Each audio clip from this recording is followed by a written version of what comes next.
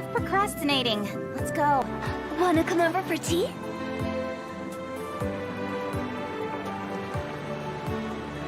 If we've got nothing else to do, why don't I tell you a story? There's no such thing as pure freedom in this world.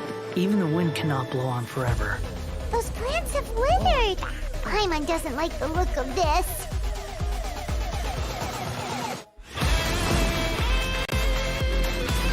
Gotcha. Here comes the catch. The wind rises. Bow your head.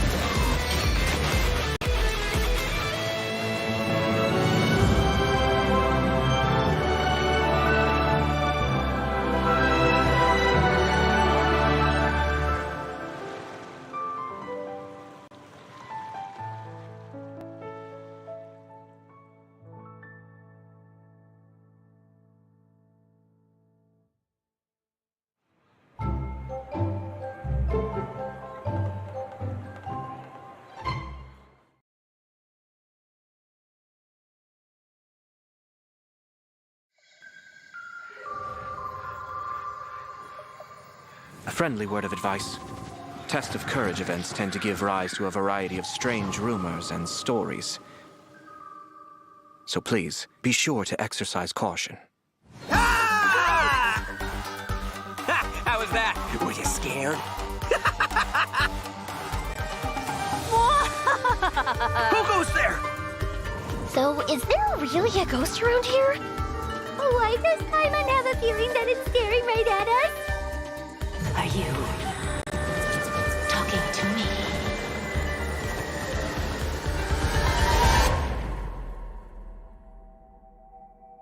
Jester, I have completed the task you gave me.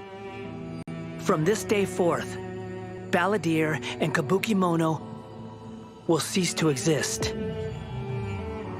Did you really think you would be able to see through my plan? Dottore.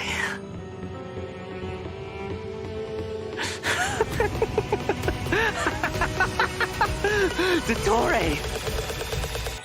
In that case, I'll take some time for myself now.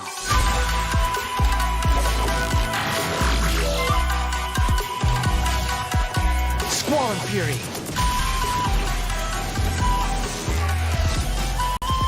You dare to gaze upon me?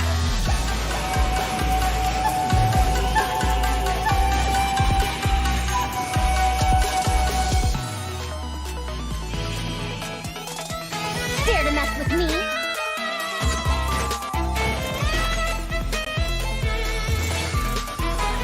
Too late for regrets.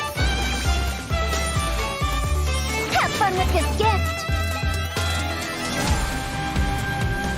Scaramouche, the mere fact of your utility does not make you indestructible.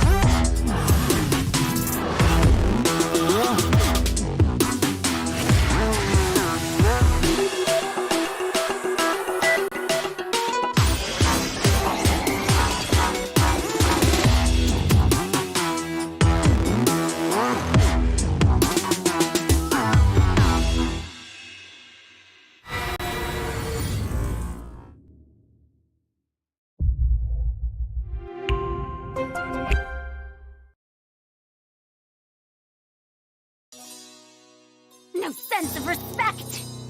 Academic research isn't some kind of fad. Topics don't just go in and out of fashion. Madame Farozan's life started more than 100 years ago, and her story covers as much ground as some major academic publications. What is it that you would like to learn more about? Different forms of pressure-based puzzle mechanisms? The base layer design of elemental monuments? Sure, I'll hang out with you youngsters.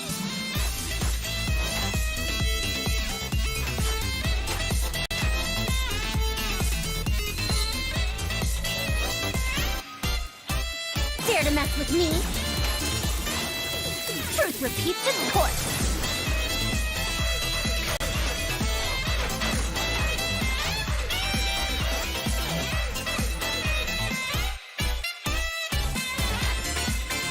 What do you think? Got any interest in becoming my student? What did you say? Oh, I'm old now, so every other phrase escapes my ears. Try calling me Madame Farozan, and I'll see if I can pick that up.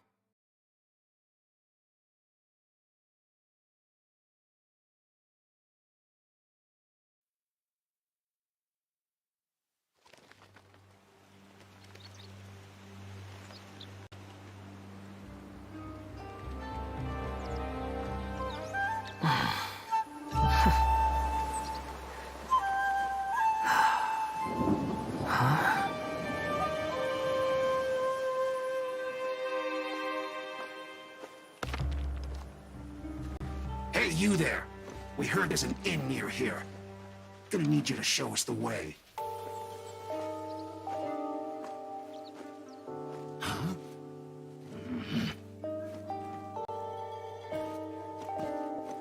We won't ask twice. Two big, strong Fatui. Asking me to be their chaperone. Is this some kind of joke? Ha! Think you're funny, do you? You'll regret that! Sure I will.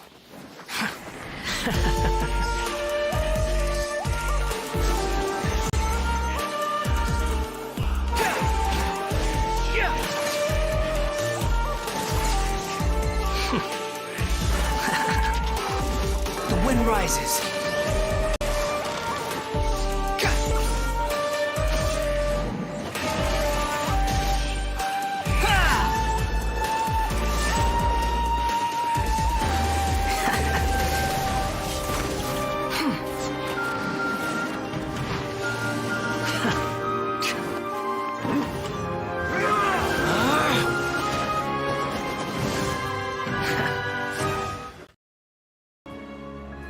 We've got nothing else to do. Why don't I tell you a story? There's no such thing as pure freedom in this world. Even the wind cannot blow on forever. Those plants have withered. Paimon doesn't like the look of this.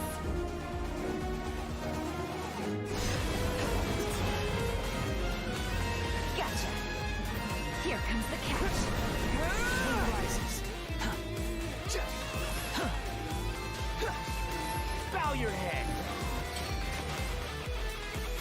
Welcome, travelers around the world. Come over, guys. Yeah, I'm Chuchu, your host for today. We're right now in KLCC Convention Center, Kuala Lumpur, Malaysia, for the Genshin Impact Southeast Asia Carnival. Now we have so many cool cosplay. Come on, guys, don't be shy. Anybody else want to join me for the opening? We have right now. Do you know that we have tournament right now?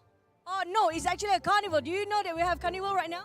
Oh, why so shy? Come here, don't be scared. What are you cosplaying as? Chi-Chi. Chi-Chi. How's Chi-Chi posture usually? It's not this? I'm just kidding, I'm just kidding. What are you cosplaying as, sir? Albedo from Genshin Impact. Albedo. And the last one? Oh, okay, I'm the tallest of them all. So they're so cute right now. Okay, if you guys have no clue, right now we have ongoing from the Southeast Asia qualifier up till the playoff. We have 8 teams down to 4. There's 4 teams competing, if you see over that booth there. So you guys can just check it out. Yeah, you guys have Instagram before that. You guys have Instagram? Yeah. Yeah. What's your Instagram? Wani Noko 123. Max 3. You have Instagram? Won't ask twice. No. Oh, what? Come over. Why so far? Come. We have to toss over to casters later.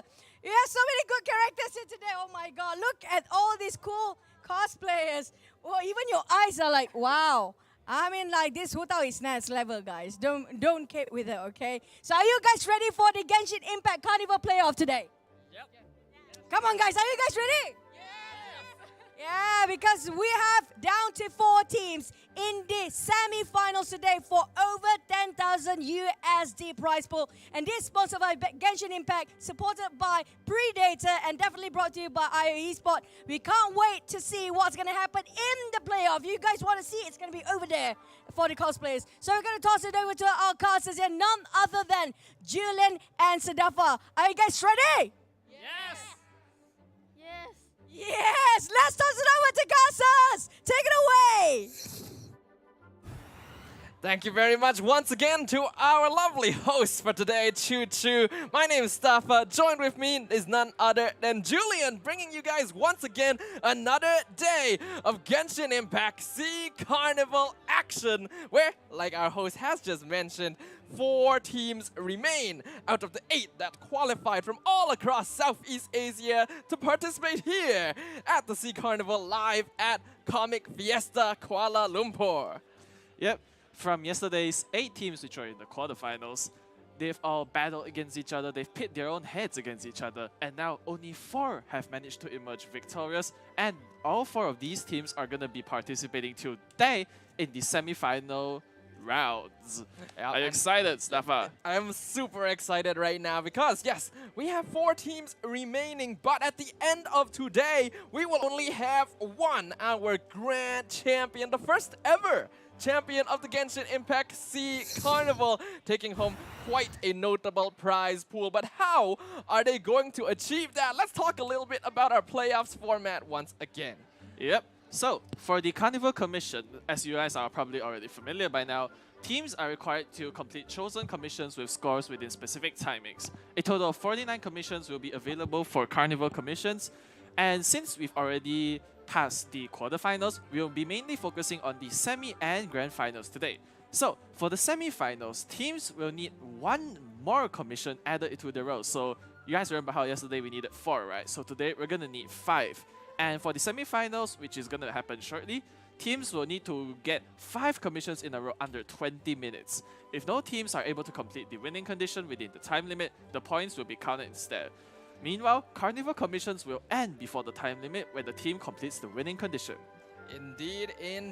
The stakes gonna be a little bit higher. After all, it's the semis, it's the grand final, so time limits are a little bit longer. But what is going to be the most different is going to be on the side of the Traveler Trials, in which yesterday teams were afflicted with restrictions such as no 5-star characters, 3 characters per party, no claymore, and so on. Today, there is going to be a genuine pick and ban phase in Genshin Impact. Who would have expected? Yeah, you guys know, like, pick and face, right? It's typically not such a popular like kind of concept in MMORPG games, right? It's mainly more famous in mobile games, in fact.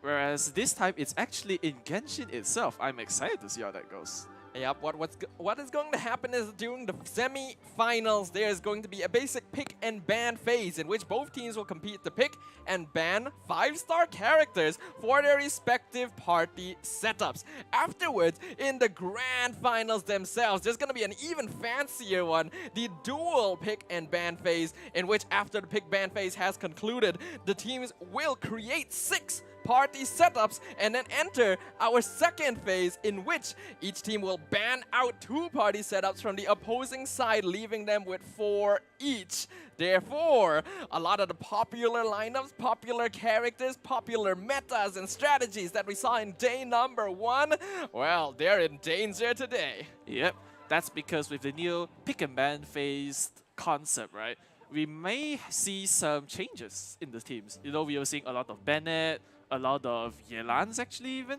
So due to this new addition, right, there might be some major changes to these setups. Yep, and of course, we have to talk about our brave warriors and travelers who have made it this far. Our 4 survivors in the Genshin Impact SEA Carnival. Our first semi-final match going to be Team Sayonara against Team Yoo-Hoo, and then followed up by Team Argonomics versus Team First Sage of Boer.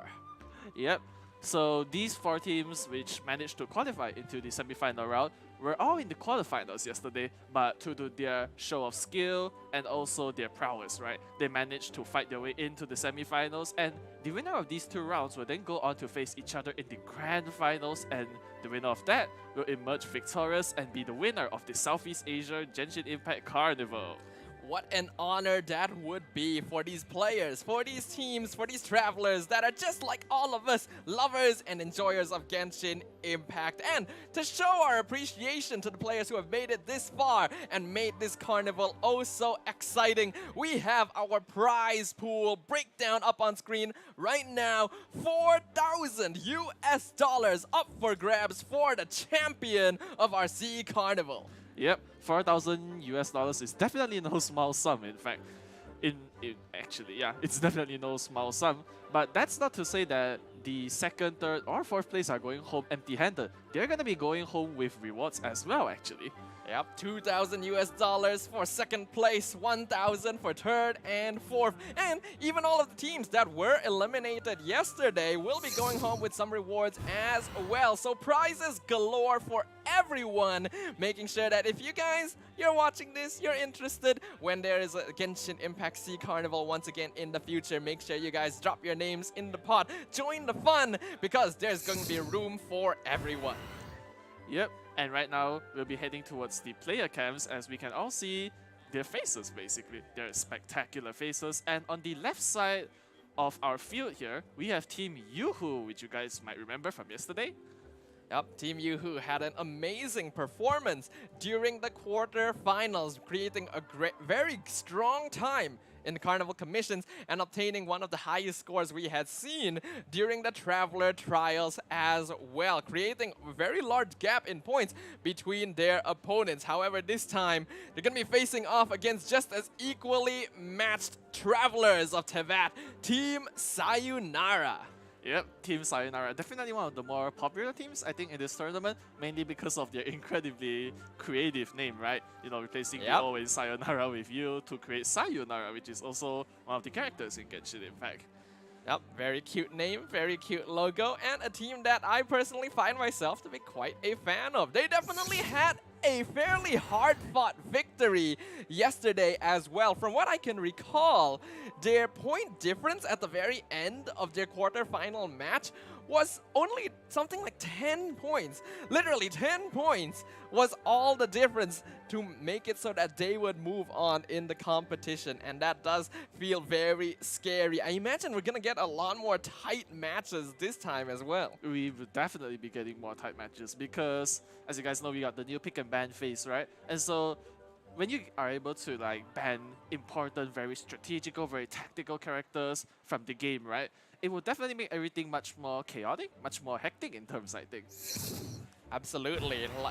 Now, of course, before we actually get to the pick and ban phase, which will be happening during the Traveler Trial segment of our Carnival today, we of course have to talk about the Carnival Commission segment, which will be happening as the first half of every match. Once again, the bingo board that we all have become quite familiar with up on screen, a 7x7 board with one number on each square, hiding a commission within.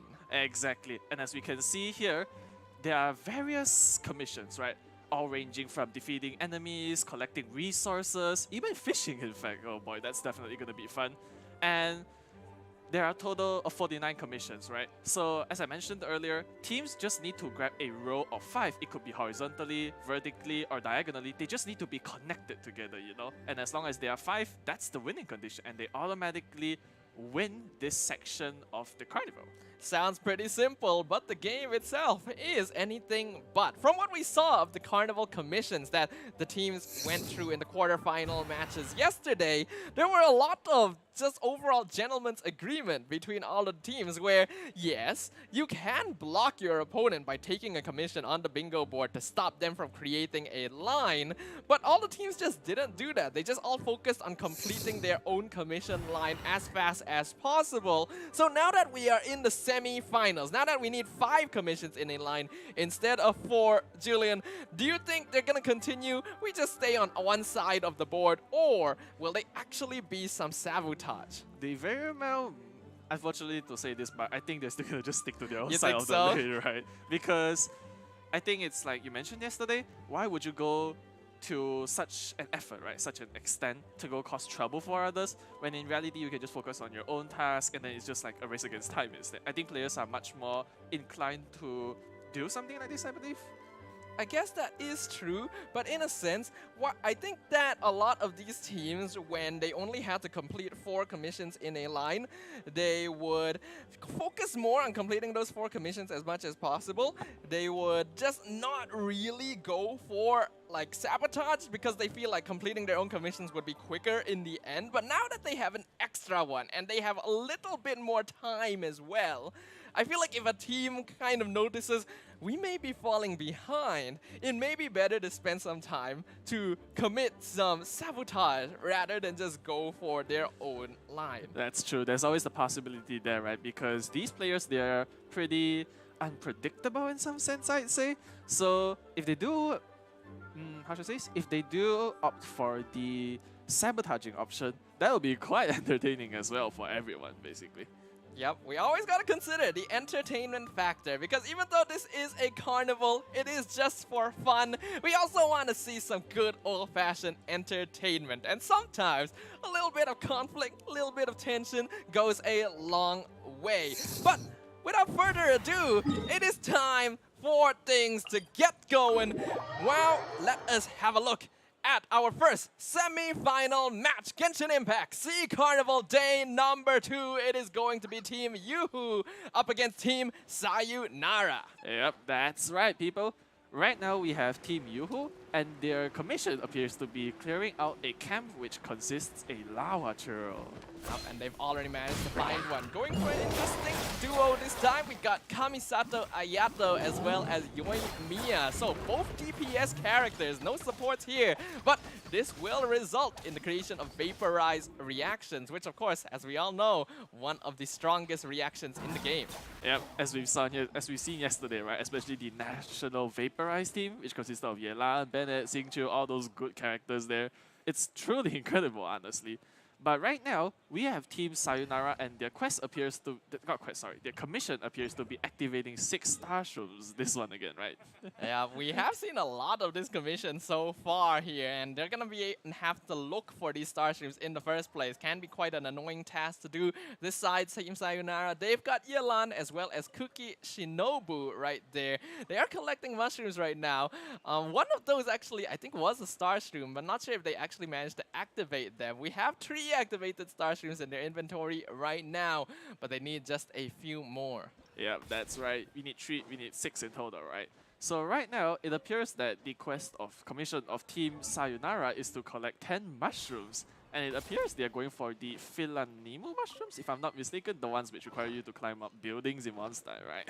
That is correct, the Philanemu mushrooms, which I think a lot of us were quite used to collecting during the early days of Genshin Impact. Like you said, we have to climb up rooftops and collect them. It is quite interesting that Team Sayonara have decided to go for these mushrooms in particular, because, like you said, you have to climb up rooftops. It could take a little bit of extra time, but one of the benefits of this is that we do innately know where a lot of these mushrooms are. That is true, because we've played Genshin from like pretty much the start, right? And I'm sure that some of these players might have done the same, in fact. So these mushrooms, they're definitely quite easy to remember their locations at, right? So that's definitely quite a good choice for all of them.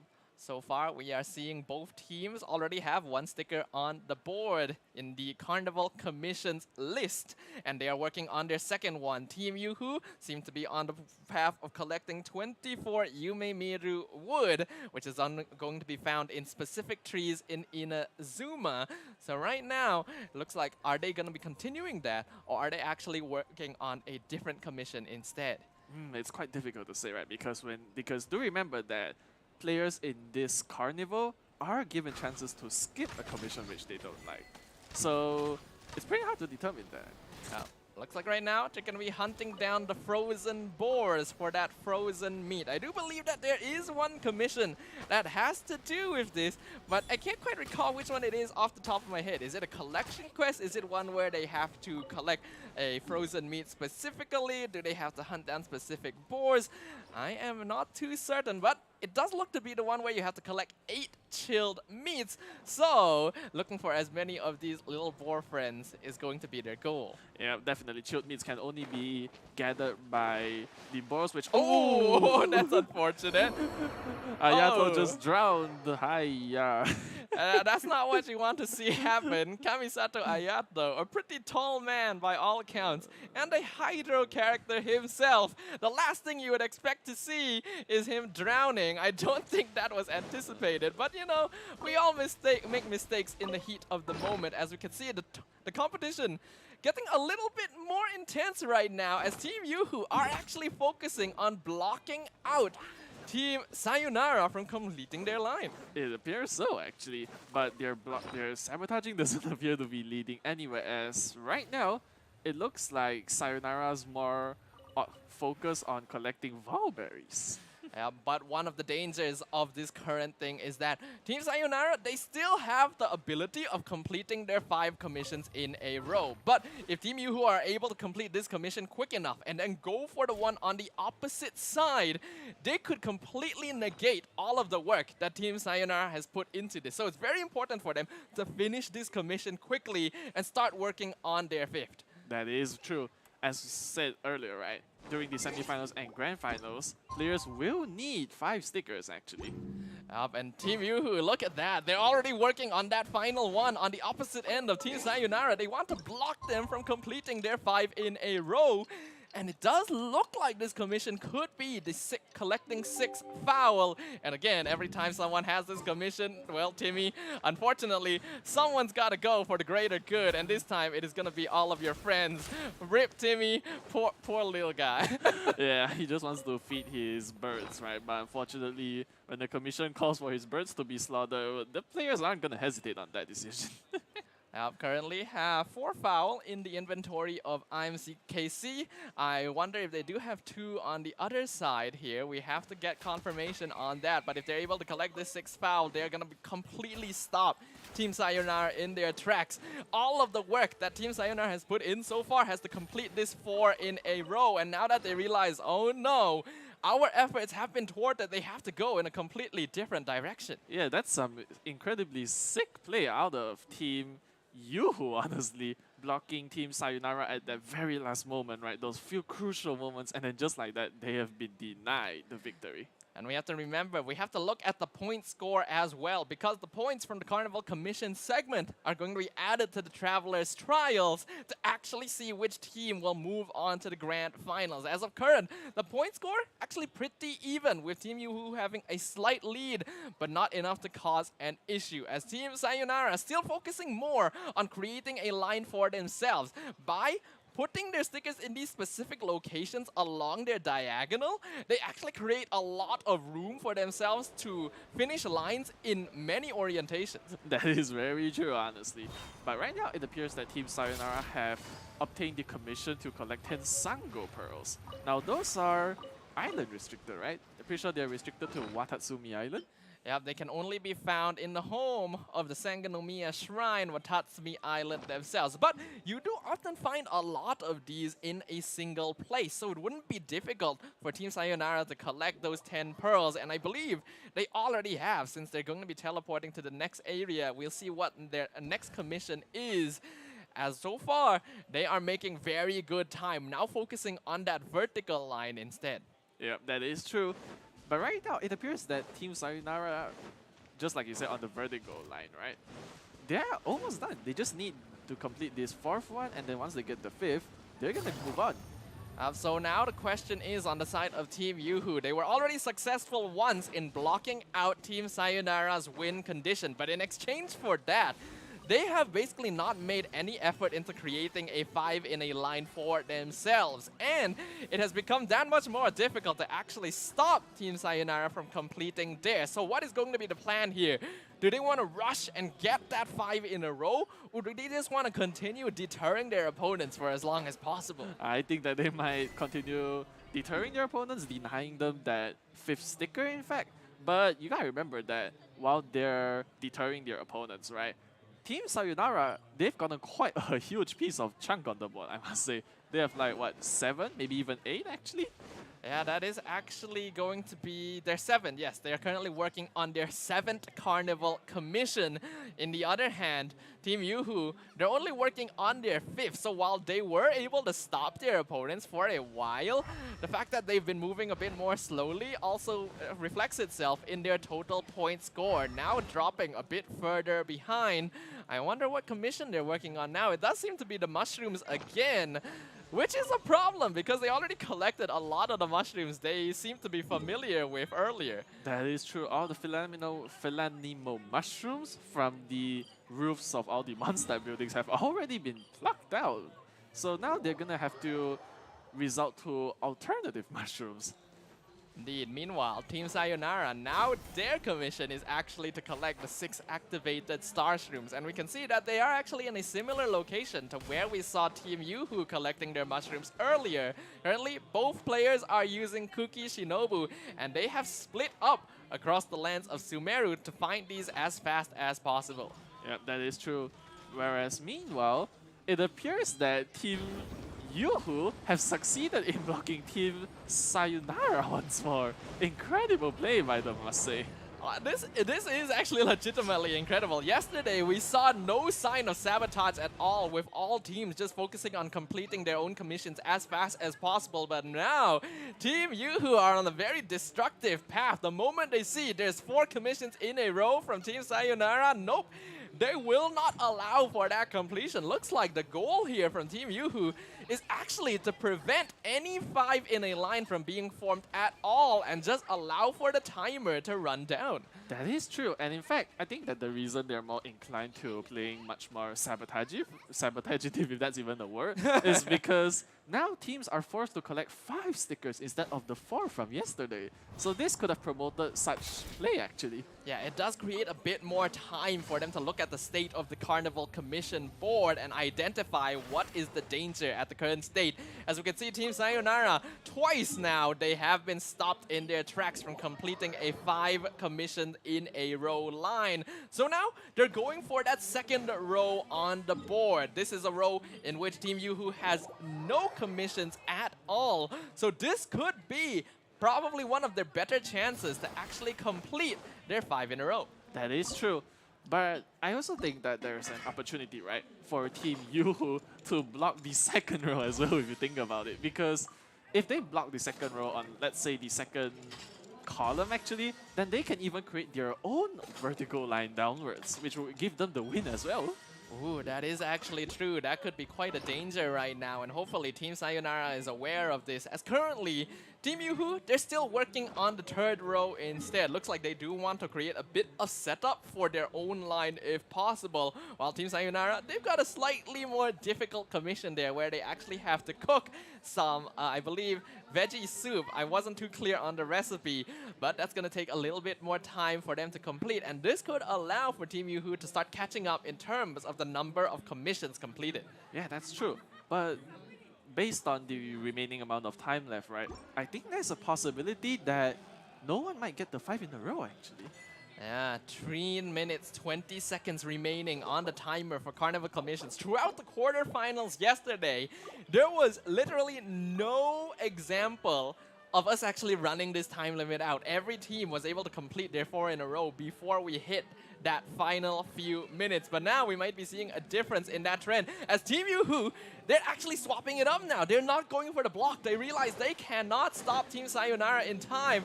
They want to go for their own 5 in a row. That is true, because if you look at the second row, right, it's impossible to block them at one spot and then be able to chase them at the same time, because they can expand towards the left or right side of the board, actually. We have to remember, it's 120 bonus points will be provided to the team that is able to complete this objective before the timer runs out. And 120 points has made the difference between victory and defeat in the past. So you can imagine that both these teams are hungry for that 5th commission sticker. And right now, we can see Team Yoo-Hoo, they want to collect that maple wood, want to be able to get one more sticker on the board. Team Sayonara, they've got their 4 in a row. There is no chance for Yoo-Hoo to stop them now. It is all about which team gets that 5th sticker first. Yeah, that's true. Look at the board. They're already expanding towards the left side and taking up the 5th slot as well. And I believe they're in the process of it. But once they're done, and they win the additional juicy 120 points right there. The victory condition currently for Team Yoo-Hoo will all depend on how difficult this final commission is for Team Sayonara. Hopefully, we'll be able to move over to them to see exactly what it is. Team Yoo-Hoo, their current commission involves fishing up 3 koi, which honestly should not take that long, but it's going to be excruciating when you just have to wait for the fish to bite, knowing that your opponent could be seconds away from winning the Carnival Commission segment. Yeah, that is true. Fishing, right? One of the much more annoying tasks in this game, honestly. Like, who enjoys fishing for, especially when you're up against time, right? I'm sure no one enjoys that. I think there's a lot of fishing mains who would beg to differ with you Oh, out no. there. But yeah, we can see here, Clarice from the side of Team Yoo-Hoo having a little bit of difficulty. Not sure if they recall which bait is needed for that fish to grab onto the line. But we are seeing a stop. It does look like the Carnival Commission segment is officially over for our first round of the semi-finals, and we have our results here, which I believe will be coming up on screen very, very soon. Yep, that is true. And right now, it appears that our judges, right, our faithful judges who are totaling up, they're accumulating the score right now. They're just gonna, double check, real quick and see who won. Indeed, indeed. But from what I can tell, it does seem very likely that Team Sayonara were actually able to complete that 5th sticker right there. We have to get confirmation for that. But we have only about 1 minute left on the board. If they were able to do so, that is a huge clutch play. And unfortunately, the strategies of Team Yoo-Hoo may not quite have borne fruit this time. Yeah, unfortunately, the sabotaging play, right?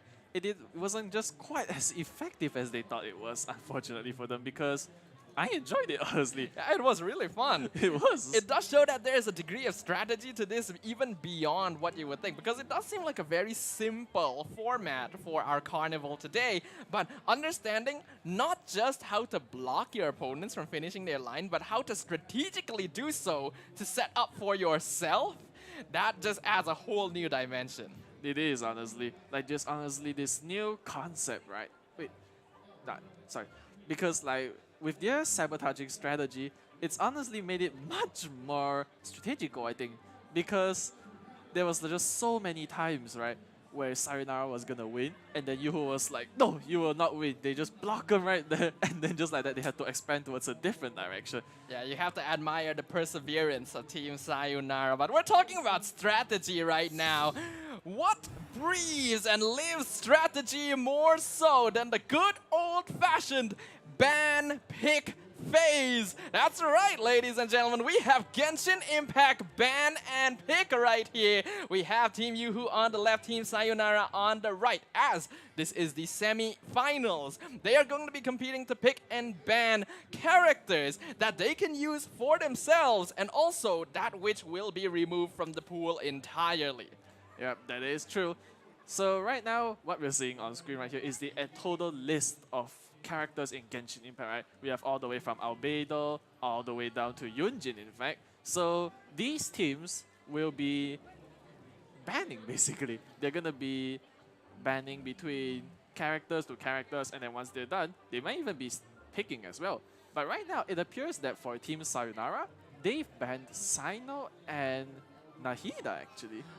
An interesting choice right here. Nahida feels pretty obvious to me. This is the enabler of the Hyper Bloom team lineup, which we saw was very effective in the Traveler Trials boss rush yesterday. The elimination of Nahida doesn't completely eliminate Hyper Bloom from the viable strategies, but it does super disable it. Yeah, that's right. Whereas, ooh, this looks like quite the interesting ban here. It appears that Team Yuhu has banned Yelan and the Wanderer, aka Scaramouche. These are very interesting choices from these teams because both the Wanderer as well as Sino were characters that we just didn't see at all during the quarterfinals. So the fact that these teams are choosing to ban them out is quite a curious choice. But Yelan also makes a lot of sense. This character basically appeared in 100% of all of the matches, all of the team lineups that we saw yesterday. Just contributes way too much utility across the board in terms of movement, in terms of damage to be ignored. That is true. Whereas it looks like both teams have picked two characters. For Team Yuhu, they've went with Kamisato Ayaka and Tainari. Whereas for Team Sayonara, they've went for Yoimiya and Kazuha. Now, one thing that we have to make sure that all our viewers remember is that these characters will be used to create the party lineups that these teams will use for the Travelers Trials. They will be allowed to set up 4 different parties with a maximum of 1 5-star character per party. And yesterday, during the quarterfinals, although they had access to 4 different party lineups, most teams ended up only using 1 or 2. So although we're seeing certain 5-star characters being picked, I'm pretty sure that these teams are prioritizing 1 or 2 in particular. That is true. And it looks like we have 2 more additional bans here from Team Yuhu. They've banned the Raiden Shogun and Yaimiko herself. An interesting choice, banning out Raiden Shogun and Yae Miko. Why would they go for this at this stage? I suppose they are eliminating viable Electro characters from the pool to avoid people having an easier time facing the Raiden Shogun weekly boss, as well as our good friend Asimon, as we see a familiar face on the ban phase. Hu Tao. Really? What? Really? We had to go like this. We literally did not get a chance to see Hu Tao yesterday, and now she's banned. Okay, everyone, I see what aside from the notable Hu Tao ban, which I'm pretty sure upsets you a lot, Staffa, yep. Jean has been banned as well. Jean, an interesting choice here. So I suppose they want to ban out notable healers, damage enablers from the other side as well. Remember, this is the semifinals. Although we do see the 4-star characters up on the screen, they're not actually going to be involved in ban pick phase. This is only going to be 5-star characters. But the 4-star characters will be included during the pan pick of the grand final. So make sure you guys keep that in mind, as now, what is going to be the final 2 characters on both sides? Yeah, that's quite a tricky decision to make, right? But so far, I want to talk about a bit of the bans. What do you think about the ban on Yaimiko and Hu Tao especially? Well, Hu Tao as a character is very strong. She's probably one of the best main DPSs in the game entirely. We just didn't get to see a lot of her because there is a risk associated with playing her, and teams aren't really willing to bring shield characters. But it does look like the final couple of characters have been locked in now. And it is time for us to enter the party setup phase for both these teams. That's right. And as we can see here, we have 4 different party configuration setups here. As we can see, there are a total of 12 spots. So for each 4 spots, there can only be 1 5-star as mentioned yesterday. Yep, 1 5-star character per team composition, and that's the reason why we see certain characters not being picked up. Like what we mentioned earlier, let's use Hu Tao as an example. Reason teams that don't use her, even though her damage is very high, is that you typically need a strong shield character with her to make sure she does not end up dying due to her low HP. So Zhongli, a pretty common partner, and that would require 2 5-star characters on 1 team, and that's just not allowed. Yeah, that's simply not allowed due to the unique restrictions of this carnival, actually. But earlier, just now during the pick phase, I think I saw Eula and Arataki Ito actually for one of the teams. I can't remember which one it was. That's quite interesting. That is interesting. Yep. But it looks like Team Sayonara, they're going to be the first ones to lock in their first party setup here. And I really like this. This is a great party setup, and I see now why they went for Kazuha. This is a party setup that even I use from time to time, with Shikano and Heizo as the main DPS, supported by both Bennett and Xingqiu. Very popular 4 stars. Yep, and aside from those 2 notable supports, we have Kazuha as well, actually. So being able to gather enemies together inside the Bennett Elemental Burst to apply Pyro and Hydro as well as Swirl alongside the animal characters going to be very powerful overall. We're now seeing some additional signs of the following party setups that the teams have not quite yet completed, but looking at what they've got, what do you think about these potential setups? These are quite interesting revelations, actually. So for the first team setup for Team Yoo-Hoo, we have Shenhe, Diona, Kaya, and Rosaria, a full cryo team. Wow, okay, that's quite unusual as well, because I do believe that Team Yoo-Hoo has access to Kamisato Ayaka.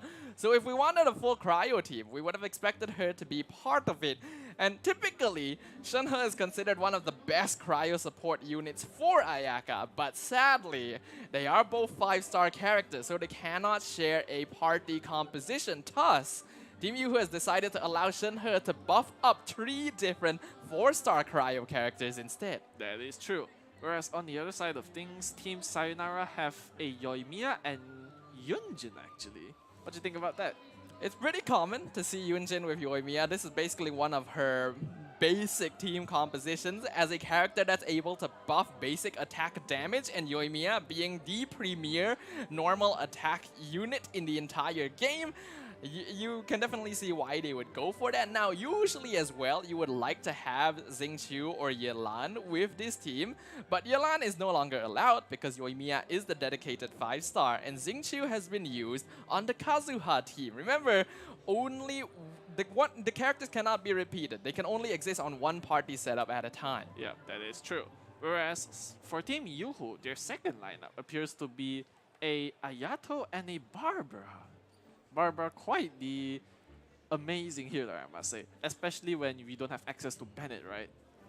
Yeah, when you don't have access to Bennett, having Barbara as a healer could be quite helpful. The reason teams end up not using her very often is because she doesn't contribute a lot of Hydro application needed for Vaporize compositions, and her elemental skill consistently applying Hydro to the active character is the source of annoyance for a lot of players, considering how often we will get frozen midway.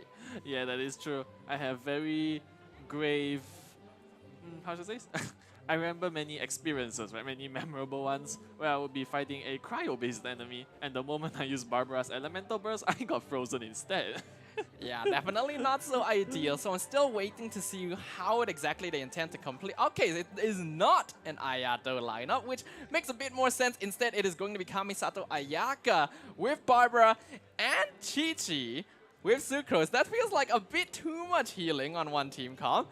Wait, but aside from that, Chi-Chi's a 5-star, no? Just as hold Ayaka on, you're is. right. Okay, that means that team composition isn't actually complete yet. Yeah, I think so too. Whereas for the third party setup for Team Yoo-Hoo, they have an Ayato, a Xingqiu, a Cookie Shinobu, and a Kale, actually.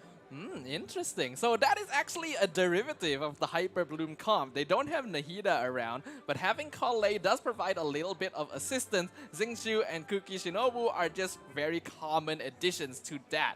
On the opposite side, what's interesting to me is that Team Sayonara, they've actually set up an Arataki Ito team. They have Ito, Goro with Ningguang, as well as Shinobu, just to provide a little bit of additional healing. And we have not seen an Ito team being used thus far.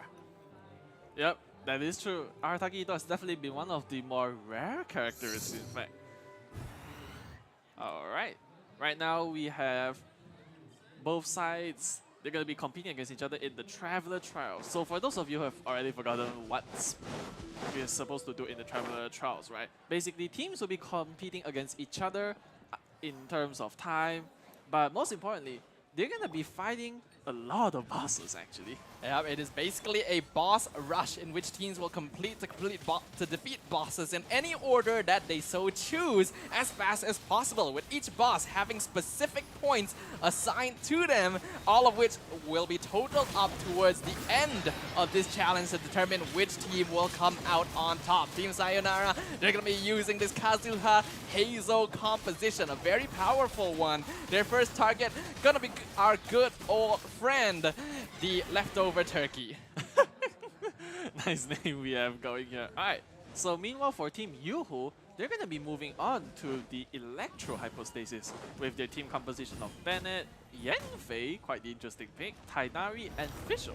Okay, this is a very strange composition right here, in which having Tainari along with Bennett and Fischl implies that they are going for something akin to Burgeon, but I do feel like that when you are playing in this sort of style where there are 3 different players or characters coexisting, Burgeon isn't really a composition you will, a reaction you will get consistently, and they will consistently apply things like Quicken and Aggravate as well, all of which do actually contribute to their overall damage. That is true. Whereas meanwhile, we have Team Sayonara moving on to our good friend Asimon once more. Yep, I see that you have now picked up that acronym as well, my friend.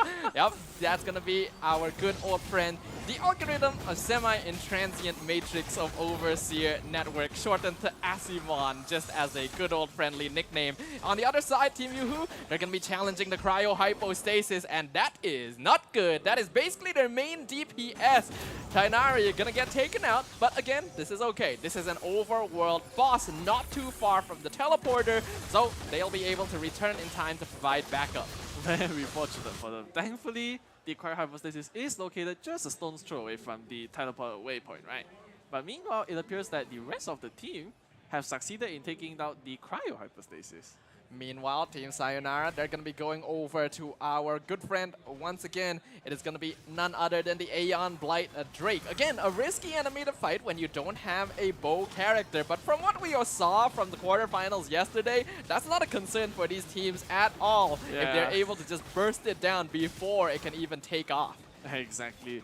Because for these players, right, normally I think they focus much more on the amount of damage they can do rather than the unique niches that the bosses have, I believe. This is going to be a very strong lineup overall, not just with the Animal Resonance providing them extra movement speed to move between bosses more quickly, but having Kazuha to grant EM to the rest of the team and reduce resistance with Viridescent Veneerer, they can do a lot of elemental reaction damage by consistently swirling with Heizo. Exactly. Meanwhile, for Team Yoo-Hoo, they're going to be moving on to the Pyro Registine with their Hyper Bloom team. And it appears to be performing insanely well. Like the Pyro Registine, it's already gone. Hyper Bloom already proved to be an insanely powerful elemental reaction just from what we saw in the quarterfinals yesterday. This time, we're not going to be seeing the most popular variant of it, which consists of Nahida, Xingqiu, Kuki Shinobu, and one additional member of basically whoever you want, with teams picking up Kale. In this case, Nahida was banned earlier, so they've decided to replace that slot with Kamisato Ayato instead as a Hydro Applicator. One of the issues of this is that you may be lacking Dendro application overall, because Kale really does not hold a candle to Nahida in that factor. Yeah, definitely. Kale is only able to deal elemental... No, sorry. She's only able to deal Dendro damage by her charge attacks, her elemental skill, and her elemental burst. But aside from that, she doesn't really have that constant application available, right? Yeah, so it'll come down to what kind of weapon choice they've actually decided to fuse on Kale. They could be using Sacrificial Bow to increase the Dendro application by having the chance to reset on her elemental skill, but other options like the Favonius Warbow are also pretty good in that it'll allow the team to gain more energy through ER. Exactly, energy recharge, very useful to have, especially when we are taking on bosses, right? Well, speaking of taking out bosses currently, both teams, their momentum looking pretty smooth, pretty good sailing so far. But Team Sayonara gonna be slightly in the lead, 160 points ahead of Team Yoo-Hoo as of the current stage. And both teams seem to be focusing more on the weaker bosses instead. So far, the only weekly boss that has been challenged has been Child on the side of, I believe, Team Yoo-Hoo. So currently, Team Sayonara's effort of going for the easier and quicker bosses to defeat seems to be working out for them. It is. It's working out quite effectively for them, rather. And right now, it appears that they're gonna be bowling the cryo hypostasis to death, man. It's gone, folks. Yep, beautifully done right there. That is a bowling game, of course, but if you're able to whittle down its cryo shield before the bowling phase even comes out, then, well, it just makes your job that much easier. Whereas here, Team Yoo-Hoo got a pretty easy job as well of taking down the Magu Kenki. Outnumbered, outgunned, and out-hyperbloomed, going to result in a very quick demise. Yeah, hyperbloomed. It just feels way too overpowered, I must say. But right now, it appears that Team Yoo-Hoo are going to be moving on to Asimon, whereas Team Sayonara are going to be challenging the Raiden Shogun. Yep, quite a dangerous opponent to have to deal with. This relies very heavily on teams being able to rush down her HP bar as fast as possible before she's actually able to enter her empowered second state. And yesterday, we kind of expressed a little bit of confusion as to how teams were able to identify the correct illusion so quickly. We actually got that clarified, in which they are waiting for all of the illusions to attack.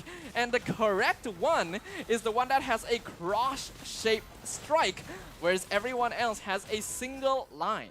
Yeah, honestly, before yesterday, right, I never knew. Yeah, right? Yeah, exactly. Because honestly, I didn't even realize there was a difference between the four clones, but hey, the more you know, right? After all, every strategy that helps you reduce your time is going to be a valuable one. As now we can see Team Sayonara definitely getting into that danger zone. Raiden Shogun charging up her second phase. Looks like she will be able to enter it pretty soon. They gotta rush her down. I hope they got her HP low enough, because if not, this is going to be a very slow process. Exactly.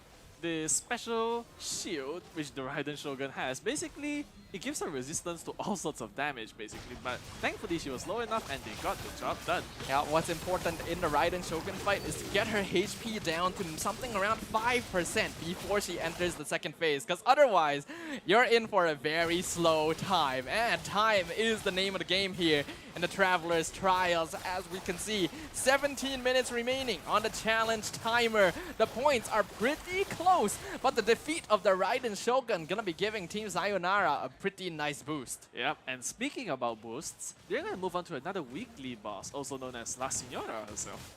Yep, La Signora, a very important boss that requires pyro application specifically for that cocoon phase in order to take it down. We saw in the quarterfinals yesterday where the last quarterfinals had a restriction where all Mondstadt characters were banned from being chosen, including Bennett. And at C6, a lot of teams are using his pyro infusion to take down this phase of La Signora a lot quicker. Yeah, it's definitely much more faster to burst down the cocoon compared to waiting for the moths to spawn, right? But meanwhile, we have Team Yoo-Hoo taking out our poor forest chicken once more. The forest chicken not gonna stand a chance right there, because they are using Hyper Bloom here, and one of the benefits of being able to apply Electro to our good old green teriyaki chicken is that although he will go into hyperdrive mode for a short moment, there's probably a proper name for that, but I can't think of it right now, he will actually end up falling and not being able to act for quite a while, and that's a very good burst phase. Exactly. Meanwhile, we have Team Yoo-Hoo going to take out the Electro Regisvine. Definitely one of the most difficult of the three, I'd say.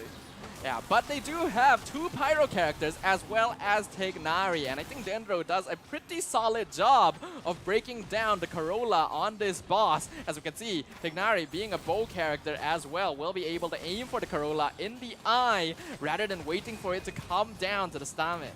Exactly. With that incredible accuracy, actually, they were able to pierce through the Corolla on the top of the Regisvine, and now it's down for the count. Yup, down for the count and down and out. Meanwhile, on the opposite end, we can see Team Sayonara gonna be facing down the Magu Kenki once again. We have to remember, the most dangerous part of this boss is the fact that he does massive damage in a small AoE. And we saw earlier, that was a really good use of the Bennett Elemental Burst right there, the Fantastic Voyage, actually using the iframes from that animation to avoid the damage from the boss. That's incredible use actually, especially since this is much more of a mechanical thing, I think, in the game. So very nicely timed by them. Meanwhile, it appears that Team Yuhu are going to be heading for the Thunder Manifestation. Yep, a lot of teams will typically have some trouble with this boss in particular because of how it can fly all over the place. But having both Yanfei and Tignari will make this a walk in the park for the side of Team Yuhu, whereas Team Sayonara definitely may have a little bit more difficulty because Heizo depends very heavily on being in melee range. Doesn't look like it's much of a problem though. Yeah, it definitely doesn't look like much of a problem. In fact, Team Yuhu are already done with their Thunder Manifestation. Whereas Sayonara, they're gonna reach that at some point. I mean, this boss can't have much more health. And yep, just as I was talking about it, it's down. We have to note, Team Yuhu started that boss a lot quicker than Team Sayonara. And although they did finish it off later, it wasn't by that much. So right now, that is the team we have to watch out for. Sayonara, they were a force to be reckoned with in the quarterfinals yesterday. And right now, really proving that they deserve that title. And quite the force they were. They're not gonna let this down. They're not gonna let these get it over with very quickly, actually. They're gonna prove that, you know, they can bring the fight, and they're gonna bring it right here to Team Yuhu themselves.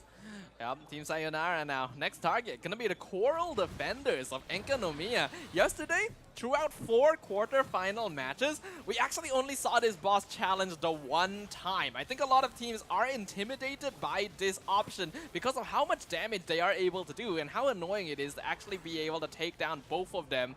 But Team Sayonara making very quick work. The purple Bishop already down for the count. Yep, exactly. It's left with the blue one, actually. Whereas on the other side of things, Team Yuhu, they're just going around their very normal jobs, right? They're just gonna go take out the Electro Hypostasis real quick. And meanwhile, the blue Bishop is getting melted, literally. Yep, getting melted down to goo right here in the hands of Team Sayonara. They're doing an amazing job right there. On the opposite end, Electro Hypostasis, not going to be a problem at all for Team Yuhu. Both Pyro and Dendro will very easily break through the crystals in the final phase, so they don't have any worry of it reviving. Cryo Hypostasis, gonna be visited once more. Just provide some context for our viewers who may not have been around yesterday. Yes, bosses can be repeated, but any boss that has been defeated can only be challenged again after 10 other bosses have been defeated in between. So there's no spamming of a single boss during this challenge. Exactly. That's just to maintain much more fairness, I'd say. Whereas meanwhile, it looks like our favorite chicken is no more once again. Yeah, going to be used as an ingredient in our good old Japanese curry recipe right after this. Meanwhile, Team Sayonara gonna be heading back over to our good old friend Asimon, the Pythagoras theorem, the geometry class, right down here in the middle of the desert of Sumeru. Again, this usually is a boss that would ideally want Electro on your team during the challenge, but it is not actually necessary if you are able to burst him down quick enough, and that's exactly what Team Sayonara are doing. Burst it down, they will. I mean, the numbers are huge, honestly. 40,000, 20,000, you name it, they'll give it to you, honestly. Absolutely. Being able to consistently use Fantastic Voyage, the Elemental Burst from Bennett, will just empower the DPS being done by all of these players at the same time. There's a lot of value in this Elemental Burst, especially in a co-op environment, because it's going to be buffing 3 players, all dishing out DPS simultaneously. Yep, and while we were busy arguing about Fantastic Voyage's benefits, the Pyro Registine was destroyed in meanwhile. Yeah, we already know Pyro Registine, unfortunate victim of consistent home invasions by our participants in the Genshin Impact SEA Carnival. My condolences. But you gotta make some sacrifices for the greater good, and in this case, it is for one of these teams to move on for that coveted grand final spot. Exactly. And speaking about Grand Finals, it looks like Team Sayonara's in the lead right now. Yeah, consistently maintaining that, but not by too much. We have to remember the points that these teams earn during the Carnival commissions will actually be added to their point total here in order to figure out which team moves on to the next round. And from what we can recall, although the results were never officially announced because some calculations still needed to be done, Team Sayonara seemed to be in a more favorable spot, having completed their commission line. So, not only does Team Yoo-Hoo need to be ahead, they have to be notably ahead. Yeah, definitely. Remember that Carnival commissions, right, the points that were accumulated there are brought here as well. They're both going to be added together. So if Team Yoo-Hoo wants to even have a chance of progressing to the next bracket, they're going to have to fight very hard for it. Yep. And what we mentioned during the pick and ban phase as well, a lot of the teams here in the SEA Carnival do like to rely on 1 or 2 universal team lineups for the Traveler trial, so that they don't actually have to consistently swap teams between bosses. So even though we did see 4 different party setups being created by both sides, in the end, they're going to be keeping to the trend we saw in the quarterfinals and having one strong lineup that they're going to use to clear everything. Yep, that is true. It's like more of a, like I mentioned yesterday, right? It's more of a quality versus quantity thing, am I right? Team Sayonara especially seems to be quite comfortable with Hazel as a main DPS. I feel like we did see them use him during the online qualifiers as well. Not too sure if my memory is wrong though. On the other hand, we see Team Yoo-Hoo, they do have two lineups instead. They do have the Hyper Bloom one with Ayato as well as the Tainari lineup that we have been seeing them switch between here and there. Yep, so all in all, they're basically going to be relying much more on the Dendro reaction. Pretty cool. Whereas meanwhile, it appears that Asimon is once again being absolutely destroyed by Team Yoo-Hoo, whereas Child is getting invaded by Team Sayonara once more. Again, this is obviously one of the most battle maniac characters in the entire game. So, unlike a lot of the other bosses who probably don't appreciate their homes being invaded and them being taken down time and time again, I think this is just another typical weekend for our good old friend, the 11th Harbinger. Yep, Child definitely does appreciate a good battle. Whereas it looks like both teams are going to be moving on to the Aeon Light Drink, if I'm not mistaken. Oh, yeah. no, sorry. Sayonara's moving on to the Cryo Hypostasis, whereas Yoo-Hoo's gonna be taking out our Mechanical Chicken this time. Yep, these last few minutes are going to be very important. 7.5 minutes are left on the challenge timer for these two teams to complete their round of the Travelers Trials. And with that, we will be able to confirm who our first grand finalist is. So maintaining stamina, maintaining consistency at this point is very important, because we got to see yesterday in the quarterfinals, there were 2 teams who were neck and neck for the entire 30 minutes of their trial time, and just one mistake at the end cost them the chance to move on. Yeah, very unfortunate for those 2 teams, right? But right now, it appears that our favorite chicken's getting deep fried once more by the one and only Team Yoo-Hoo. Yep, Team Yoo-Hoo getting ready to prepare yet another microwave dinner right here, as Hyper Bloom going to be a pretty good choice up against our good friend, the Jade Plume Terror Shroom. Once again, being able to empower them and then use that timing when they are down in order to take them out as quickly as possible. Whereas Team Sayonara, they're back on the Raiden Shogun once again. Now, so far in this trial, it does look like Team Yoo-Hoo has just avoided going for this particular weekly boss. Yeah, definitely. Do you think there could be a specific reason why they're choosing to avoid the Raiden Shogun?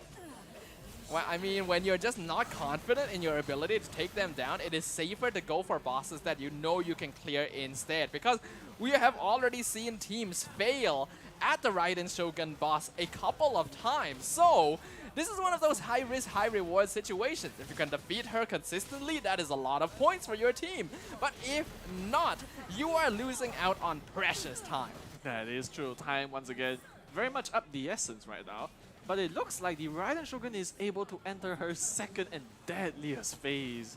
I do hope that they managed to reduce her HP down to, like you mentioned earlier, at least 5%, right? And yep, they were able to do it. Yeah, it's definitely a little bit higher than they would ideally like it to be, but they should be able to break through these final moments of the HP bar pretty soon. We did actually see yesterday a couple of teams who challenged the Raiden Shogun were actually able to take her down before this second phase even happened. So far, Team Sayonara not quite able to replicate that success. Yeah, but do remember that Nahida and Yelan were banned, unfortunately. So That is no true. national Hyper Bloom or national Vaporization team here to melt the Raiden Shogun. 5 minutes left on the timer. The point scores are equal on both sides, and that is to the benefit of Team Sayonara. Remember, they most likely have the advantage from Carnival commissions. And right now, they're going to be working on La Signora, yet another weekly boss that will offer many points to their total, whereas the Thunder Manifestation going to be the challenge for Team Yoo-Hoo. Exactly. La Signora provides a whole 200 points, right? Which I'm sure the teams would very much like to earn. And ooh, it appears that a party member went down for Team Yoo-Hoo, but it doesn't matter because the Thunder Manifestation is gone already. But it does add up just a little bit. Every time one of your team members dies, yes, you don't actually have to wait for them to go and start challenging the next boss, but having to go to the Statue of the Selen to get healing and then rejoining your team does result in a lot of lost DPS, which could shave precious seconds off of your chance of going to the next boss. Exactly. Time is incredibly vital in this carnival, just as it is in most of them. But right now, it appears that the Thunder Manifestation is getting challenged once more, whereas La Signora has entered her second phase, and honestly, it doesn't make much difference to our players. They've already done this probably, what, 10 different times at least? Yeah, and we've seen the Traveler's Trials occur many times already. Already 4 matches of quarterfinals yesterday. Just from that, we recognize the value of one particular character, which, of course, our favorite Benny Boy from Mondstadt. He is basically 100% present in every team composition because he provides damage buffing, good pyro application, while also healing the team, thereby preventing them from needing to rely on shield characters or other healers that don't provide more utility. That is true. Meanwhile, the Mago Kenki, the poor puppet here, is getting taken apart once more by Team Sayonara. And for Team U, I believe they just took down the Cryo Regis. And Kazuha is dangerously low to fainting right there. Yeah, that was very risky. That was a slightly failed dodge from Zephyrix on the side of Team Sayonara. If he wasn't actually standing within the grounds of Fantastic Voyage, he would have probably died in that moment. He would, actually. Alright, so meanwhile, it appears that they're going to be challenging the Electro Manifestation for Team Sayonara, whereas Yoo-Hoo's going to be heading for another Electro boss, also known as the Electro Hypostasis this time. We can see the value of Yoimiya against this boss, and a lot of Hypostasis bosses in particular, because during the phase where they are floating above the ground and shooting projectiles, having a bow character that is able to automatically home in their shots does allow you to treat that as another DPS phase rather than just waiting for it to come down. That is true. Meanwhile, it looks like the Thunder Manifestation is getting shredded once more. Very unfortunate for this thing. Yeah, with 2 minutes left on the timer though, the score still being pretty neck and neck, with Sayonara consistently holding on to that lead, not letting these points go in the other side's favor. So far, just from preliminary investigation, preliminary observation, it does seem very likely that we will be seeing Team Sayonara in the grand finals. Yeah, most likely. I mean, in addition to their lead, which they have garnered in the Traveler Trials, do note that the points that they've accumulated in the Carnival Commissions are being brought here as well. Yep, Carnival Commissions plus Traveler's Trials means your score to guarantee qualification. And remember, these are our final 4 teams in the Genshin Impact SEA Carnival. They want to be that top 2. They want to be that champion. They've come this far.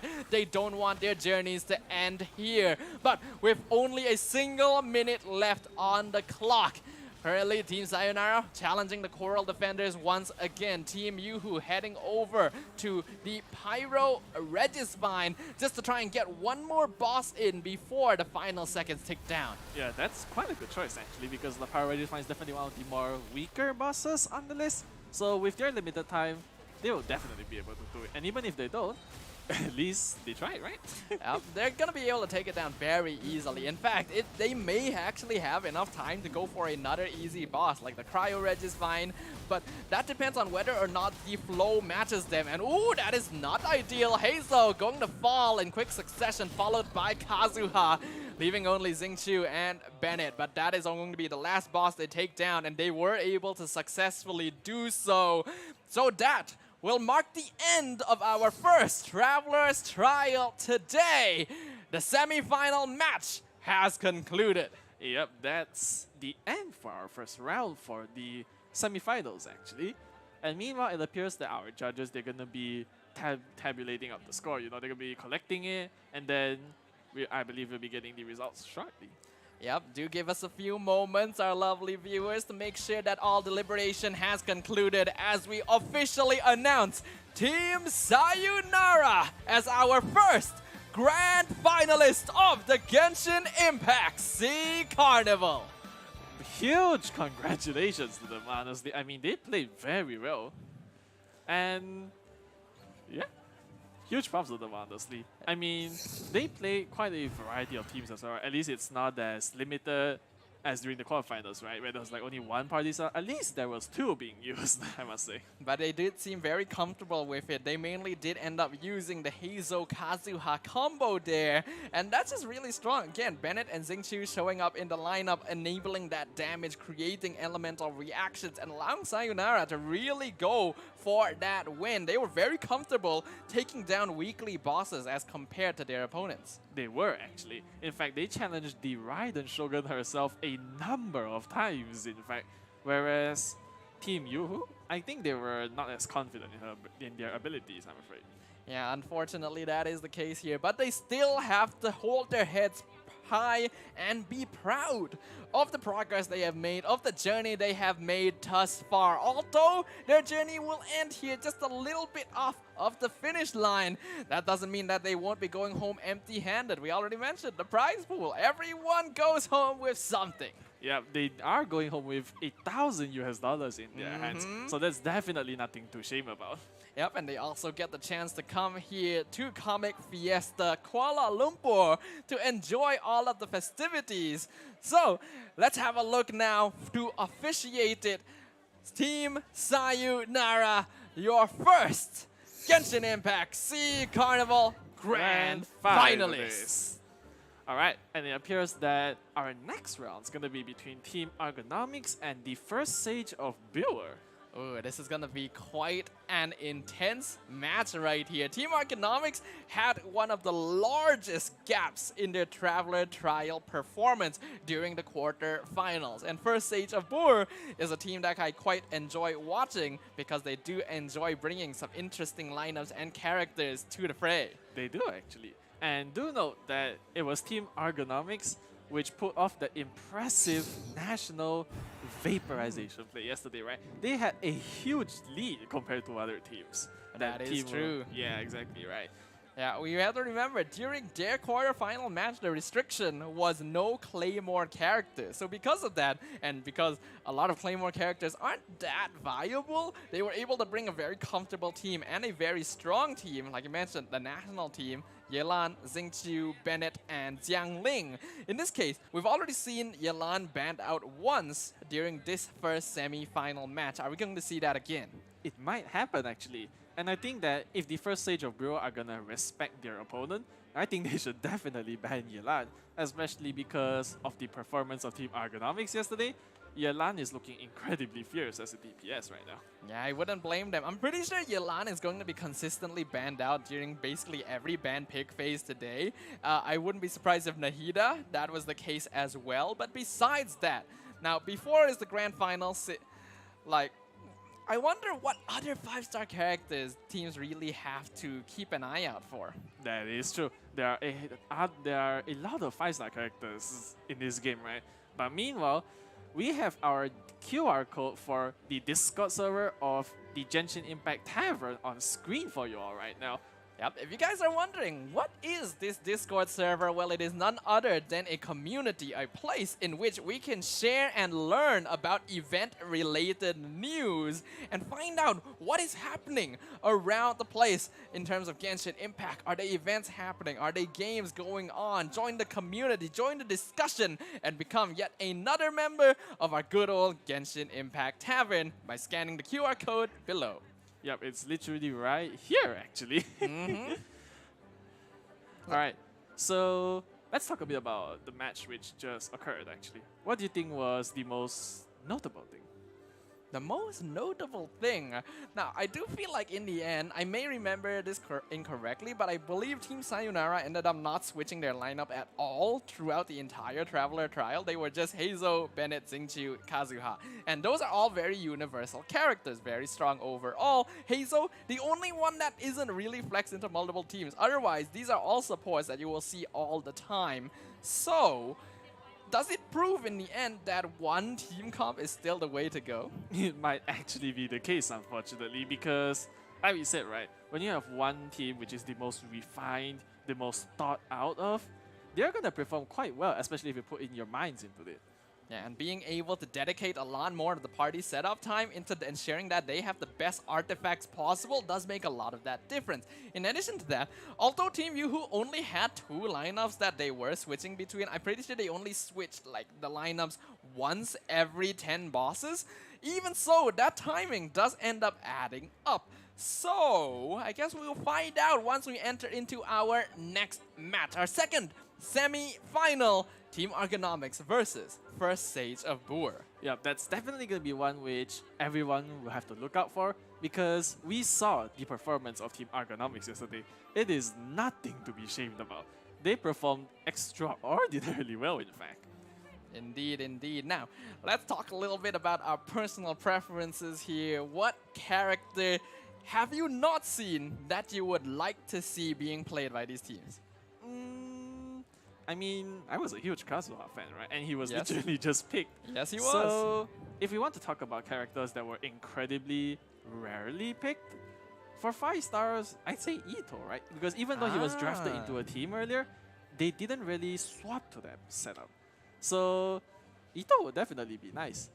Arataki Ito, the one and only Oni himself. Yes, we haven't actually gotten a chance to see him bishing and bashing the heads of these bosses all around the place. But I suppose that's also kind of understandable in that he requires basically a 3 or 4 character Geo team to truly be effective.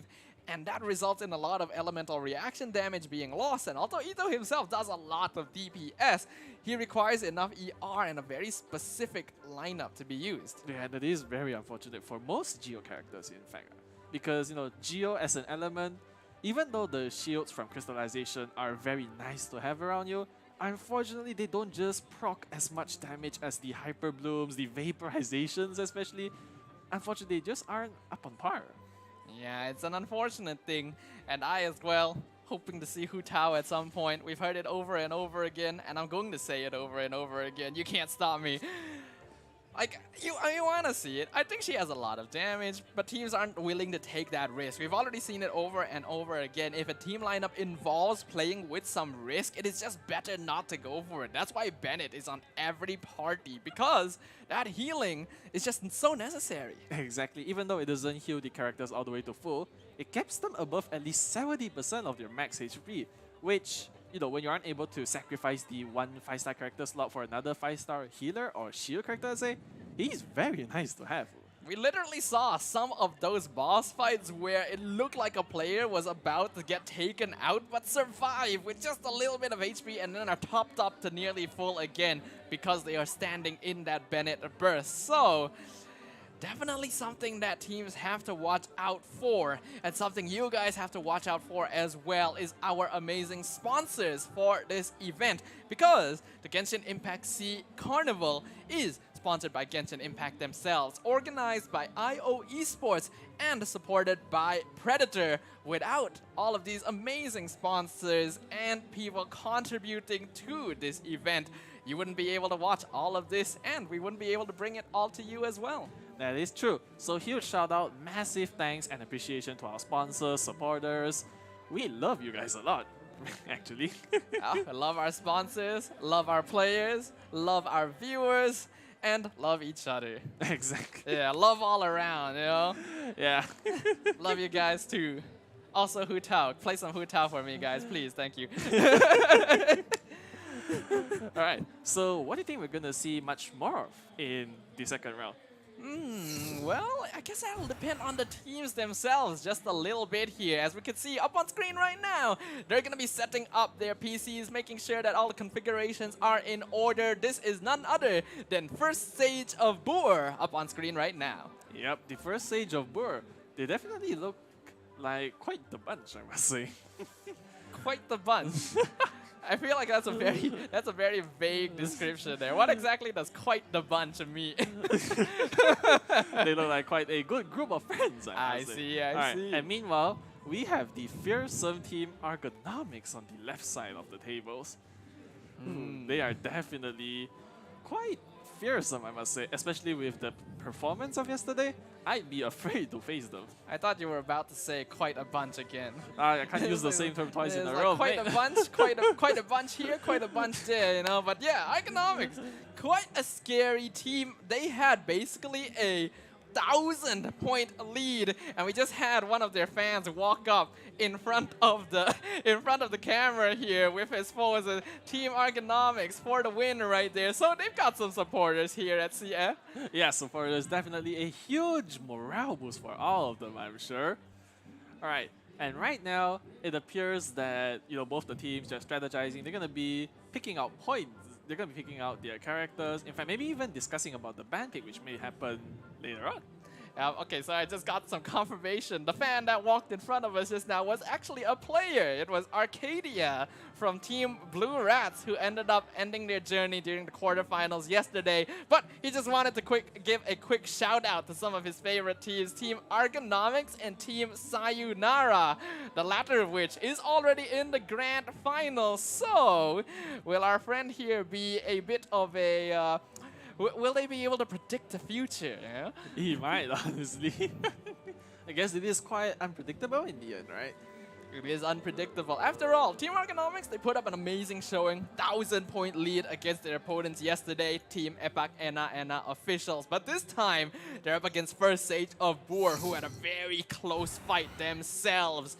So, once again, they're going to be facing off on the Carnival commissions. Yep, the Carnival commissions, the bingo board of danger.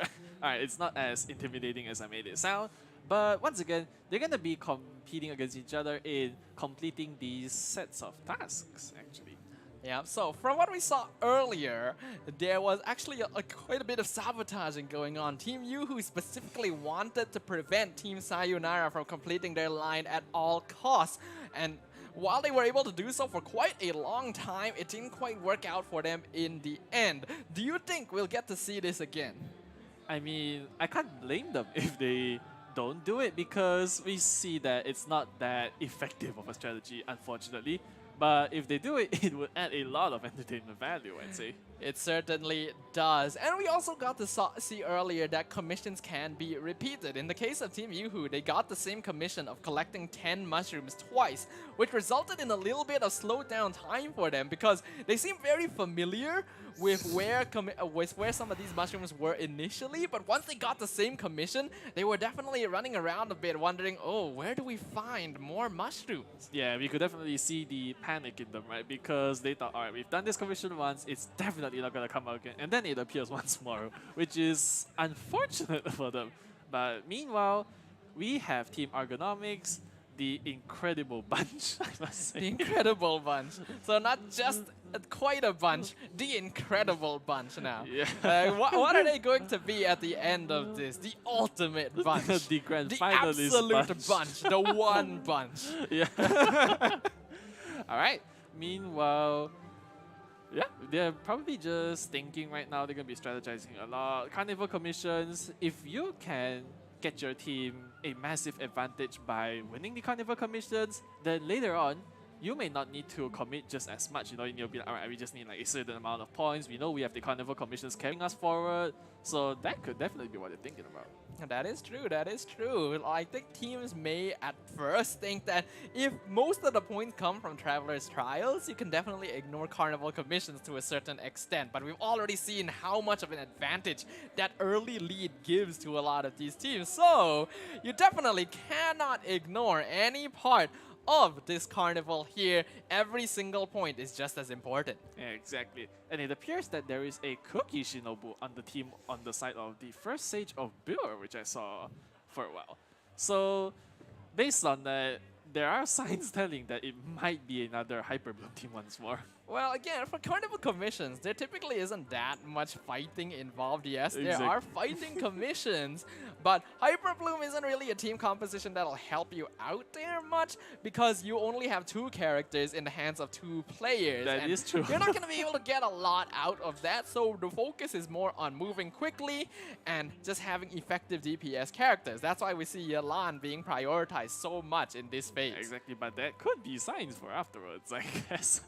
Alright. Okay, okay. Yeah, you'll give that though to me, alright. So right now it looks like they're still thinking about which character they're gonna play in the Carnival commissions.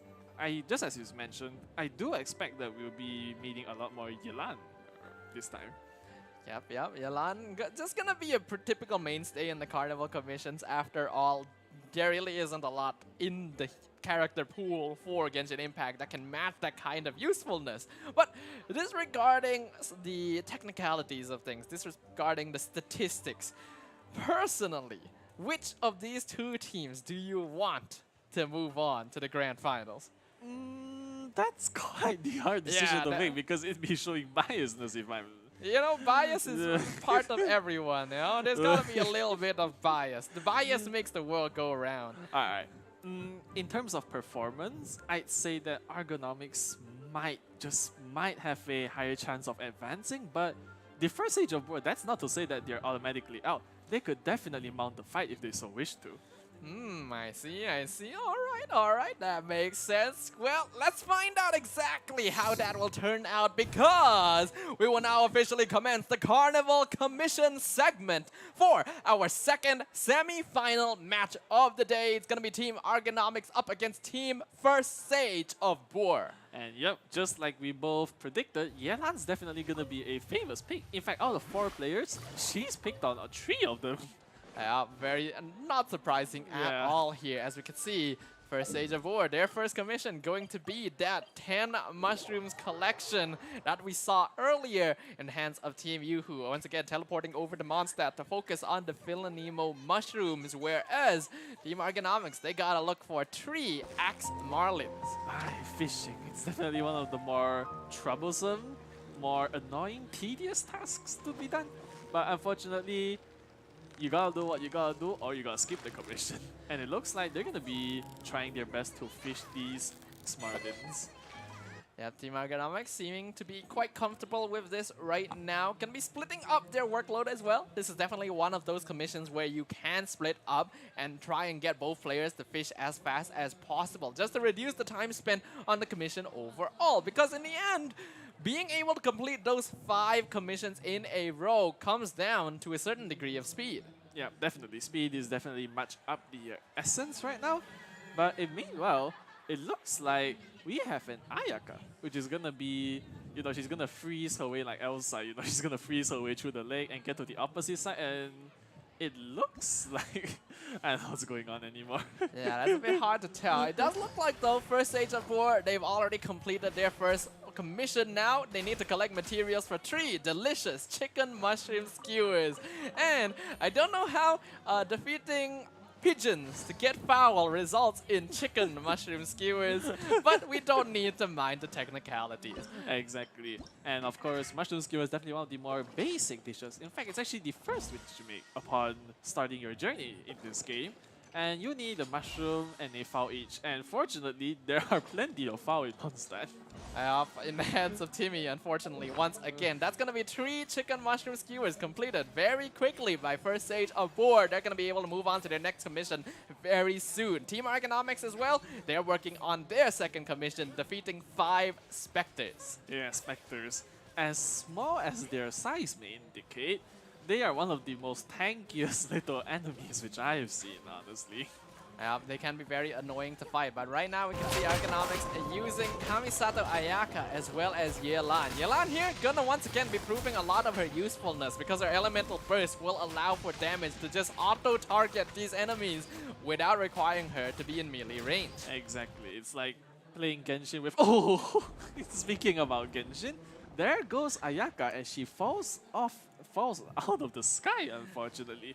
No idea what happened with that. That was just a very sudden, like a very sudden screen change into a death, and then they decided, ooh, we can't be showing that on screen right now. Not safe for children here. Yeah. Alright, meanwhile we have the Yelan duo. It appears that their task might be to challenge the Ruin Drake, or it could be collecting these crystals, or even collecting mushrooms. We're not too certain right now, but it's definitely one of them. What is certain though is the fact that Team Ergonomics, they went for a diagonal that happened to intersect with the same line that First Sage of Boor are going for. And since they are laying claim to that right now, it's going to result in slightly wasted effort from the side of Team Ergonomics. So not too certain what their strategy is just yet. Yeah, that's very unfortunate for them, honestly. In fact, they probably hope to sabotage it as well. But unfortunately, the First Sage of Boor were just slightly much more faster. Yeah, currently still going to be focusing on Spectres. Ayaka going to be fairly strong against these enemies in particular since they are on the river side, so they can regularly proc freeze reactions. But the strongest this team is going to be is when both these players are together, because Melt with Ayaka Mia going to be a very strong combo. Exactly. And right now, it looks like the First Sage of Boor are on their way to maybe collect mushrooms, it seems. Yeah, every time we see a team teleport over here, most likely it is to collect mushrooms. There are quite a few near this particular domain. But we can see right now, First Sage of Boor moving very quickly. Team Ergonomics actually having a little bit of difficulty catching up, as right now, the former, they are working on collecting 6 activated star shrooms. And Ergonomics seems a little bit stuck on defeating Spectres. Exactly, they can't expand upwards diagonally as well because that route's been blocked off completely by the First Stage of Boor. So if they were to gain, let's say like if they were to expand, where would they expand towards? Because they need to find 5 stickers, and as of right now, it appears that they can only move left. Yeah, definitely. I feel like some mistakes in strategy were made up to this point because we've already reached a point where it's basically impossible as well for Team Ergonomics to stop First Sage of Boor from completing this line. So they actually have to try and complete 4 more commissions before First Sage of Boor can complete 2, and that is quite a tall order. Exactly. Meanwhile, we have the Fisho and Kuching duo. They're going to be running around activating star shrooms just to complete the task, and it looks like the First Sage of Boor skipped the commission because all of a sudden it's been shortened down to 3 once more. Yeah, we're not too certain about that. Gonna have to get confirmation in just a bit, but it does look like they are still looking for the activated star shrooms. I think they should be pretty close to finishing this off now, as both players have split up to look for these precious materials. Exactly, the star shrooms, right? And it looks like there are so quite many a here. bunch of them. They are by our favorite chicken's little friends. Chicken's little friends, I see. No, that's actually kind of a good question, right? What is the natural, ecological relationship between the Jade Plume Terror Shrooms and the fungi? The fungi. Like, are they friends? Are they predator and prey? Is there a symbiotic relationship here? There very well might be, honestly. Alright, it appears that they are fighting Hilichurls now. Oh, it is a quest. Alright, sorry, it is a commission. I thought that fighting Hilichurls wasn't bad. Alright, it appears that their task is to fight 5 Hilichurls, and any on all kind will do. Yeah, this is definitely not a difficult commission at all because Hilichurls are a dime and dozen, just found all over the place, which is also a little bit sad considering their backstory, but we're not here to talk about that. We're here to consider that First Sage of Boor is in the midst of completing their final commission.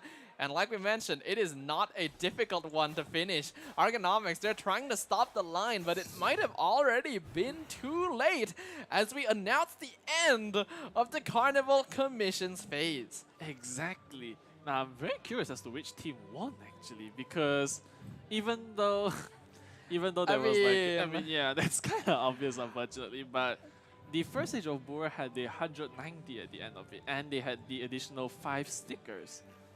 Yeah, it definitely seemed like Team Argonomics didn't quite have their strategy fixed down a little bit earlier into the stage, and they definitely got, unfortunately, stuck on the commission where they had to defeat 5 Spectres because it took them a bit too long to actually locate 5, and it was definitely taking a bit too long just relying on Ayaka to proc freeze because unfortunately not the strongest reaction out there. Yeah, unfortunately it really isn't the strongest, and especially if the Spectres don't levitate on top of water, then we can't freeze them as well, which is very bit unfortunate. And right now it appears that our judges, they're going to be testing a few things. They might even be trying to calculate the score, in fact. Yeah, we've got our marshals here. Does look like, from what I can tell, they're going to be explaining how the pick and ban phase will be executed, which will be happening right after this to determine which team lineups these two teams will be able to use in the Traveler's Trials boss rush. Exactly. We're already going to be anticipating some of the more common team setups, especially, the huge Vaporization national team which we saw yesterday. Or it could just be Hyper Bloom once more. These two are definitely one of the more famous ones. Alright, right now it appears that our players, they're going to be adjusting their team compositions. They're going to be discussing, hey, what we're going to ban, what we're going to pick later, So, from what we saw of the first ban pick phase earlier today, the characters that were banned the earliest were Nahida, Sino, Yelan, as well as, I'm missing someone here. I can't quite remember. All I know is that Hu Tao was banned. Wow, you really needed to rub that in right there. Yes, of course. Yeah, definitely. Okay. Sorry to do that, but yeah, so we did see Nahida and Yalan banned. I'm pretty sure we're going to be keeping that. And we have to remember, this is the semi-finals, so only 5-star characters are going to be picked and banned. So no ban on Bennett just yet. So considering that, what else needs to be removed from the pool? Currently, I think that Nahida and Yalan's definitely got priority to be banned. But aside that, I can't think of any others right off the head. After last round, I think Kazuha might be banned as well, I'd say, because of the team that played. I can't remember which one played him, but they did quite well with him, actually. Yeah, definitely feels like the most obvious characters to ban out during the ban pick phase would be those that have universal application. Nahida and Yelan are obvious, but we already saw the strength of Kazuha in his ability to just provide elemental shred to the rest of the team. Besides that, I feel like going for main DPS bans isn't really necessary because there are unfortunately just way too many in the game to have to consider. Exactly. So support's definitely going to be the target. Exactly. Now that I think about it, Scaramouche was actually banned. I believe he was the character which you briefly forgot for a moment. So that was quite an interesting ban out of Team Yuhu, I believe, because Scaramouche, he's one of the more newer characters, and he's a animal character, actually. Indeed. Now, one thing that could potentially be done by these teams is we already mentioned a lot about the strength of Hyper Bloom as an elemental reaction. And at this stage where Sumeru and Dendro as an element is still very young, there are only a few Dendro characters in the game at all. Nahida going to be the most obvious one. But besides that, Tainari as well as Kalei are the only other characters that can allow for this reaction to be proc. So, do you ban Tainari? That's quite some logic you've given us, and I think that there is a chance that Tainari might be banned. So I guess that if you are pretty much afraid of Hyper Blue, then sure, you should definitely ban Tainari and Nahida to stop the opposing team from abusing that strategy, honestly. On the other hand as well, we mentioned yesterday, Argonomics put up perhaps one of the most incredible performances in the quarterfinals we saw so far, and that was with the national team, one of which being Yelan, being its only 5-star character. Now, considering that this is a character that is most likely going to be banned out anyway, will Argonomics repeat and fill in that gap with something else, or just decide not to use it? It's pretty difficult to determine at this stage, unfortunately. But I assume that Yelan's definitely gonna be banned no matter what. Because, like you mentioned, right, she's just such a useful asset to have on your team, you know? So I think Yelan's definitely be banned. And just as I was saying, there goes Yelan and unfortunately Kazuha as well.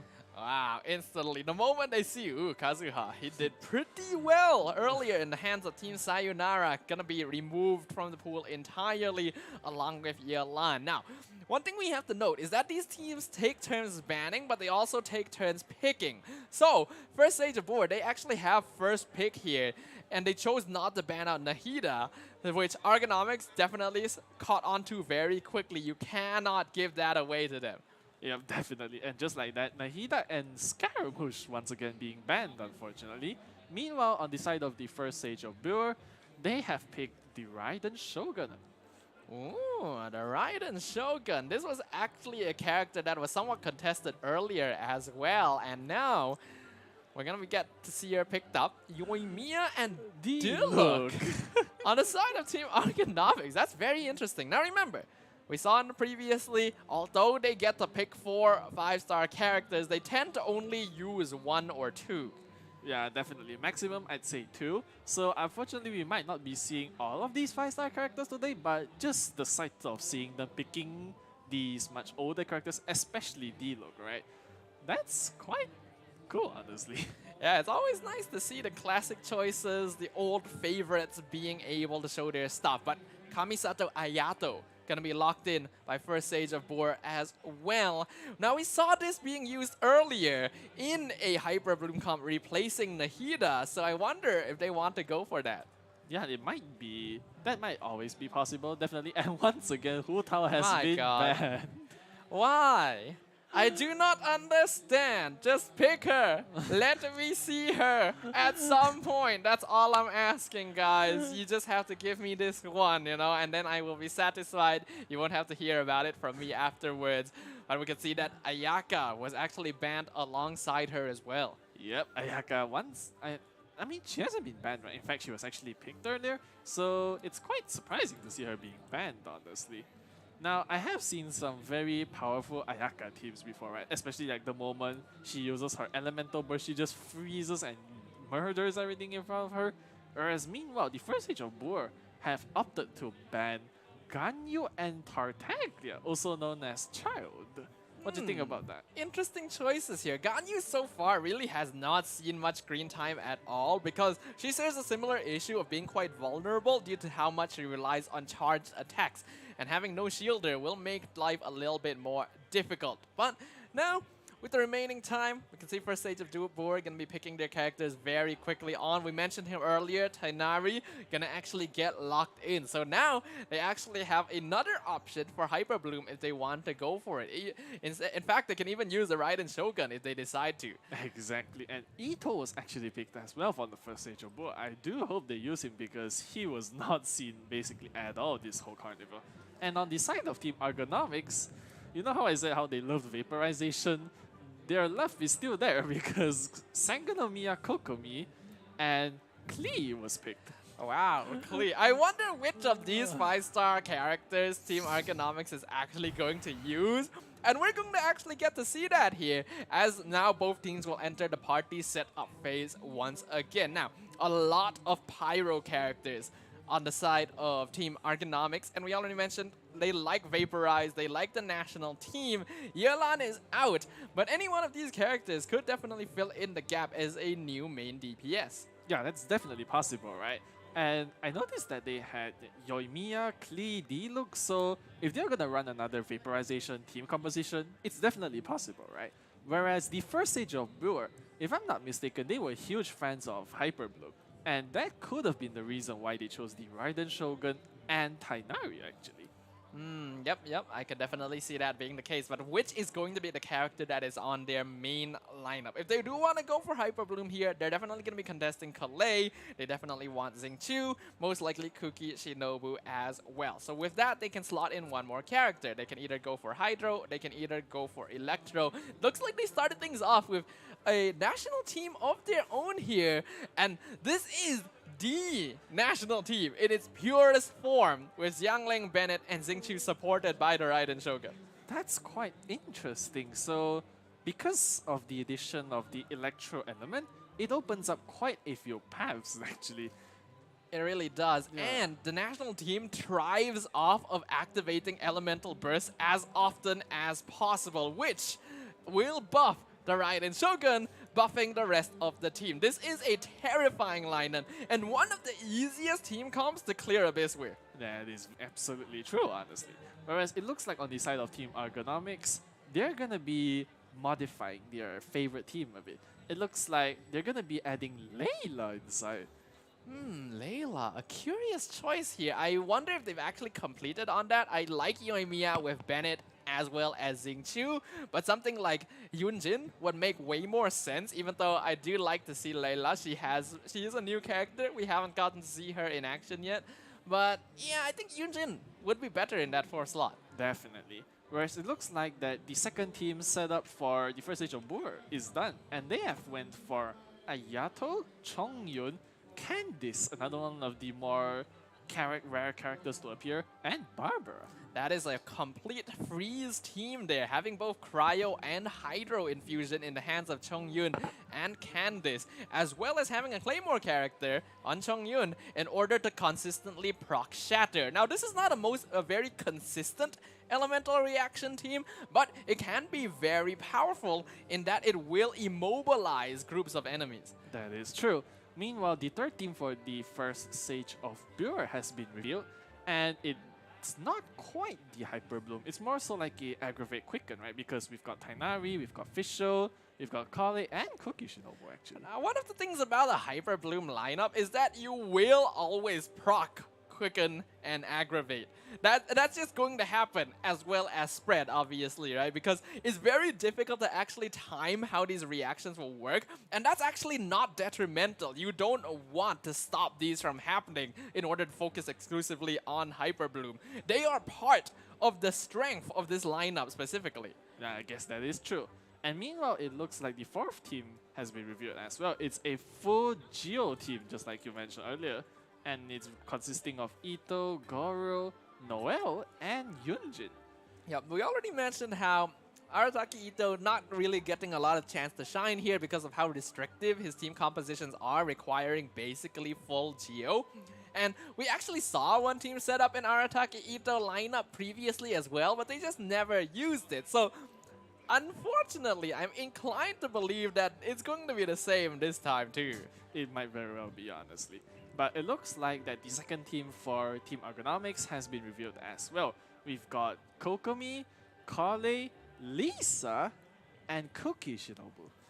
Yeah, so that is actually Hyper Bloom right there. It is. Yeah, that is just straight up Hyper Bloom with Kokomi filling in the role of Xingqiu. So that's quite fun. I like that because they have Xingqiu supporting Yoimiya instead. So okay, I can see how this works. And having Lisa there, that's quite unique from Team Ergonomics, because if I remember correctly, it was first stage of Boer who used Lisa in their lineup at one point during the Warriors expedition for the online qualifiers. I could be remembering this wrong, and some people, especially the fans of these teams, will definitely be quick to point that out, but that's what I think.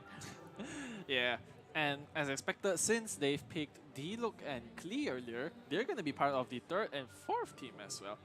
And it looks like their teams are not done yet, unfortunately.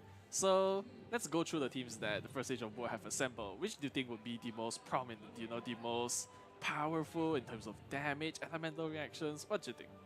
Absolutely the national team with the Raiden Shogun. There is no contest. They can use that for every single boss and there will be no issues at all. So that's what I'm expecting. Maybe the Tainari team will show up here and there, but I don't think it's even that necessary, as now Traveler's Trials will officially commence, and both these teams will now commit to eliminating bosses as quickly as possible. Yep, that is absolutely true. So meanwhile, it looks like we have our Layla, Yoimiya, Xingqiu team. They're going to be heading towards the Cryo Registry. So it looks like in the end, Team Ergonomics decided to keep Layla as their final character instead of going for Yunjin. Very interesting, considering that Yunjin is basically one of the Yoimiya supports. I feel like I have to kind of look this up. Does Layla offer more utility to this lineup? Yeah, and meanwhile, it looks like the first stage of war with their powerful Raiden Shogun team, which you spoke of, they're gonna be challenging Asimon, our good friend, and they do have Electro this time. Yeah, again, this is the national team with the Raiden Shogun. It is a very popular, very powerful variant. A lot of elemental reactions, a lot of energy recharge that will allow these characters to consistently proc their elemental bursts and just overall burst down enemies very quickly. That is true. And meanwhile, it looks like the team Argonomics, they've already completed their first boss and they're gonna now be moving on to Child, actually. Okay, so I may have had a look at this, and I think I know why Layla has been the choice here for the side of Argonomics right here. Because her Constellation 4 actually grants team members an increase to their normal and charge attack damage based on a percentage of her max HP. That's just wild, honestly. I didn't even know she had such capabilities.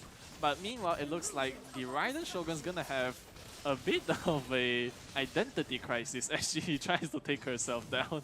I mean, we already know that there are 2 Raiden Shoguns, so this is actually pretty par for the course, you know? Like, this is pretty normal. This is actually just a recreation of the Inazuma Archon quest. Exactly. Right It is, honestly.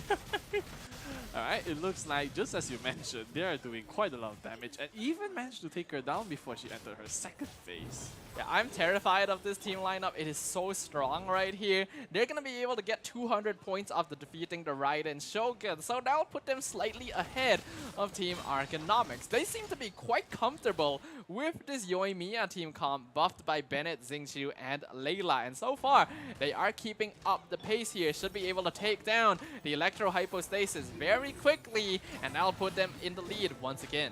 Yep, that is gonna be the case here. And it looks like right now, the first stage of Bua with their terrifying team, they're gonna move on to the Mago Kenki just as the Raiden Shogun decides that she had enough of this.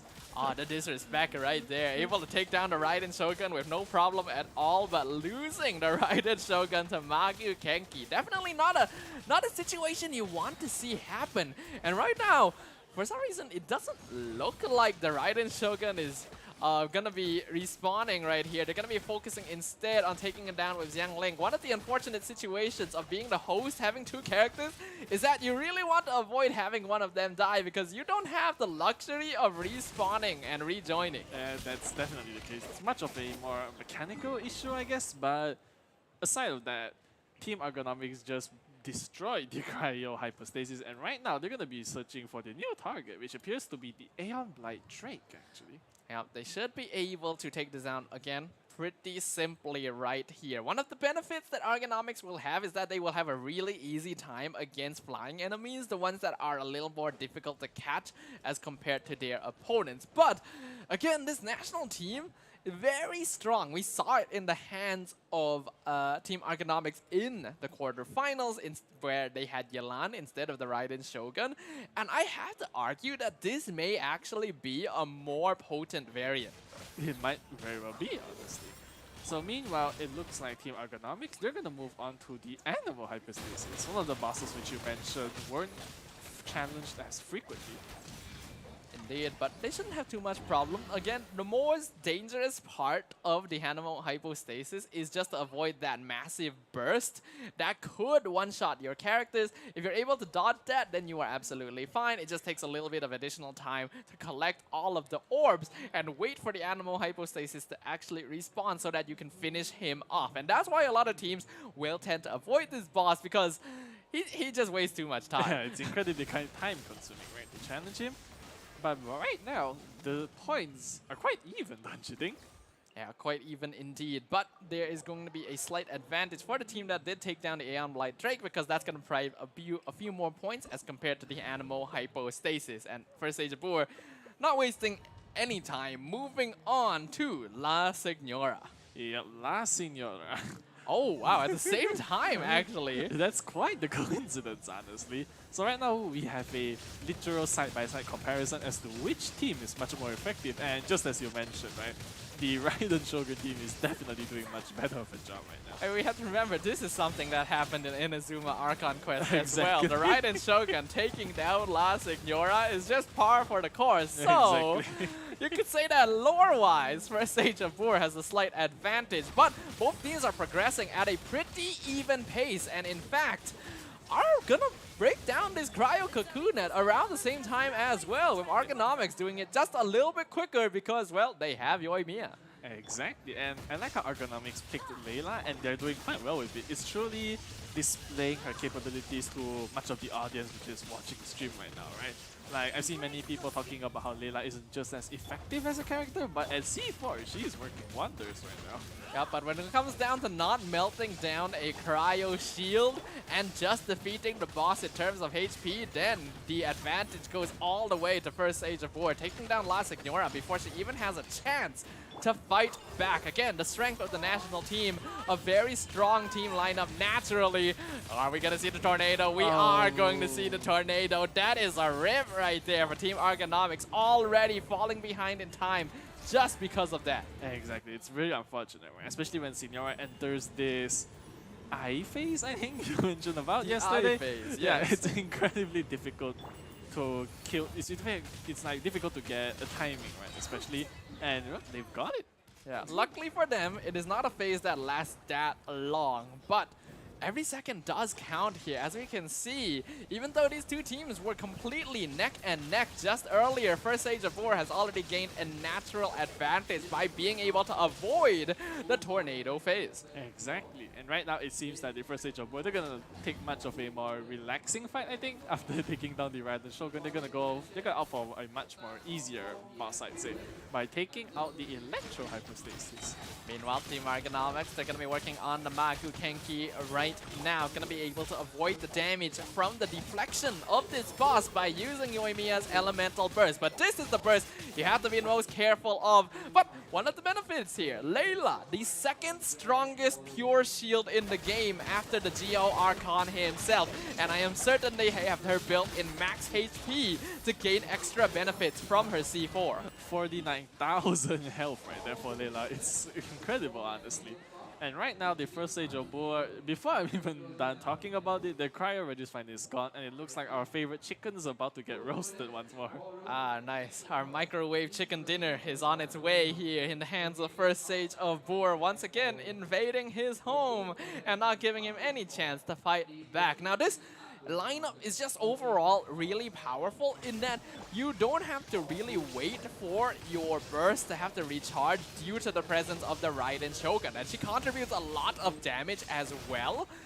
So yeah, again guys, if you're having difficulty clearing the Abyss and you happen to have the Raiden Shogun, which I don't think those are two things that will intersect very often, but if it does, do this. Yeah, it is, honestly. Right, but right now it looks like Argonomics, they're gonna be taking on the Aeon Blight Drake right now. So that's gonna be all for them. So after the forest chicken, the curry chicken, the roasted chicken, we now have the mechanical version of it.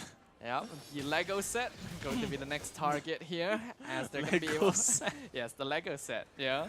Alright, we've got the. You create your very own Lego chicken right here, Yeah, but it doesn't look like it'll be much problem. Again, Yoimiya, a very good choice in these particular situations because flying enemies do tend to be a little bit difficult when they start flying, except we really haven't gotten a chance to see this boss fly at really all. Yeah, because the teams are honestly just so fast and so good, so efficient at what they're doing, right?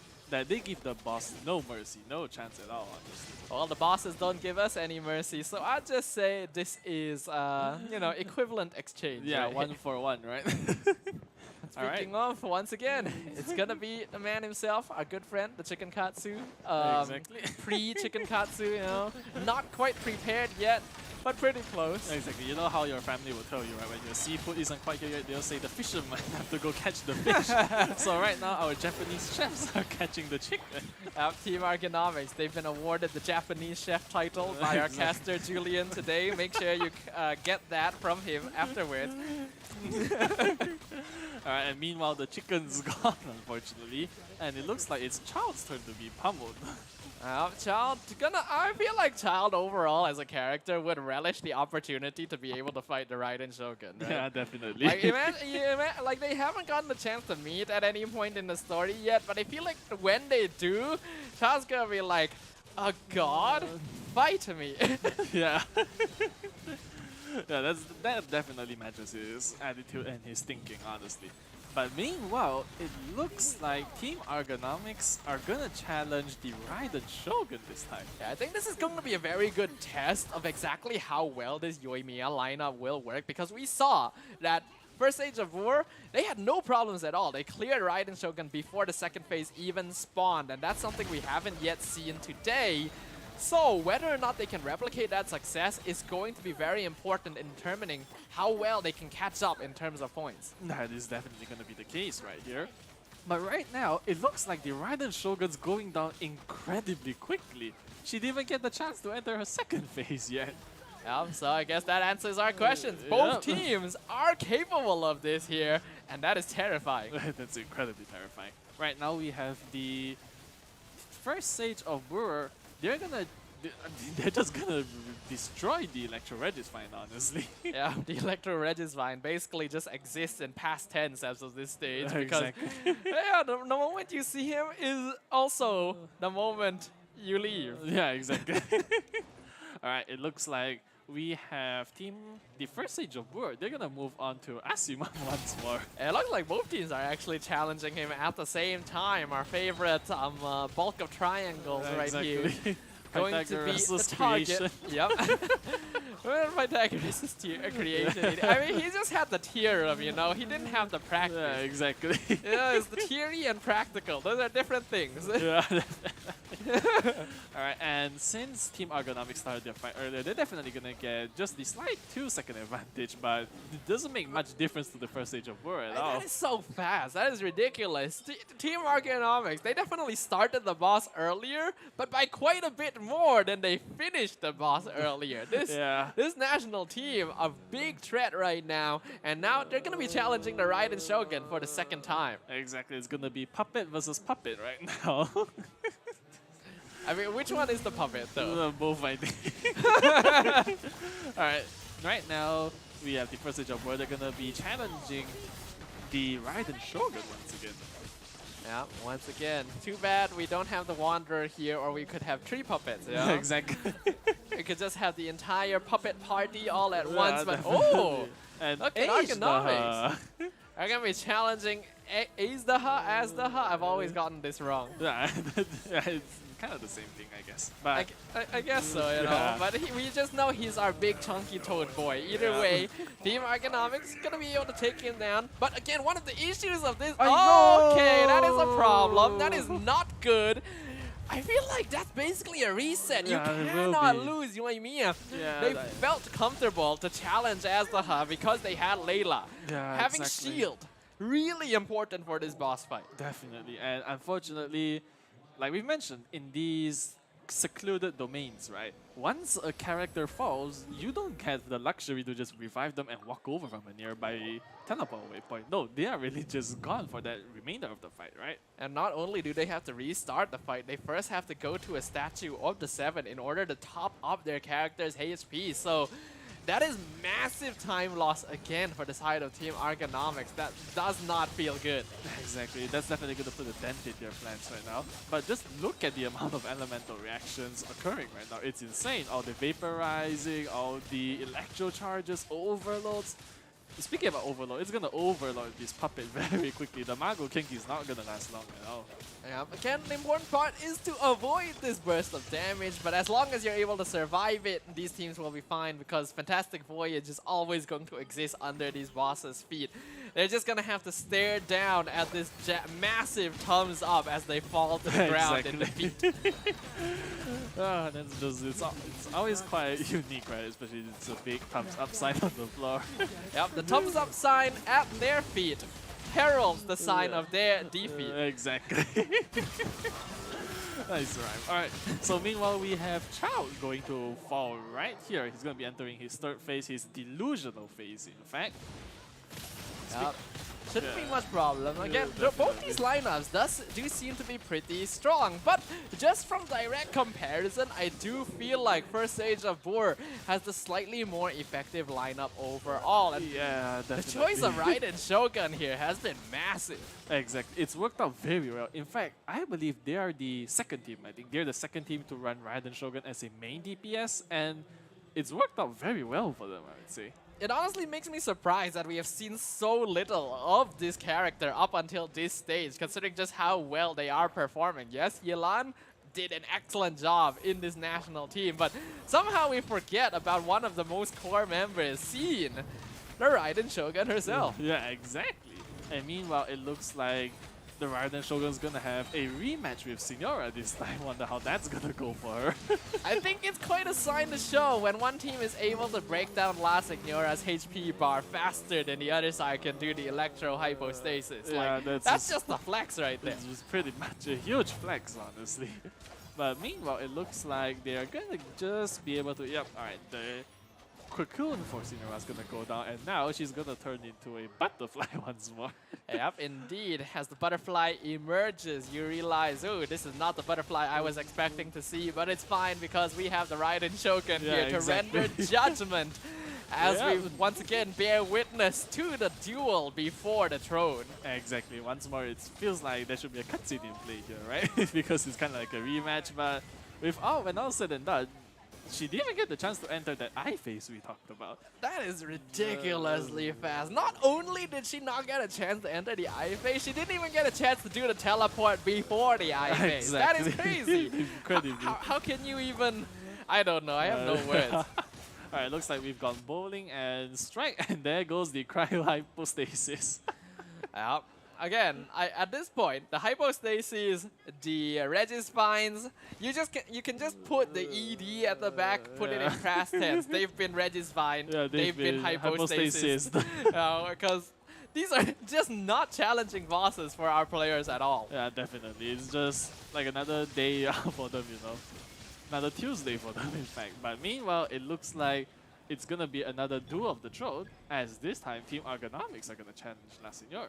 Yeah, will they be able to clear it out as quickly as we saw earlier from the first stage of Boor? Honestly, they're making really quick work themselves. Having Yoimiya here being supported is really powerful. But one of the unfortunate facts about having multiple players is that with Xingqiu on a different player rather than as a support for Yoimiya, you don't quite get the same handiness of consistent vaporized procs. That is true, unfortunately. But meanwhile, it looks like the Regis-Vine is about to be Regis-Vine. Yep, Regis-Vine. Exactly. And meanwhile, Team Argonomics, they're going to be attempting to take down La Signora in her Crimson Witch of Flames form. Again, an important phase, making sure you do not run into the Tornado of Terror, because that's exactly what happened to Team Argonomics earlier. That's what resulted in them losing so much points, so much time as compared to first stage of Boor, not being able to finish this boss off before the eye phase. Exactly. And making sure that, you know, denying her the ability to go into the eye phase is so important, and they did it just in time. That was scary. She was straight up chanting right there. She was ready to start spinning. Exactly. Honestly. Luckily, she did not. Yeah, exactly. The chant didn't work in time. You know? It's like you're using a spell, and then just as you're about to finish it, you get denied. And we just got a small glimpse of first stage of Boor taking down our favorite green friend as well.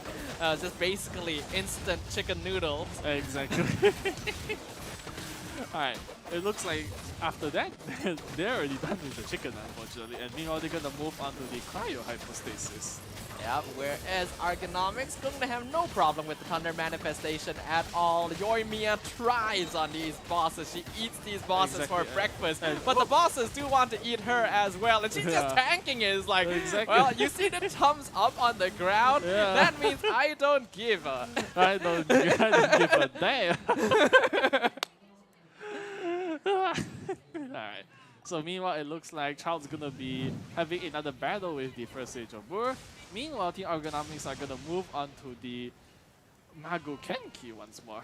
Yeah, right now things are looking a little bit dire for the side of Team Argonomics. We already know that like, they didn't have a lot of commissions completed during the Carnival commission segment, and it seemed more likely that first stage were actually able to complete their line. So they already need a notable lead to move on to the grand finals. And right now, that lead actually belongs to their opponents instead. Exactly. This has got to be quite the... okay, never mind. There goes Chao, just as I was saying. And meanwhile, the Magu Kenki is going to launch that critical strike, but thankfully, the shield of Layla managed to keep the Yoimiya intact, actually.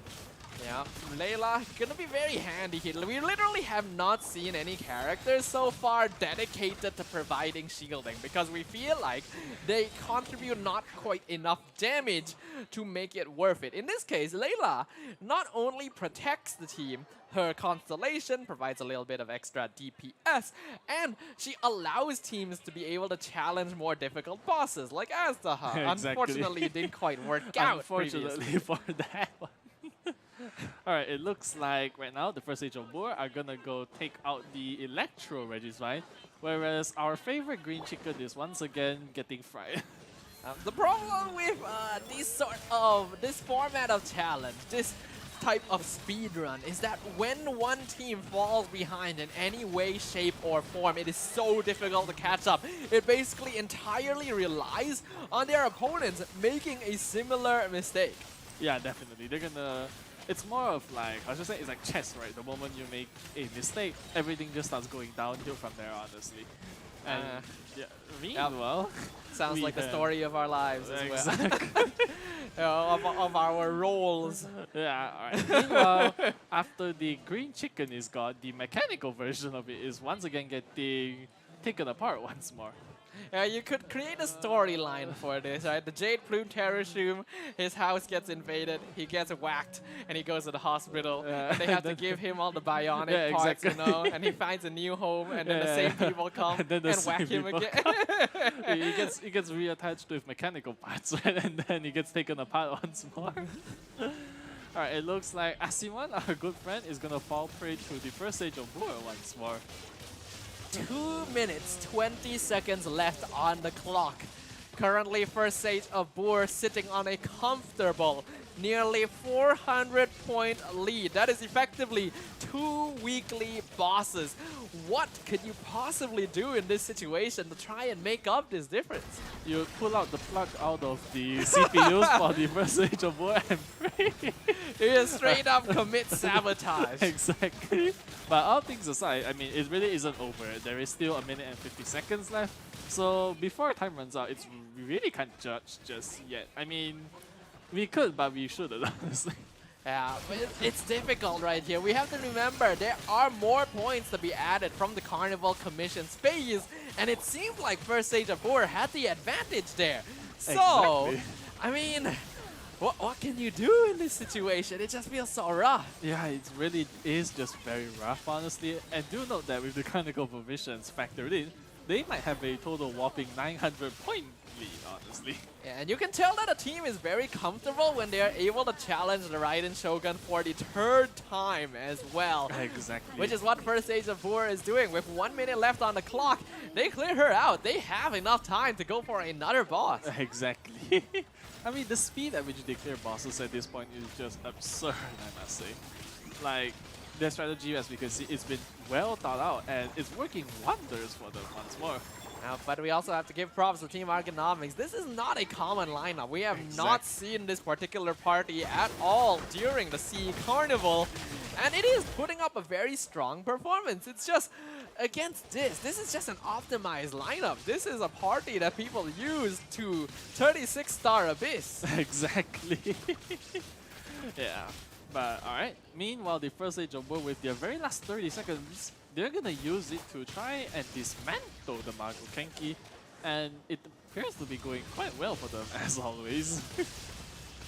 Well, we'll find out whether or not it does end up going well for them. With the last few seconds left, 10-second countdown, they're able to complete the Magu Kenki. And that is not going to be enough time to go for another boss. But they're gonna try, and looks like time's up right now. Yep, that is going to be the end of our Travelers Trials, the end of our second semi-finals, and the announcement of our second and final grand finalist for the Genshin Impact SEA Carnival, first Sage of Boor. Yep, huge congratulations to them, honestly, because they played quite the team composition, I must say. Like you said, right, this team composition excels at 36, starring the Spiral Abyss, and as we can see, the Spiral Abyss is honestly not much more different than taking out all the bosses. Yeah, it was a beautiful performance here from both these teams. First Sage of Boor, I already quite like their style of gameplay coming from the online qualifiers to day 1, now to day 2. So it makes me very happy to see that they are in the grand finals. And of course, GG well played as well, the team Argonomics. You put up an amazing show, and we hope to be able to see you again in the future. Exactly. Good game, well played to both. But right now, we have our bracket and our final 2 grand finalists. On the top, we have Team Sayonara, and on the bottom, we have the first Sage of Boor. Congratulations to both these teams, ladies and gentlemen, travelers of all ages. These are your Genshin Impact SEA Carnival top 2, your grand finalists who will be facing off head-to-head in our grand finals coming later today, where we will crown our first official champion of the Genshin Impact SEA Carnival. Yep, definitely. And the winner of that's definitely gonna be quite popular around their friends, I must say. I'm not sure if popularity is what they're looking for exactly. here. It's gonna be very... I mean, it's gonna be a good time for them if they win, alright? And most importantly of all, at least they had fun doing it, alright? Of course, fun. That is going to be the most important thing. But we're going on a short break. When we come back, there's going to be more Genshin Impact action, so make sure you guys don't go anywhere. We'll see you guys later.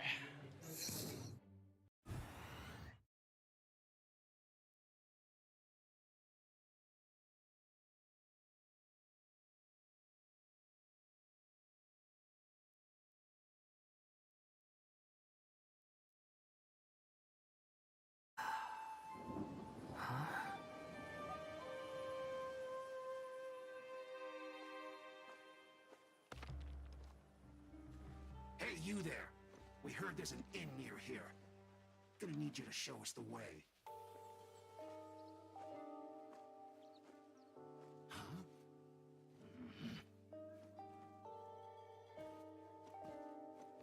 We won't ask twice. Too big, strong Fatui.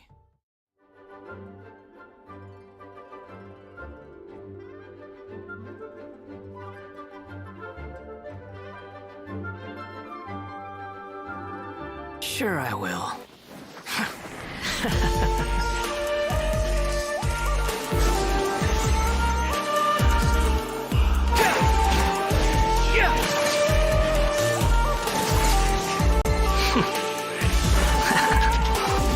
The wind rises.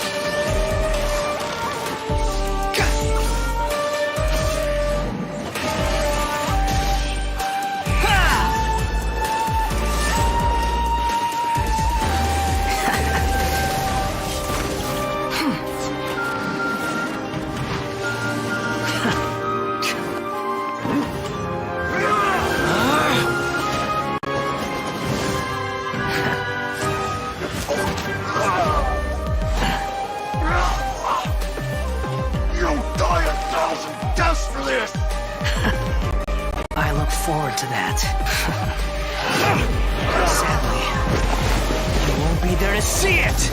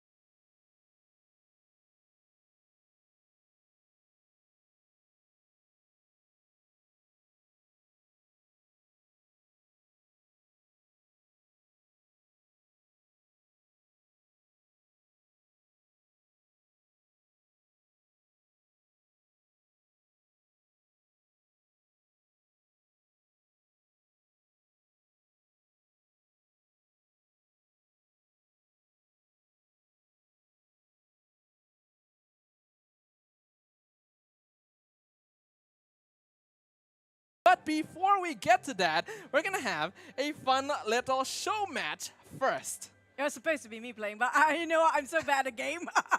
So, if you guys haven't got a clue, there's the latest game in the game of Genshin Impact where you can play cards. It's going to be a card game, the Genius Invocation TCG. I think, you know what? I actually look up what's the meaning of TCG until I realized maybe it's the card game.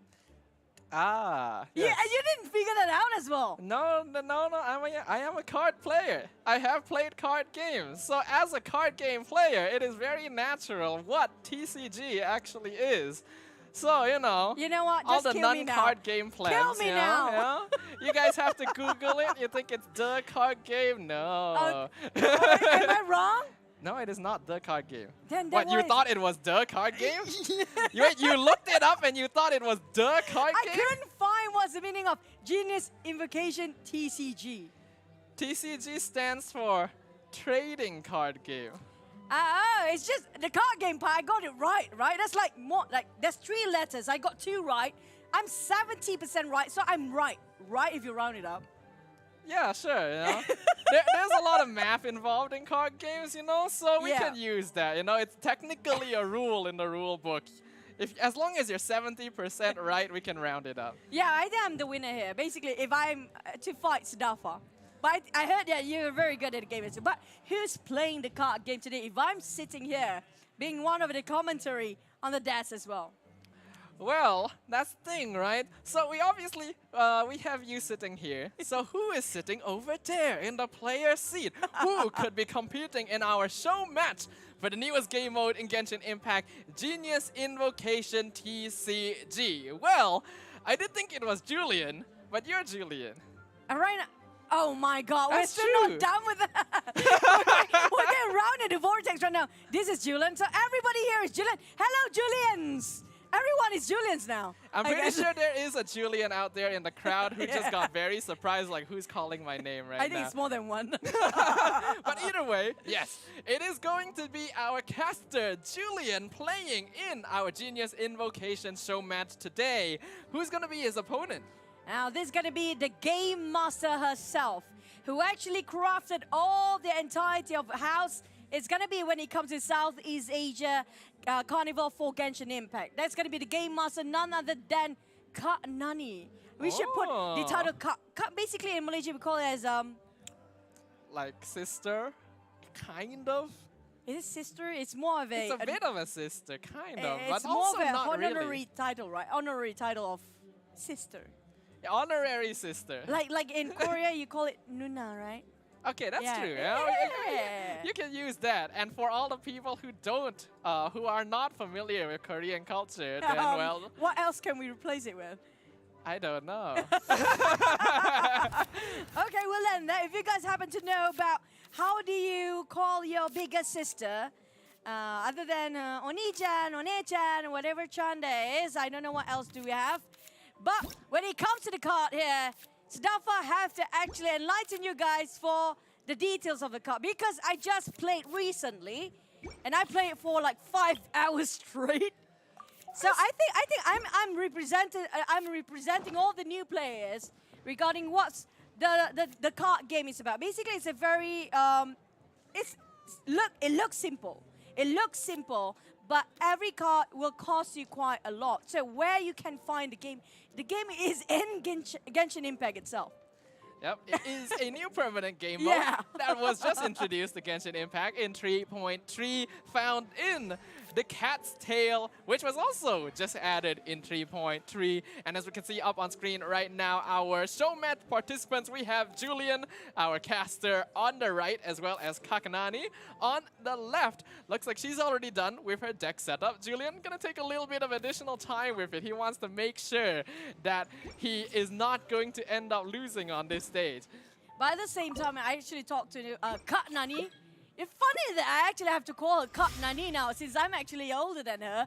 I mean, like, but okay, it's gonna work because it's Kak Nani anyways, our game master, who's gonna start off playing the Genius Invocation TCG. But so far that she told me, one of the craziest combos you can go with, or one of the strongest deck, is gonna be one with the one that you can summon a lot of, you know. Ooh. The summoner's card, usually. That is very annoying. Yeah, we can see here right now, Kagnani, she's going to be using the deck archetype that focuses around pure summons. We have the Oceanid, Rodea of Lock, alongside Fischl and Calais. Whereas on the opposite side, Julian, he's going to be playing more of a basic deck, but one that can be quite scary itself. Diluc as the main DPS, supported by Mona and Bennett. You know, if you guys are pretty new regarding the card game, like, why are these guys rolling all these triangles? It's actually 8-sided dice that you actually have to make sure that you can roll all of the elements that you should be needing to use when it comes to what kind of elements you have in your deck.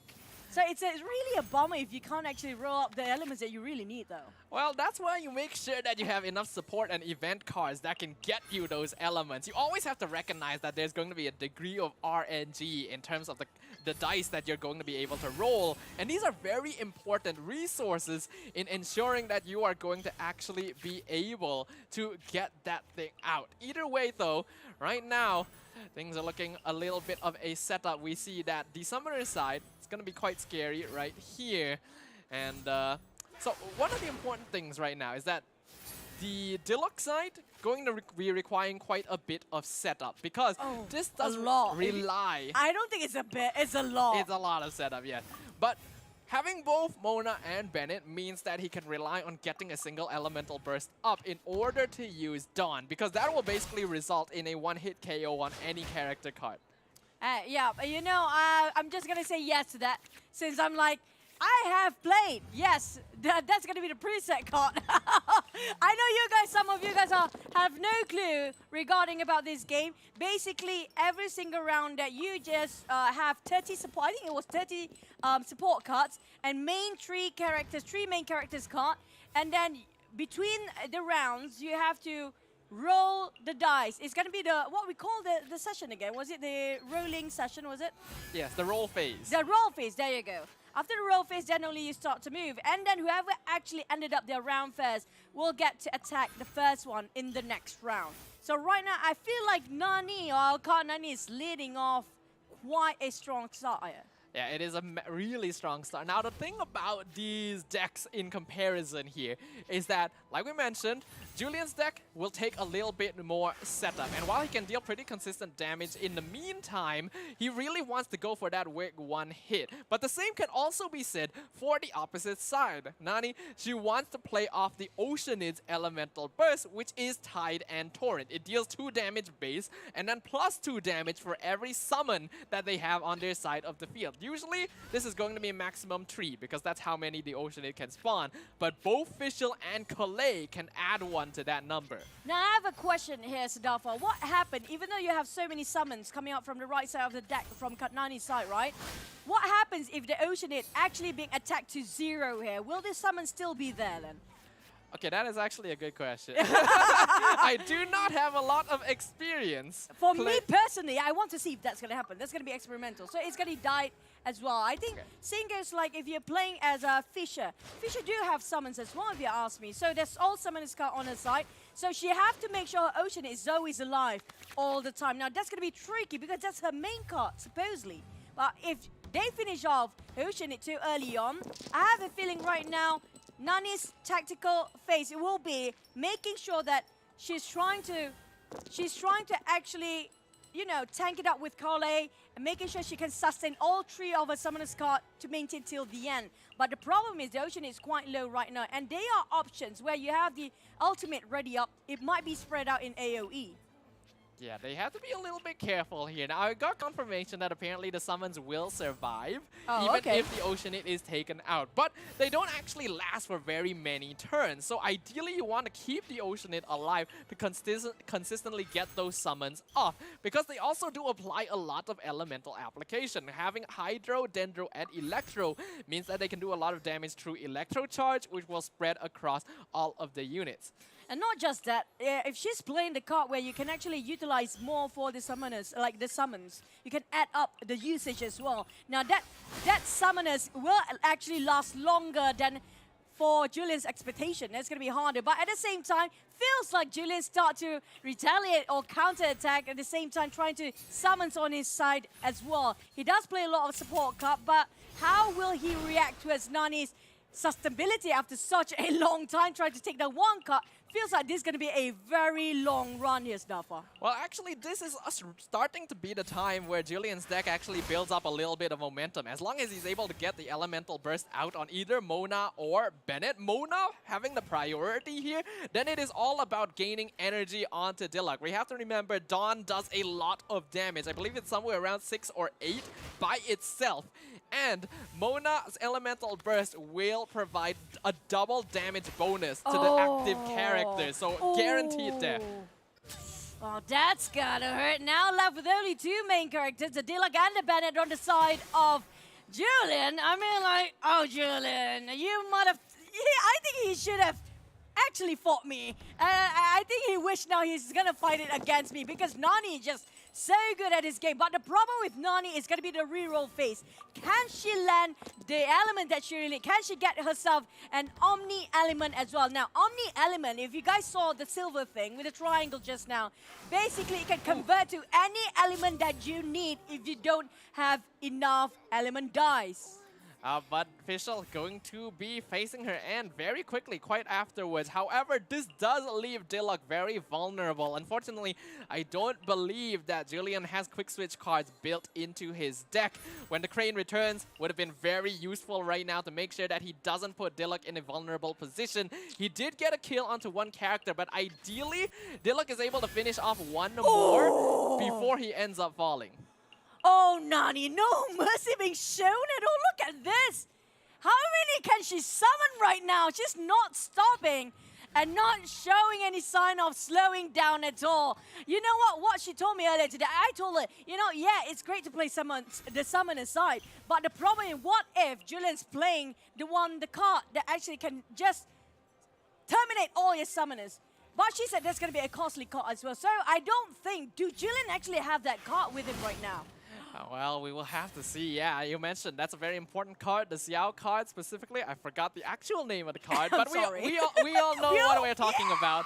Julian, he's going to switch over to Bennett, and having both the Dawn Winery and Catherine will allow for this to be a free switch. But we see right there, Tide and Torrent. That is how the Oceanit deck plays. Build up the summons, go for the big nuke, and that's going to be instant 10 damage onto Bennett, with Diluc the only one alive.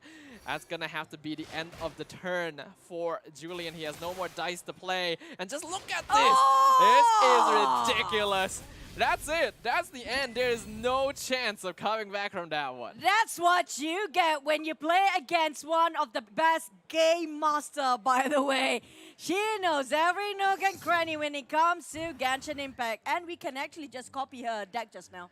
I think we should. I mean, I really don't like that kind of deck. It feels very gimmicky, but it's so annoying to have to play against because there's so much end phase damage that you always have to consider from all of the summons. I mean, like, that's why we should copy that deck. So people get annoyed by us. Like, how am I going to play against Nafa if I actually fight against it? I think you can play against players as well, right? I'm going to invite you to co-op party just to use those deck of cards. I'm gonna refuse that.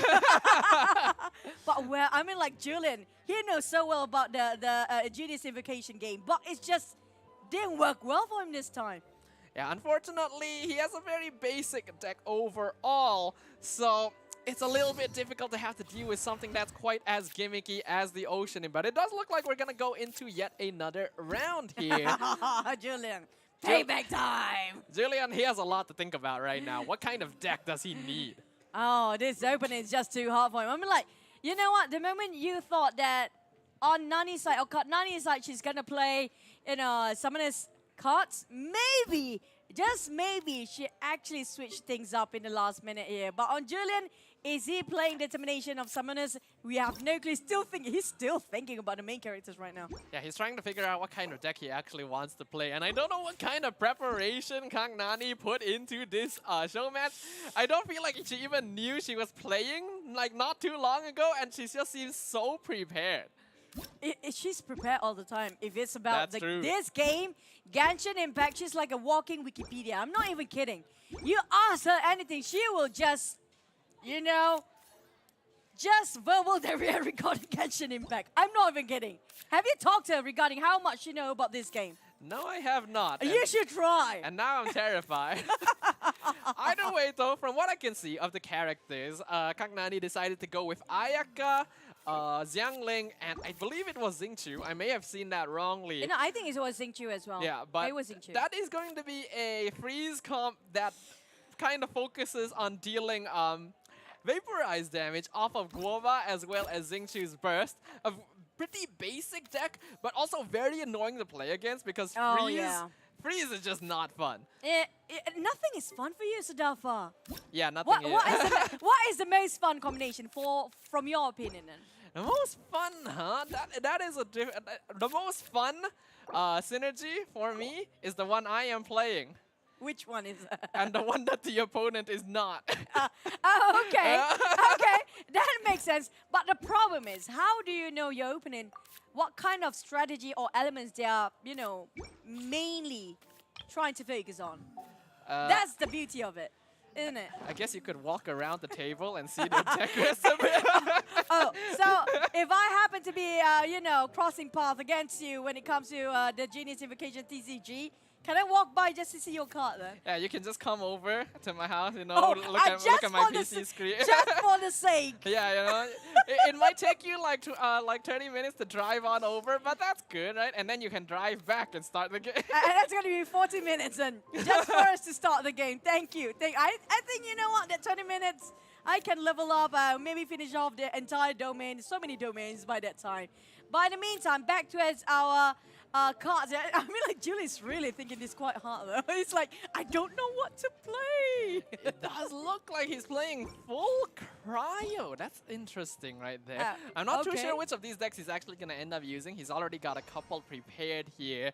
As for right now, you are dealing with a freeze deck as well as melt vaporize. It's very difficult to have to deal with that. Ideally, you want cards that allow you to switch out characters as well as cards that allow you to heal over time, because when your card is frozen, you just can't do anything with it. You have to switch your active, you have to do something else. So having cards like Catherine to do fast action, having cards like the Dawn Winery in order to reduce that cost, because all those dice will add up, are going to be quite important.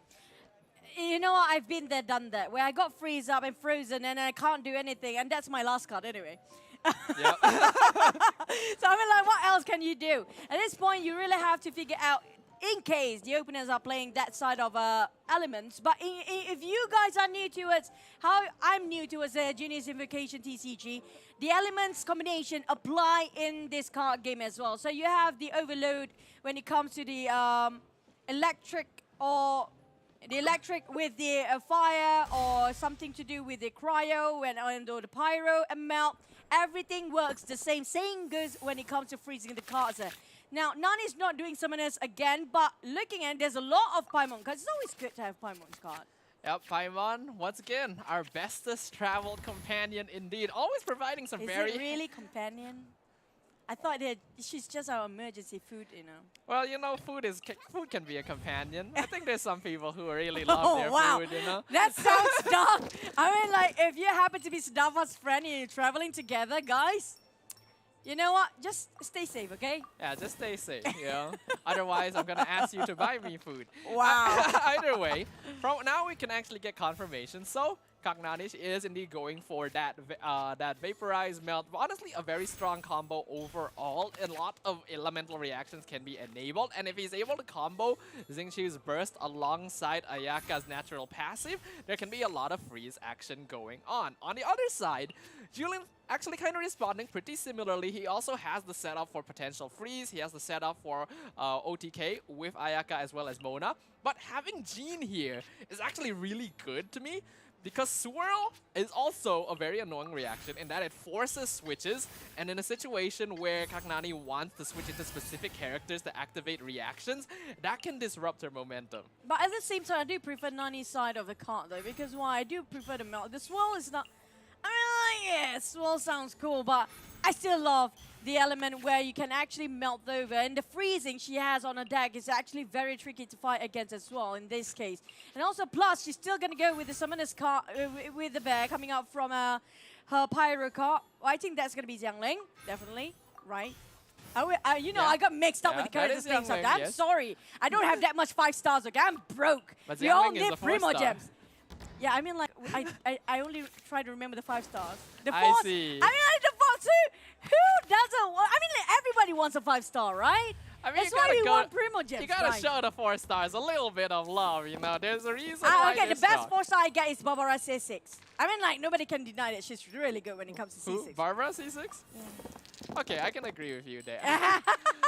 But either way, let's get into the match a little bit now. One of the benefits as well of having Swirl here is that all Julian really needs to do is to apply an element at one point, and he can swirl it and spread it to everyone else. And this is going to be very handy in terms of applying freeze if he decides to go for that, because he doesn't need to slowly apply this element to each character one by one.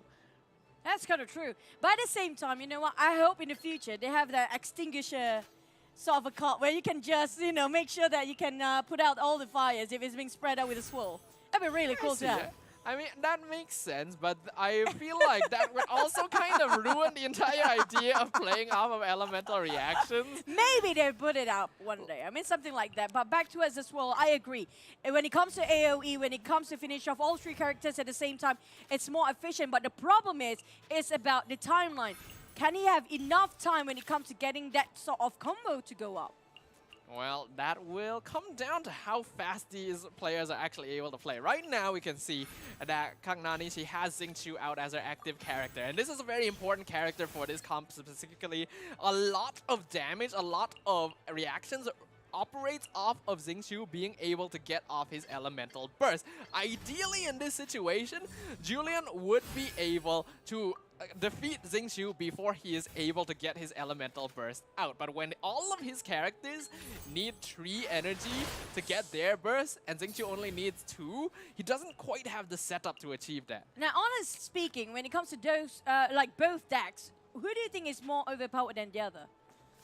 I do feel like Kagnani's deck is probably easier to execute. Sorry, Julian.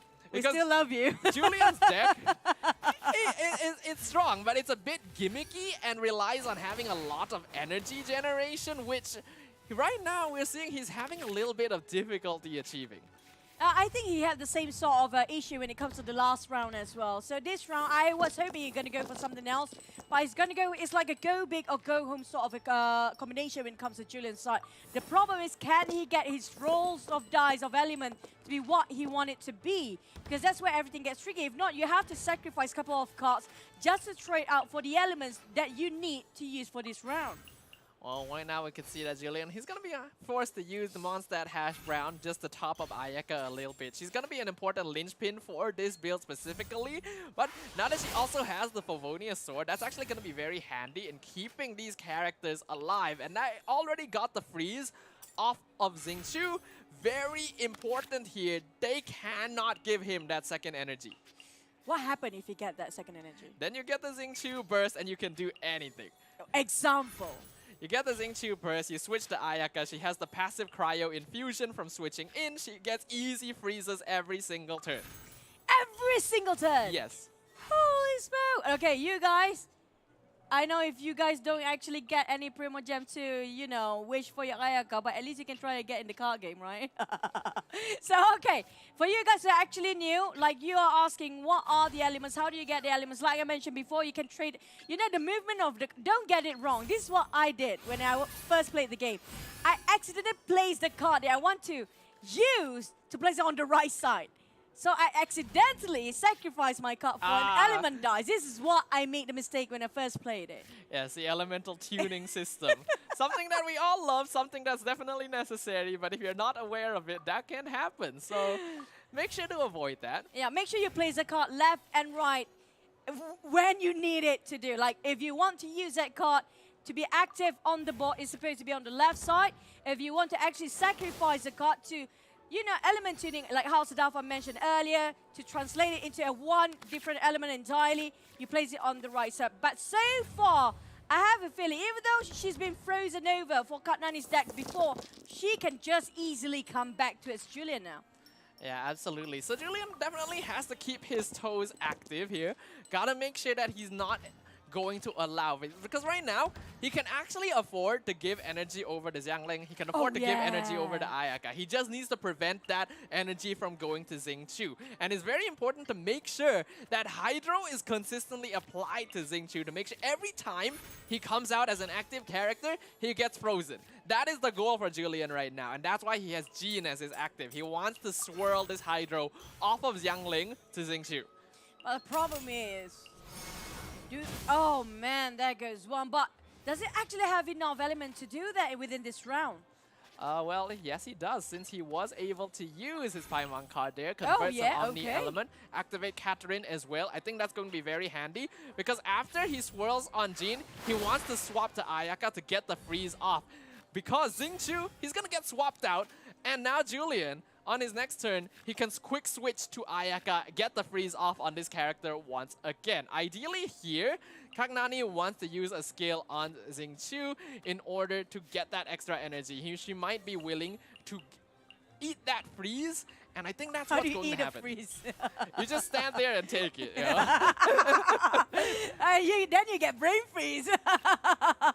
I mean, like, okay, jokes aside. But right now, Julian's really considering which one he should actually prioritize over. Still thinking about which card to use here. Now, there are cards that actually helps the reduction of the element dice to be used. Example, the one with the crown, right?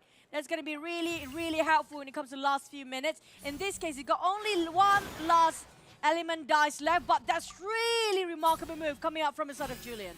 Yeah, that was a little bit unfortunate for Julian there, because he actually needed one more dice in order to get the freeze off of Xingqiu. So instead... He's not willing to sacrifice any card though. Yeah, instead of doing that, he decided to go for another attack on Jean instead to swirl Xingqiu away from being the active character. Now, this is a little bit risky because Jean has Pyro applied, and that can allow Sato Ayaka to get a melt off and then apply Pyro right afterwards with the Pyro Nado. So...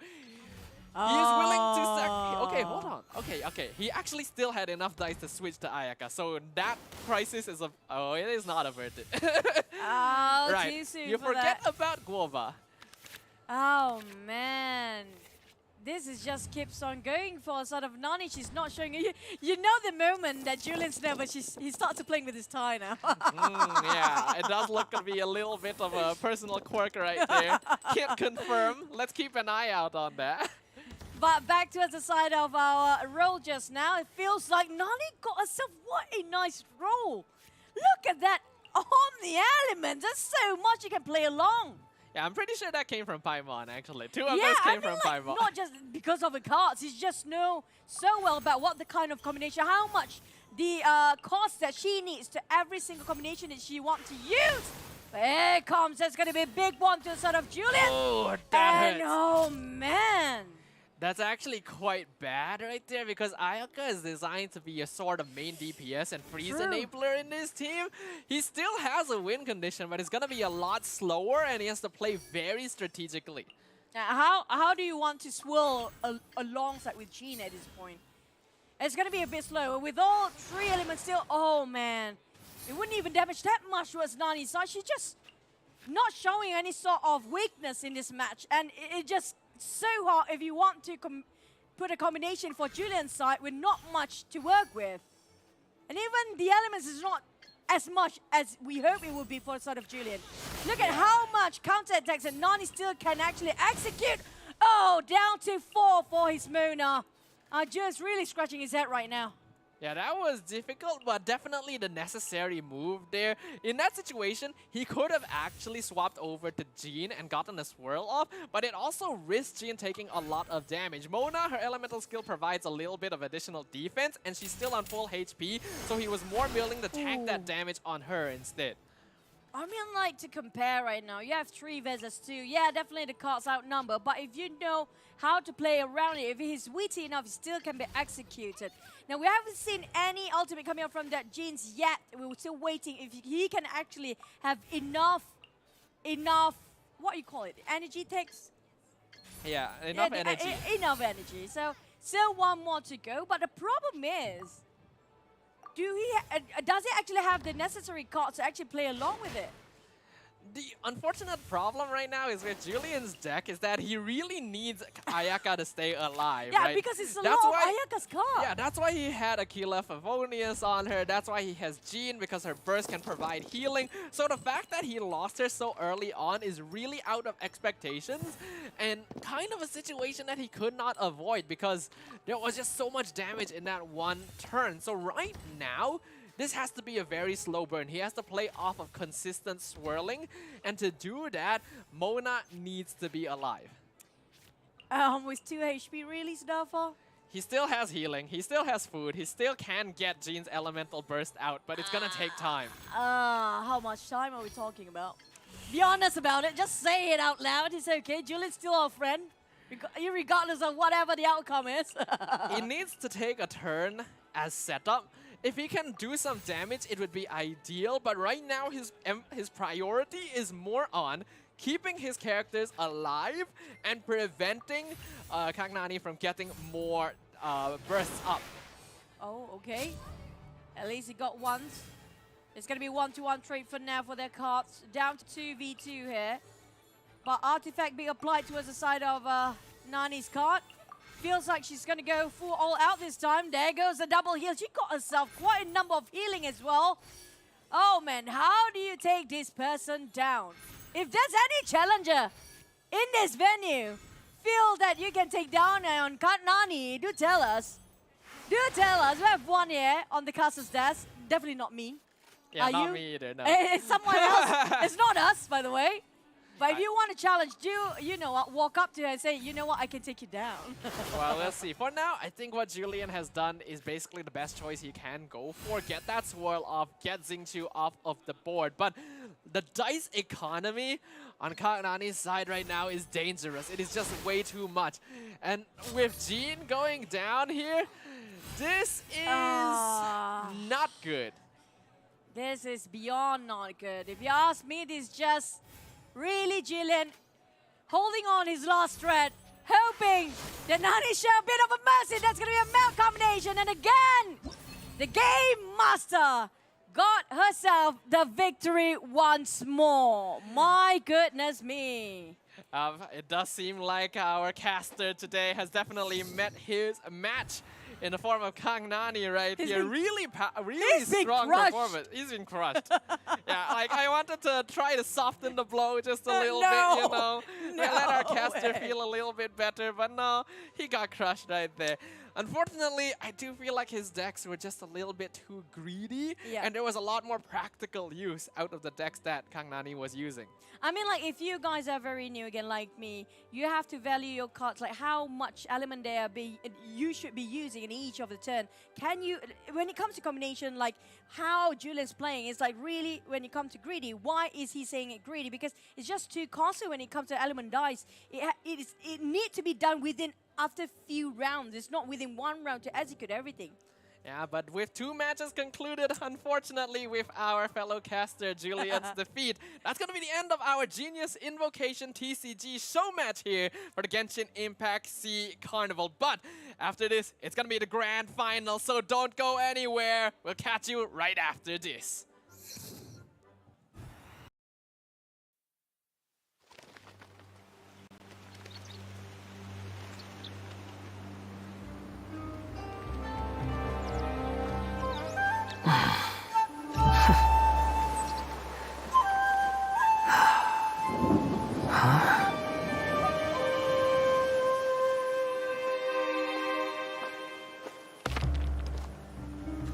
Hey, you there!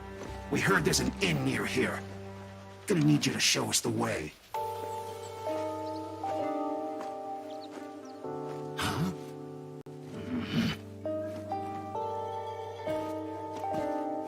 We won't ask twice. 2 big strong Fatui, asking me to be their chaperone. Is this some kind of joke? Think you're funny, do you? You'll regret that! Sure I will.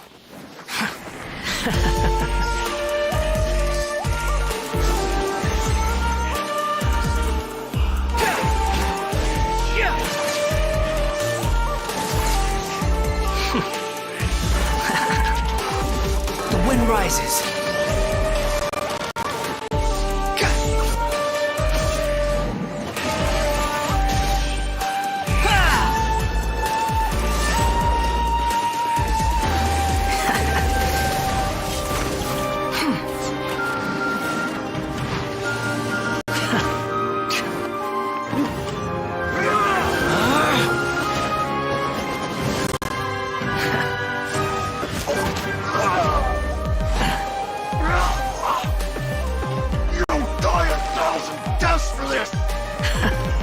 I look forward to that.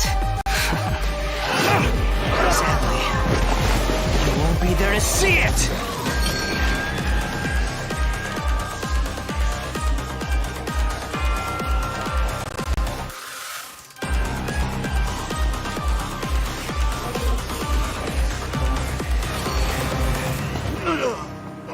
What a waste of space. Just as useless alive or dead.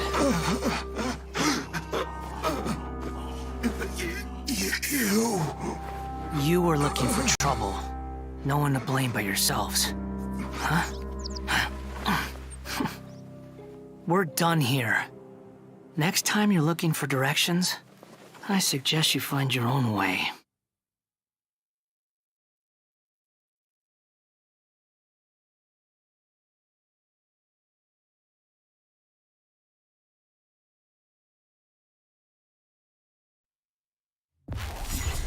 Once more, I have lost my heart. It hurts. My skin feels like it's on fire. Burning me alive. Turning me to ash. You mean, you wish you had a heart? Have you ever heard this story before? There once was a puppet soldier whose greatest wish was to be with the ballerina doll forever and ever. But the soldier didn't have a heart and didn't know where his feelings came from. One day, his owner didn't want him anymore and threw him away into a fire. But even in the flames, his eyes never left the ballerina. The next day, the people found a tiny heart in the ashes left by the fire. Probably ashes in the shape of a heart. But that's not a real heart. Maybe, but what if hearts can be born from ashes?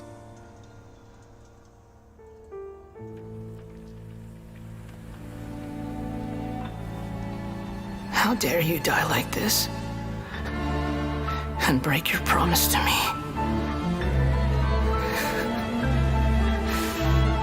What a joke. It's just ashes. Nothing left but ashes.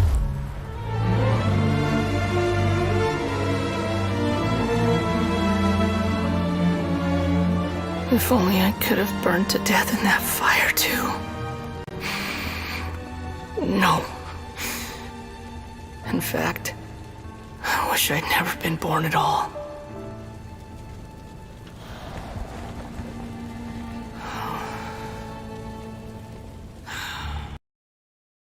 And we're back for potentially the last time, because up and coming is what you've all been waiting for, the Genshin Impact SEA Carnival Grand Finals! Yeah, this is gonna be the grand finals for this entire series, basically.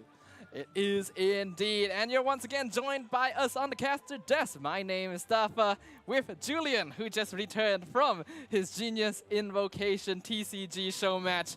How are you feeling? Not the best right now, but I'll do. Understandable. You definitely, yeah. Let's just put it at that. But back to the case at hand. The SEA Carnival is about to conclude, and we are about to crown our first ever SEA Carnival champion. And it is going to be one of these teams up on screen right now, our final survivors from the 64 participating teams across Southeast Asia. We are now down to 2.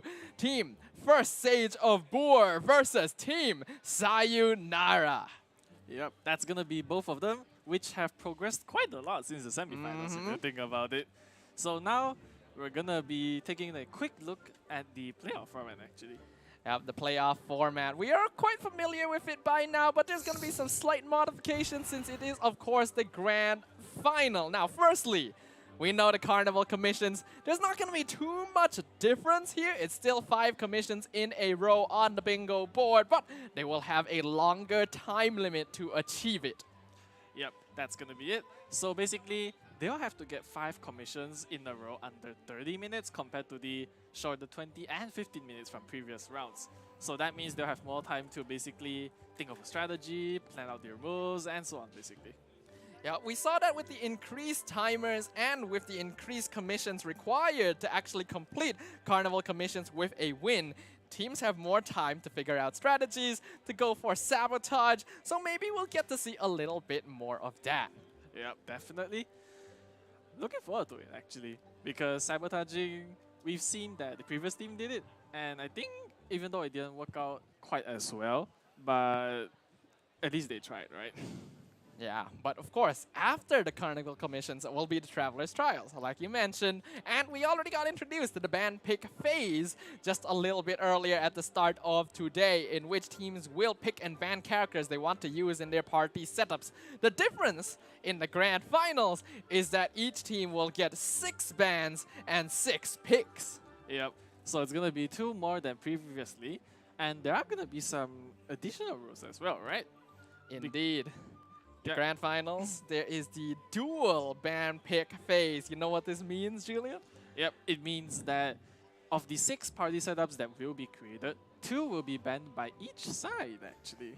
Ooh, so that means that they'll not only be picking and banning 6 characters, they will have to set up 6 party setups as compared to 4, which we saw in the semifinals. And then they will get to ban 2 from their opponents. Is that right? Yep, that's absolutely right there. And as we've seen from the previous semi-final bracket, Team Sayonara and the First Sage of Brewer were the 2 final teams out of these way too many teams that made it into the grand finals.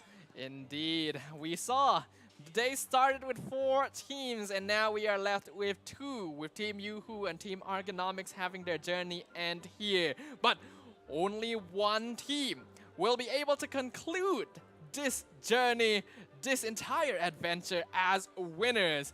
And when they are that winner, they will get an incredible prize at the finish line. Yep, they're gonna be winning a whole $4,000 US if they win. And in case there is a loser, which there most likely will be, they're gonna walk away with $2,000 US instead. Ooh, so that means that these 2 teams, by making it this far, by making it to the grand finals, they're guaranteed at least $2,000 US to bring home. Exactly.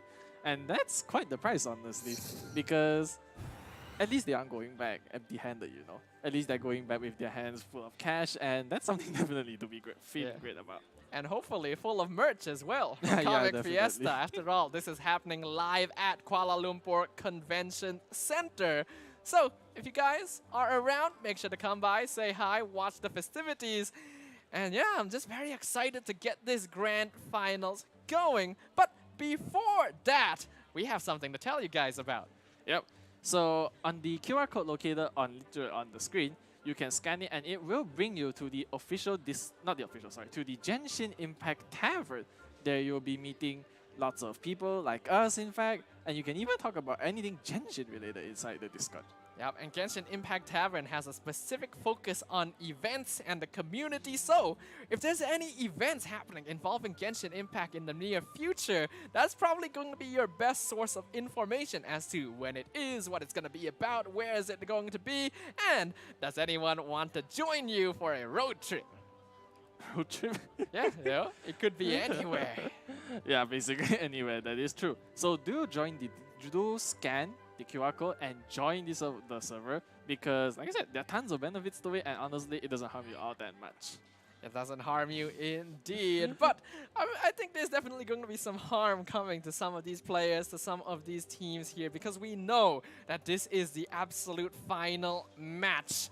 2 teams, 1 winner, 2 phases. Who's it going to be? Yep, so on the left side of the tables here, we have the team Sayonara, I believe. That is Yeah, correct. right. And on the other side, we're going to have the first Sage of Boor. I do quite like that one member of Team Sayonara there. They got the Animal Vision pinned onto their chest. We got another member here, Electro Vision. So they're definitely getting powered up. They've been recognized by the people above and granted these visions, focuses of power to make it into the final stage. Whereas on the other side, first Sage of Boor looking very serious right here. It's a carnival. We all want to have fun, but now that they've made it this far, I'm sure there's going to be some pressure. They want to make it all the way. Exactly. They're going to be going all the way and bringing home that grand prize. Plus, they've been fighting for quite some time now. So, congrats once again to both of these teams for making into the grand final bracket. Yeah, they deserve all the praises, all the cheers, all the celebration and support in the world. And these are definitely travelers that we can all aspire to be because we all love Genshin Impact. We all want to get better at Genshin Impact. There's a lot we can learn from this stream, even if it's just a fun carnival for these players to participate in, to show their stuff, and demonstrate the full potential of us Genshin Impact travelers. Yep, that is right. And meanwhile, it looks like that right off the bat, they're already strategizing. And I saw that one of them had the world map open, so that could mean that they're planning something right there. Simple wave as well from the side of Team Sayonara. They're looking quite casual, looking to be enjoying yet another fun game. We saw earlier in their semi-final match when they were playing the Carnival Commissions, they were constantly getting disrupted, getting just blocked every time they tried to create a line. So it does look like they have some experience in terms of being sabotaged here, and they still came out on top. Exactly, that's definitely the most impressive part about it, right? And right now we have our game live. Yep, the game is now live. Bingo board up on the screen. The winning condition is obtaining 5 commissions in a row, getting their stickers up on the board and claiming that bonus 120 points to add to their total. Yep, that is right. And do remember that because it is the grand finals, they will be needing 5 commissions instead of the 4 during the quarterfinals. So right off the bat, we're seeing quite the standard right here. Just Yelan doing her job basically. Yeah, we've got 2 Yelans on the side of Sayonara. They already used this earlier, so I'm not surprised that they're going to be keeping it as well, considering that it did work out for them. On the opposite side, for Sage of Boor, they got 2 Cookie Shinobus, but that's because it looks like their commission right now, specifically, is going to be collecting activated Starshrooms. I'm assuming that both players are split up to get these as fast as possible. Yep, that definitely does seem to be the case because they're activating Starshroom with Electro characters, so yeah, that's definitely gonna be it. I do believe they managed to collect a combined 6, and if I'm not wrong, that is how many they need. So hopefully we'll get to see the sticker on the board pretty soon, as now we can see Quasian on the side of Sayonara is hunting down Sumpter Beast. So we assume they're going for the commission that wants them to collect meat. And these are just great sources of collecting raw meat in general. Yeah, definitely. Sumpter Beast, they are quite thick, right? And therefore they do drop quite the amount of meat, I must say.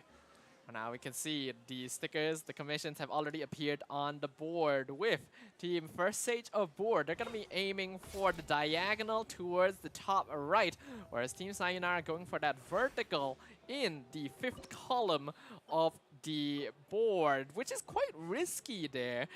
That could very easily get blocked out. Exactly, and based on what they're up to right now, I have to assume that their current commission will be to fish. Yep, it's going to be fishing, and specifically X Marlins. Yep, X Marlins, one of the newest species of fish that was introduced with the addition of Sumeru to the lands of Tibet.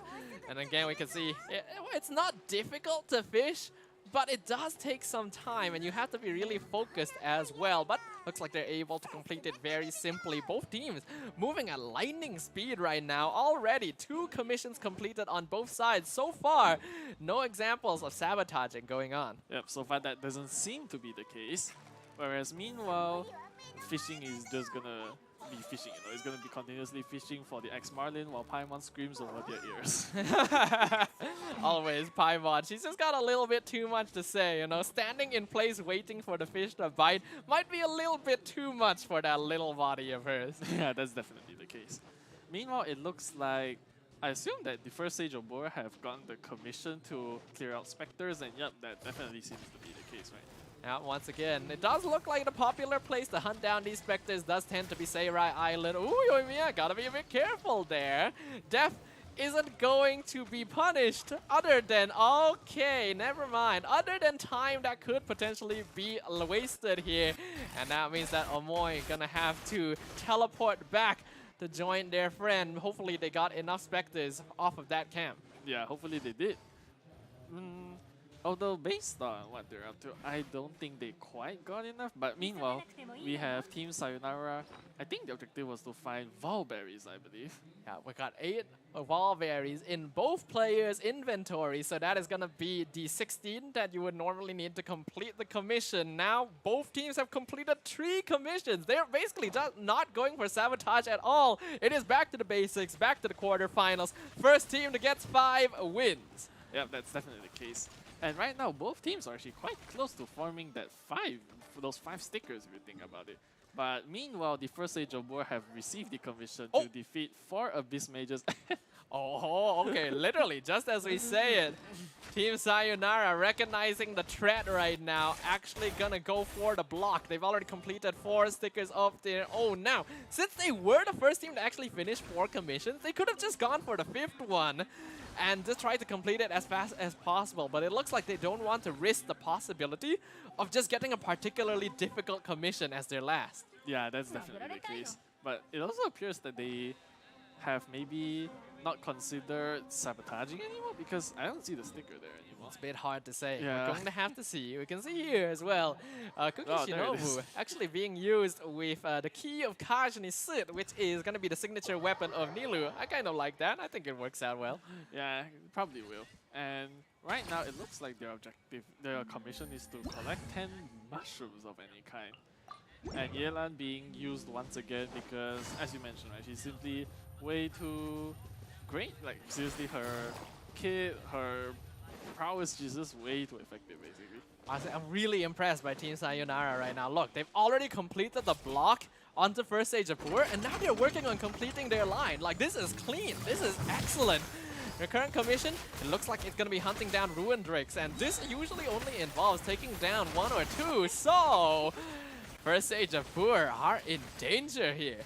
Yep, they are in fact. Because right now they have to completely construct like an entirely new line, whereas Sayonara, they've almost gotten their 5th sticker. Yeah, right now we can see first stage of Bua doing a little bit of cooking right now. They got their chicken mushroom skewers, but having to construct an entirely new line, this is a problem for them, as we might be moments away from Team Sayonara walking away with this Carnival commission. We still have 14 minutes left on the challenge time. This is very quick. Yeah, that is true, and looks like they have severed the wings of this Ruin Drake.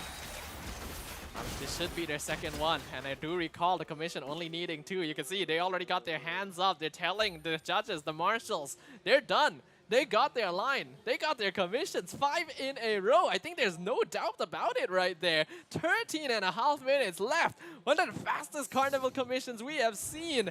And it is here in the grand finals. Yeah, that's truly amazing, honestly. Getting under, what, 7 minutes? Maybe like, it's 30 minutes, right? So getting it at such exceptional speeds is quite amazing, honestly. Yeah, I'm overall really impressed. And already we can see that Team Sayonara, they're out for some. They're bloodthirsty right here. They're just going for it. They're just playing their game. They're enjoying themselves, but at the same time showing what they've got. Not only taking the time to block their opponents, but then even finish their line faster than they could. Exactly, and they even input a bit of sabotaging play as well. If you think about it, they completely denied the first stage of war their win by just cancelling out at that very last moment, and they were forced to expand elsewhere. I feel like first stage of Boer needed to keep an eye on that and try to block Team Sayonara in response, but it seemed like they weren't quite able to finish their commissions fast enough, and because of that, they lost that opportunity, and all of a sudden, the chance to win the Carnival commission completely slipped away from them. Yeah, that's true. It's very unfortunate, but that's kind of how it is, because Team Sayonara, they simply played way much more intelligently, I must say. Yeah, intelligence, strategy, those reflexes gonna play a big role in this, and that means there's gonna be a massive advantage for Team Sayonara as we head on into the Travelers Trials. Yeah, that's definitely going to be the case here. So congrats to them, honestly. They've already gone the first half of this grand finals done. Yeah, so what can we expect from the Travelers Trials after this, you think? Hyper Bloom. You That's have no all I idea. expect, honestly. You're just speechless. Yeah. You have nothing to say. Yeah. Okay, which team do you want to be the champion? This is kind of difficult to say, honestly, because I think both teams have shown that they have exceptional skill, they have definitely mastered their talents very well, and also they've done their part of research, I believe. So, I'm not sure, honestly. I can't pick one. Yeah, you can't quite tell because the teams are so evenly matched. They've both done their homework, and obviously, I think we both will love both these teams a lot. We've got to witness their whole journey all the way here. No matter what bias you may have had against one or the other towards the beginning, they both made it this far, and you want to be able to see them both succeed. But, well, that's the nature of the carnival. Only one winner. Exactly. There's only going to be one winner. And right now, we're going to have a good look at what they're up to. I'm having a good look. Right now, we are going to be setting up for the Travelers Trial segment. The final segment, in fact, of the entire Genshin Impact SEA Carnival. Honestly, it has been a long road to get here. And knowing that we are close to the end, that is quite exciting, but also very intimidating. And I imagine that same feeling is going to be permeating both these teams. It's definitely going to be permeating through them because this is what they've been training for, if there has any training been done. But they are whole 2 days of this, maybe even 3. This whole time, it's been leading up to this exact moment right here. Now, a single moment is going to determine everything. Consistency is key. Maintaining stamina is the most important. And being able to pick the strongest characters for your team. Remember, the grand finals. Not only do we have a brand new, unique dual band pick phase, but now 4 stars are included in the band pick. Yeah, that's definitely true. So now that 4 stars could be potentially banned, what do you think is going to get banned? Well, Bennett is very obvious. There is almost no way that Bennett is going through the ban section, considering that you now have 6 bans as well. Letting that through would be foolish. Yeah, definitely. But at the same time, do you think it's worth it to get it banned? Because once it's banned, both sides no longer have the ability to pick him anymore. So what if both sides just decide to let him free, honestly? Because you have to remember, ban pick, we allow 4 stars, so they can also pick 4 stars. And when you pick a 4 star or a 5 star, only your team can use it. Do you want to risk that? Do you want to let Bennett through? Unless you're the team that has first pick, then well, yeah, that's what you definitely. do. Alright, it looks like, well, they're definitely discussing about it right now, what their bans or what their picks are going to be. So, yeah, this is definitely going to be quite interesting to see. Very interesting to see indeed. What kind of surprises might we expect from this, Julian? Like, now that we are at the final match, is there still anything you're looking for? Is there still something you're expecting? I'm expecting the most intense gameplay I've seen within these 2 days, honestly, and nothing else. We did get to see a lot of national team supremacy. We got to see Hyper Bloom supremacy. National team definitely going to be at risk now. Yelan, common ban. Bennett would not be surprised if he's banned. Even Xingqiu, I wouldn't be surprised if he's banned. Does that mean that Hyper Bloom might be more viable? It might, honestly. Because, once again, we have no idea what they're gonna ban, right? And with this being quite a new, fairly new concept to them, anything is possible, honestly. Anything is possible. So is it possible that Hu Tao won't get banned? Hu Tao's getting banned. Terrible, man. At least console me, you know? Give me some support. Tell me that I will get to see Hu Tao once in the grand finals. They don't even have to play her. I just want to see her on a party setup. Is that so much to ask? Unfortunately, it is. Wow. Okay.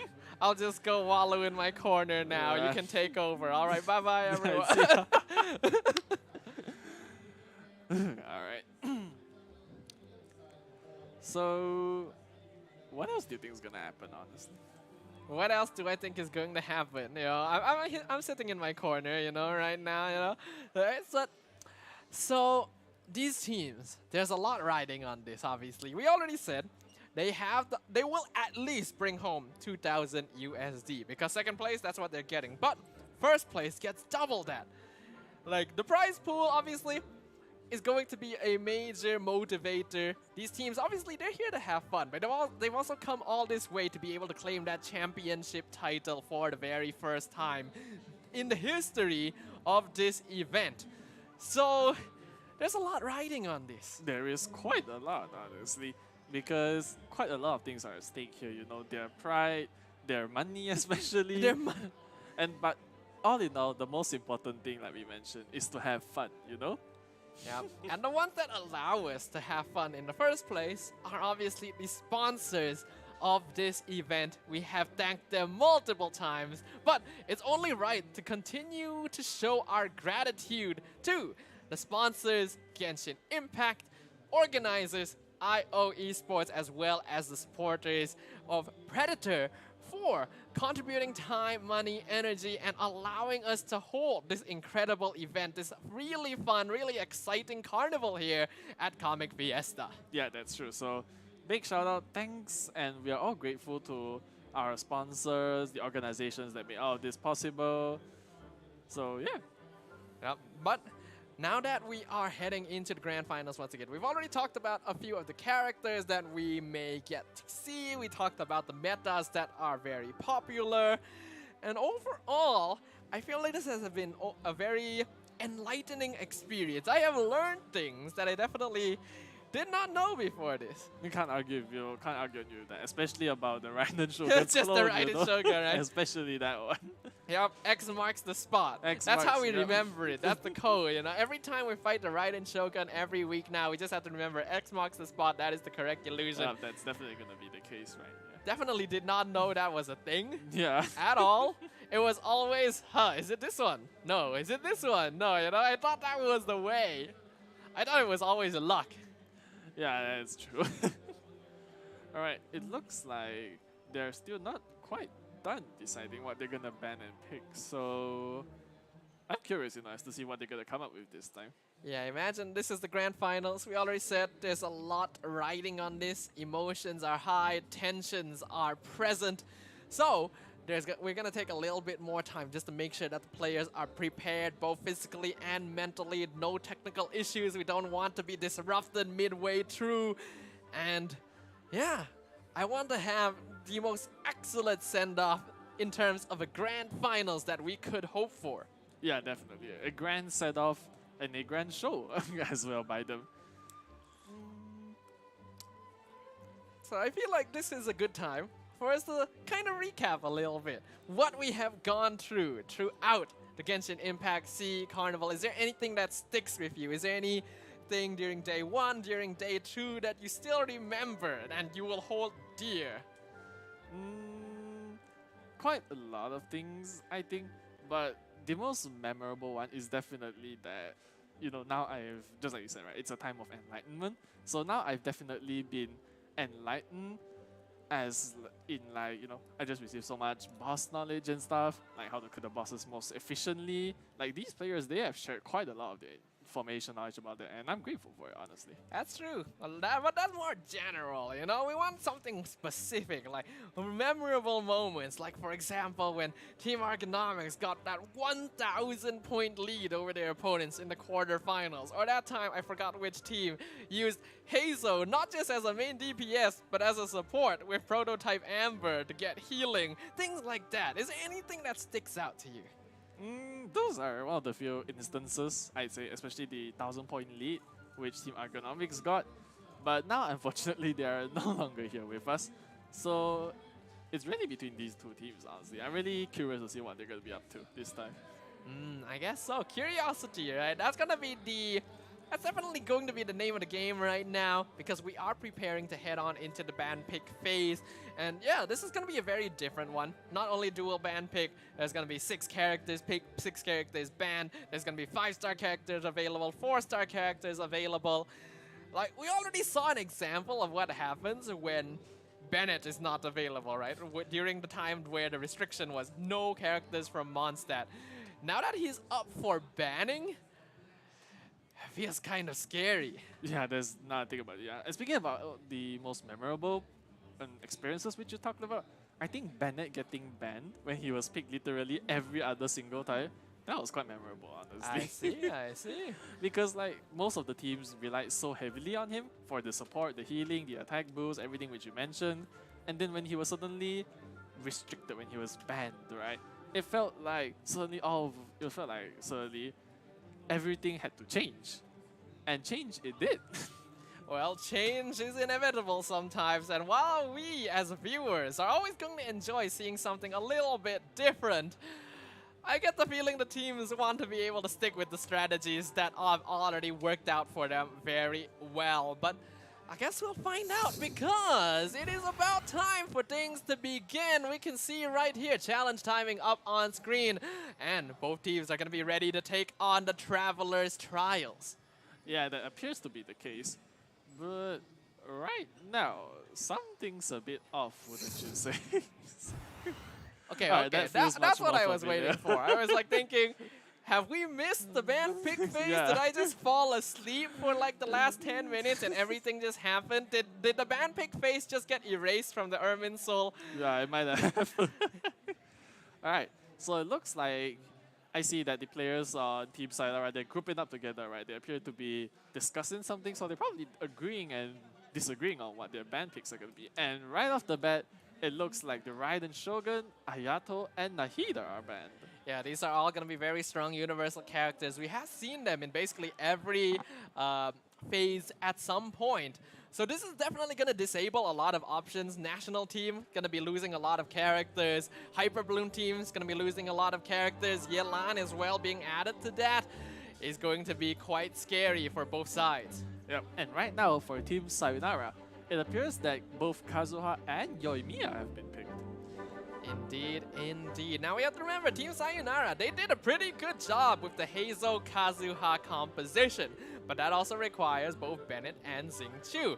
Right now the teams are leaning away from the 4 stars, except now, First Age of War gonna be the first ones to pick one up for themselves. Yeah, they're gonna be picking Tainari, Faruzan, and Jin, while banning Yelan in addition.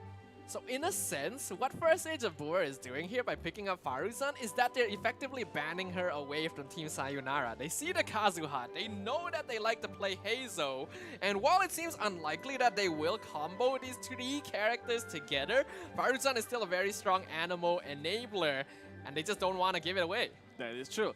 And meanwhile, this is quite surprising. On the side of Team Sayonara, they have picked Saino actually. Yes, I know. Has not been seen yet so far, but guess what?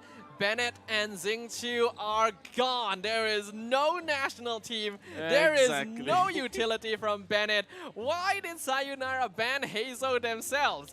They are actually not playing Heizo. Okay. Yeah, that is quite interesting. This Kazuha's for something else. Yeah, and Scaramouche has been banned in addition, actually. Yeah, so since they see that Faruzan has been picked by First Stage of War, they are just eliminating all the notable sources of Anemo DPS. Heizo and the Wanderer being 2 of the most notable examples of this. Yep, that is the case right now. And right now, it appears that...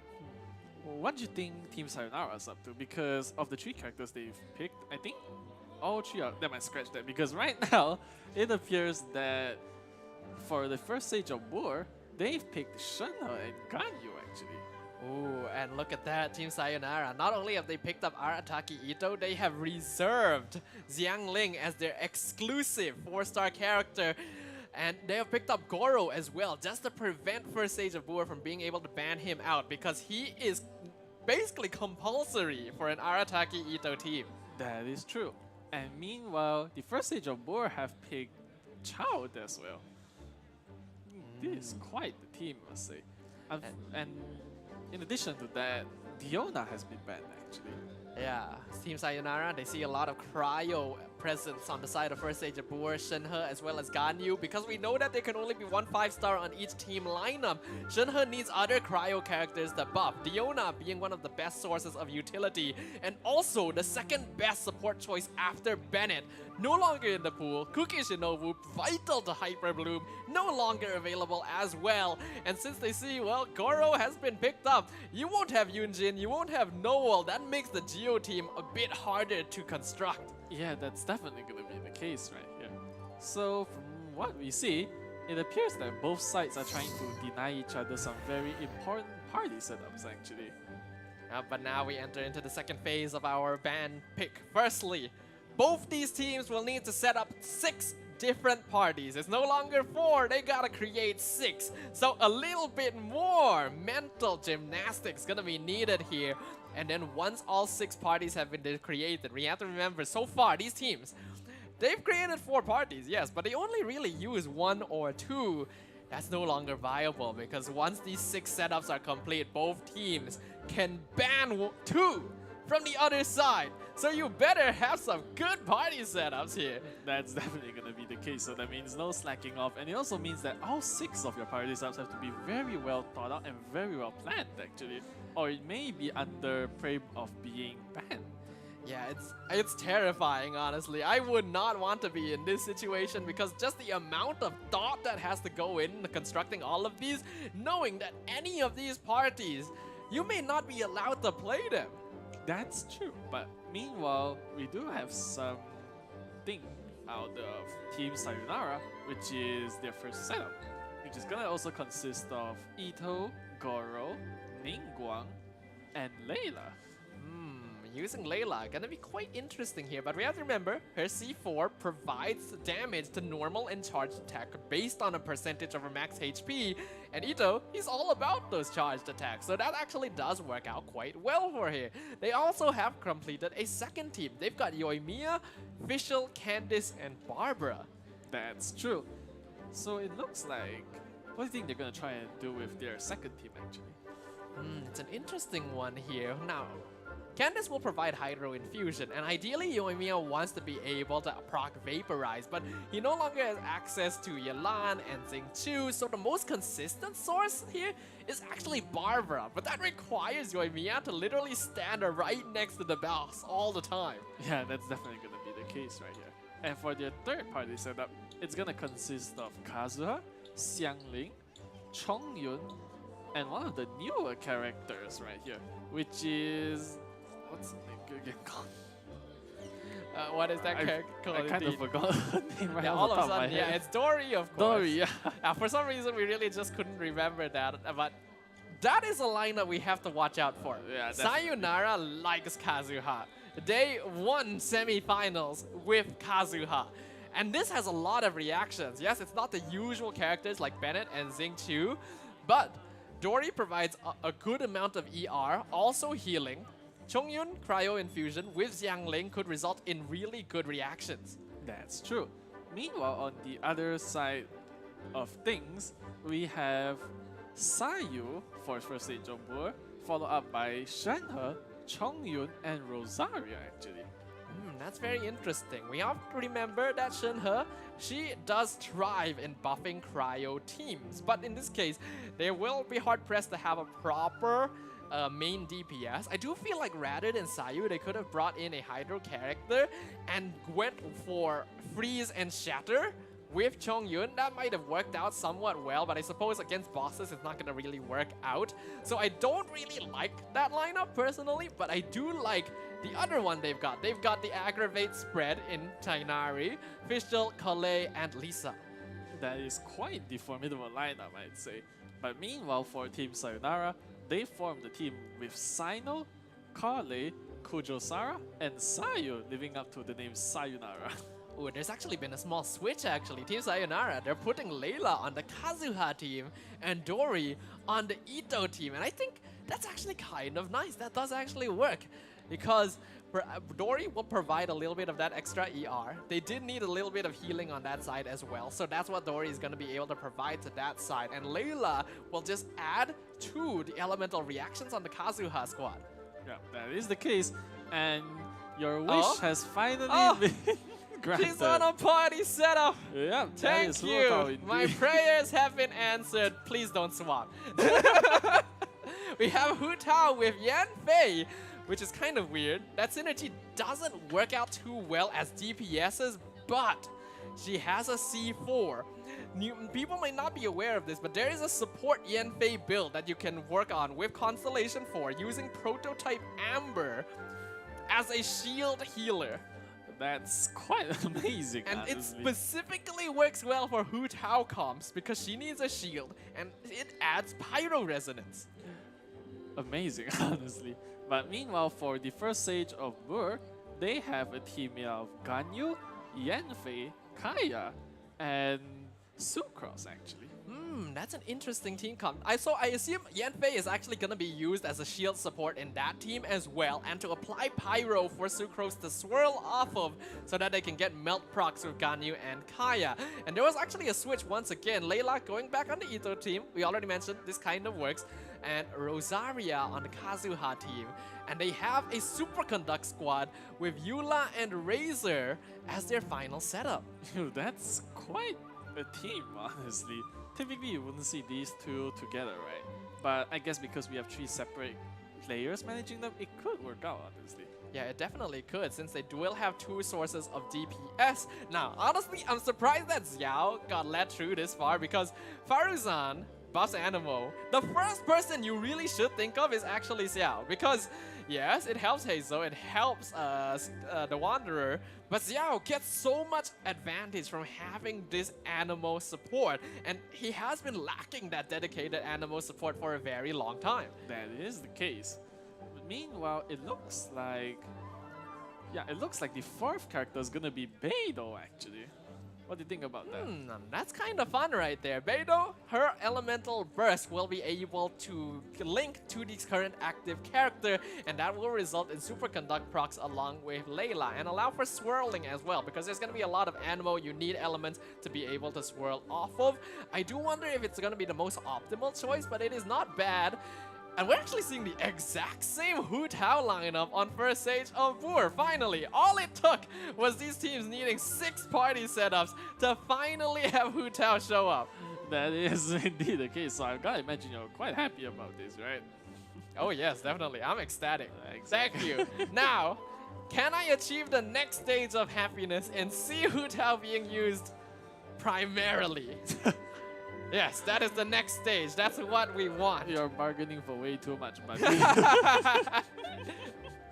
Alright, but I do notice that there was also quite a small change in which the Kazuha team for Team Sayonara, the 4th character was switched to a Rosaria actually. Yeah, they put Dory on the Eula team. I think that makes sense. They need energy, they need electro application, so that does work out. Rosaria, well, I don't think it's too much of a problem to have Rosaria around. It does kind of depend a lot as well on how these characters are going to be split between the players, because remember, the host will get 2 and then the other 2 players will get 1. So you have to be able to arrange them properly to make sure that these characters can make the most out of their reactions. That's true. Meanwhile, for another team set up for the first stage of Bur, they've got Child, Barbara, Candice, and Amber. I don't see this working. I'm gonna be honest with you. I don't know if I can see this working, but Amber does have pretty solid pyro application once she has all her constellations, because Bear and Bunny, as well as her elemental burst, do a pretty good job. We're just waiting on that one final party to truly be locked in on the side of first stage of Bur. And then both these teams can get started on the party ban phase. Like we mentioned, 2 parties on both sides will be banned out by the opposing team. That's true. And the parties that will be banned are probably going to be, the Aggravate Quicken team. I suspected that one's going to be banned because of simply how potent it is, right, basically. Definitely. They also ban out the Cryo team with Shenhe, and yeah, I mentioned it. This is the team that Sayonara most likely wants to play, because remember, they specifically picked both Kazuha and Xiangling. They're just not gonna let them have that. And they even banned out the Aggravate comp in the hands of Sino there from Team Sayonara. So this is it. These are the remaining 4 squads that both Team Sayonara and First Stage of Boar will have to play with. Yep. And lucky for you, Hu Tao wasn't banned in any of those. Yes, she wasn't.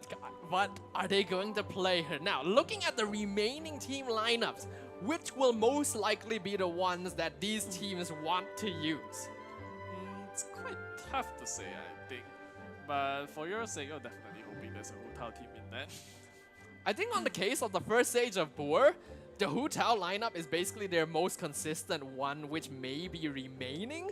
I could see an argument being made for the Xiao squad, but that's a little bit hard to play. I don't like the Child squad at all. I assume that the Ganyu squad has been completed, but I'm not too sure what they have left. It's gonna be Ganyu versus the world. Just Ganyu, just one Ganyu character. versus the world. Alright, so for Team Sayonara, what do you think? Team Sayonara actually still has some pretty valid options, honestly. I would like to see them use Hu Tao squad as well, but all of their other 3 lineups are perfectly viable. Yoimiya probably has the shortest end of the stick here because yes, she works well with Fischl, but she doesn't really have a lot of Hydro application from Candice and Barbara, but it can still definitely work. Eula Razor, we haven't seen that yet, but that could be excellent. And Ito, he's always the one and only. Yeah, he's the one and only that gets left out, unfortunately. So, in this case, it's kind of hard to determine which team they'll play. Oh my god, like surely you have some ideas right here. Some ideas. I guess since Candice was picked both, why not let's talk a bit about her, honestly. So, the way I see it, her role is mostly to be like kind of a tanker like that, I'd say, because of her elemental skill mainly. Like the ability to block quite a lot of damage. That is true. Yeah. And actually now thinking about it, I thought that the Yoimiya comp wouldn't work too well because they're lacking Hydro application, but that is if it is a one-player party, because Candice infuses Hydro, but Yoimiya obviously will override that, and you need her to be the one proccing Vaporize. But in this case, there's 3 players. Candice can always be on the field. So she's basically a more defensive-oriented Xingqiu. So, Yep. actually, that could work. It could work, honestly. And right now, it's like, how to say? It's like Candice is busy choosing her weapon. Yeah, gonna be assigning weapons, Yep. assigning artifacts here. Especially. Now that the teams know which of their party setups they're going to have access to, now is the time where they decide, okay, how do we want to gear these characters? What artifacts do we want to provide to them? Because now, although ideally, these teams want to be able to use 1 or 2 party setups max to be able to clear all of the bosses in the Traveler's Trials, but that is when they have access to all the characters they need. This time, they're definitely not fielding their A team of party compositions, so we may be seeing more switching. That's definitely going to be the case, right? Because right now, I have to imagine that they're using party setups that may feel quite alienized to them, because their usual team compositions, which would be like the Hyper Blooms, the Vaporizers, those have been mostly disabled. I wouldn't say completely, but it's been quite disabled, honestly, and quite rendered down to a much weaker version of it, I'd say. Yeah, I agree with you there, and that's why. That's exactly why switching becomes more viable, right? Because in the past, when you had a strong lineup, you just clear bosses quickly. You don't care. You don't need to swap. It's universal. Every boss will fall to the national team. They'll fall to the Hyper Bloom squad. But now, not every boss is going to be vulnerable to these team compositions. Yes, they are still strong. They're still viable. I'm pretty sure a lot of these can still full star Abyss without much problem. But it becomes more difficult. And it comes to the question is, sometimes it may actually be worth that little bit of time spent swapping the parties for the time saved on the boss. That could be the case, honestly. But I'm still hoping to see the one Ganyu versus the entire world setup. I'm pretty sure that Ganyu actually has a party setup, we just didn't actually get to see it. Alright, so yeah. What else is there? I think that the Eula Razor one, which is a team that you normally don't see that frequently, because when you're a single player and you're controlling 2 different Claymore characters at the same time, I think that's quite rare, right, honestly. definitely quite rare, and typically this isn't really a party setup that would work that well in like a solo player standpoint. Yes, you could switch in Eula and Razor and balance their burst, but it doesn't quite match up. But when you have 3 players, you basically will have 2 DPS, and because they do happen to be Electro and Cryo, even they themselves can already proc Superconduct. But it is still not a very universal team lineup, because when you're fighting against, let's say, Ruin bosses, specifically, they already have an innate physical resistance. That's true, honestly, because they are robotic after all, right? So, this is really a tough one, honestly. I mean, I just want to see Hu Tao. We have a Hu Tao team on both sides. I have not seen this all event.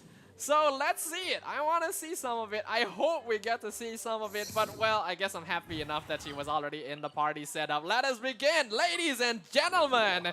Keep your wits about you, because this is going to be the Traveler's Trial segment, the final segment of the Genshin Impact SEA Carnival Grand Finals, after which we will officially crown our first ever champion. Yep, so definitely stay tuned to that. Alright, so right now, for Team Sayonara, they're beating up our favorite chicken once more, and on the right side, it's the Hu Tao team! Yes! My prayers are answered! My dreams are fulfilled! I can now die a happy man. Thank you very much. Now, Team Sayonara, they're gonna be starting things off with our favorite old microwave chicken dinner right here. Their first target of their Traveler Trial Challenge. Yeah, that's gonna be the case. And it looks like the chicken has even called for some fungi friends to help. That's quite something. And we're already seeing a little bit of a difference here. On this side, we can see Team Sayonara using the Yoimiya comp, and it's definitely taking a bit longer, because although Hydro application from Candice is solid, it's going to be a lot slower than Xingqiu, and Hu Tao is absolutely going to destroy the Cryo Hypostasis. No question about it. Definitely. Alright, looks like unfortunately they will have to resort to bowling, which will be the slightly slower option, but it doesn't matter because the Cryo Hypostasis is going to be falling either way. Yeah. Meanwhile, we can see next target gonna be the Aeon Blight Drake, from what I can tell, on the side of Team Sayonara. Yoimiya and Fischl will definitely not have too much problem dealing with this, and I do like that they have given Fischl to the host with Yoimiya, because otherwise you wouldn't get a lot of use out of her Constellation 6. This is basically the most that is not good right there. That is quite unfortunate, honestly. Just didn't have that tad bit amount of energy needed. Yeah, that's gonna take a little bit more time for Yanfei to come down and join them. We have to be careful here. This is a lot of damage from the Coral defenders. So instantly starting off with the Hu Tao Elemental Burst, making sure that she's topped up on HP while still keeping it below the 50% threshold. Yep, that is the case. And meanwhile, for Team Sayonara, they appear to be destroying, dismantling our favorite mechanical chicken right here. Yeah, their damage is fairly solid. They're going to be relying a lot on both Overload as well as Electro Charge here, because the application for Fischl is going to be a lot more consistent as compared to both Candice and Barbara. On the other side, for Sage of War, definitely having a bit of difficulty here. Hu Tao is also a character that ideally want to be able to proc Vaporize procs with Xingqiu or Yelan, but as we know, neither of those characters are available. Yep, because both of them have been banned after all. But right now, it appears that Hu Tao is dangerously low, honestly. Oh, that's just Hu Tao's natural state. Oh, yeah? You have to remember, that's just how Hu Tao is supposed to play in the first place. Yanfei is gone once more. Yeah, I am wondering whether or not this is a support shield Yanfei or a DPS Yanfei, because I actually don't know whether or not the C4 shielding works in co-op, so that's something that people are gonna have to clarify to me. Yeah. Meanwhile, it looks like Team Sayonara are gonna be taking on Child, and right now we can see why Candice is so good at blocking it right now. Yeah, it always does feel cool when you play these sort of characters like Candice and Beidou, and you're able to effectively block an attack and you just counter it back.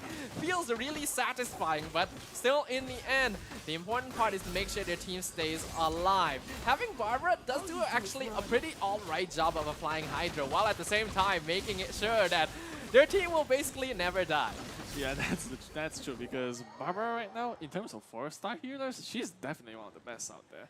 But we can already tell, just based on the pace that both these teams are going, that the dual ban pick phase has done a number to their records. We're definitely not going to be reaching the same kind of scores we saw in the quarter and semi-finals, but that is also part of the challenge. Yeah, that is part of the challenge indeed. And meanwhile, it looks like our favorite chicken is getting bullied once more by yours truly, a Hu Tao. Yep, Hu Tao gonna be preparing some roast duck for us today, and hopefully they will be able to clear it out quickly. Again, they are not using Electro here, so they do have to deal with the Spore attack, but also are able to dish out damage quite consistently. And we can also see that the point total not quite being updated here, so we're still a little bit in the dark. Who is actually leading, unless someone was hardworking enough to actually keep track of how many bosses each side has defeated so far. Yeah, that is kind of the case. Oh, it looks like Team Sayonara is able to accumulate and is already a 480 point lead right now. Okay, 480 points on the side of Team Sayonara. We'll just have to wait for a moment to see how many points First Stage of Boor has as well. In comparison, the Cryo Hypostasis now.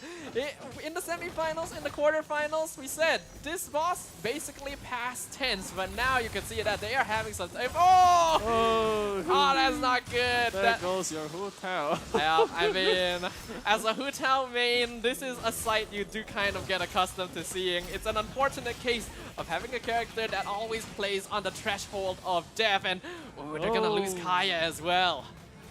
That's incredibly unfortunate, and Sucross is also quite low actually right now.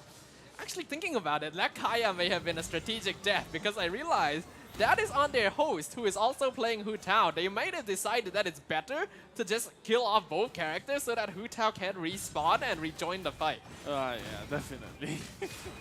Alright, looks like they are back, and the Mago Kenki doesn't pose much of a challenge to them right now. Cryo, Regisvine now.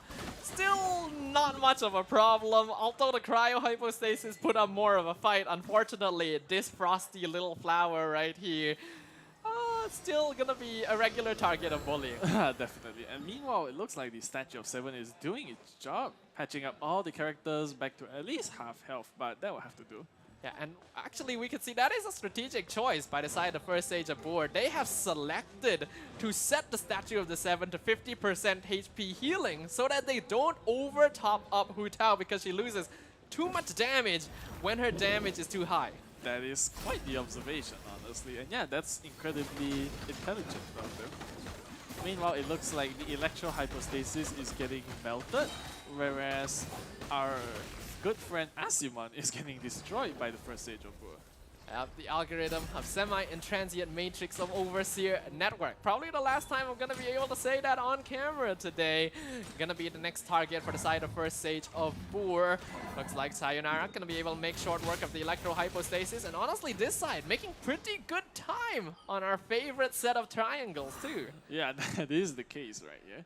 Meanwhile, it looks like the First Stage of Boor are gonna be heading towards the direction of the Electro Hypostasis, whereas Team Sayonara are gonna be attempting to dismantle the Mago Kenki actually. Yes, Team First Stage of Boor, they had a lot of difficulty with this guy in particular because he does do a lot of damage, and like mentioned, their main DPS, Hu Tao, always on the cusp of death. This time, they will have Barbara, so she will always provide consistent healing, but we also have to remember that the Mago Kenki has some cryo attack, so they have to be careful not to get frozen.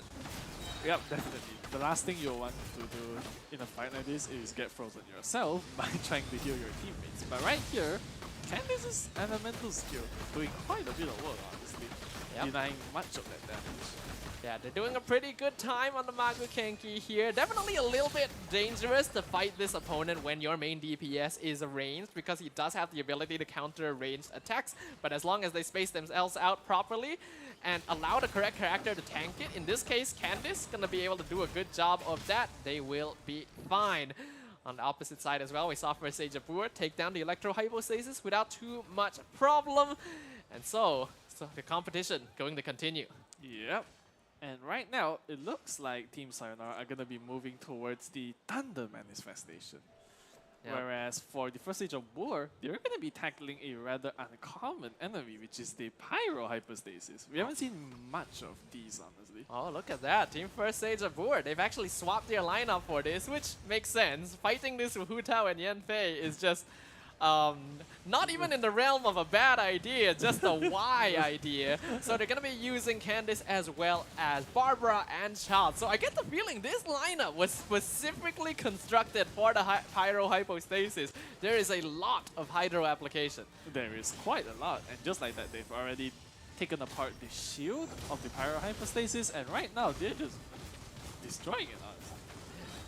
I'm trying to look at the numbers on Barbara here because I'm wondering whether they have Barbara built at like full HP or actually some DPS right here. But with 3 Hydro characters, they'll have no problem taking down this boss. Whereas on the opposite side, Thunder Manifestation definitely going to be an easy target for a Yoimiya party composition. Yeah, definitely, because well, she does shoot up, and her basic attacks do deal quite a lot of damage.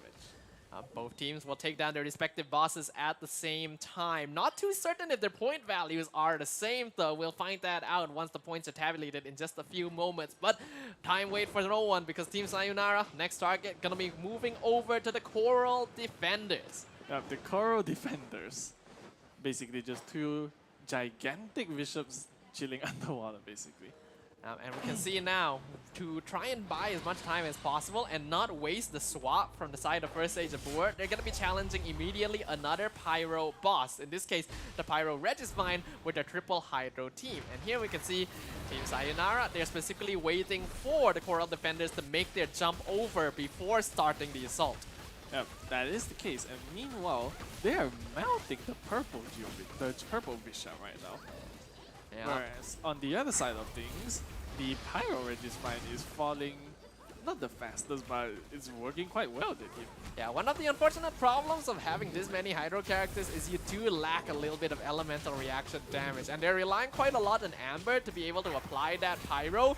And while they do have enough Hydro to take down the Regisvine, Vaporize is not the most ideal reaction, so their progress definitely a little slower than we're used to for that particular boss. Yeah, that's definitely going to be the case.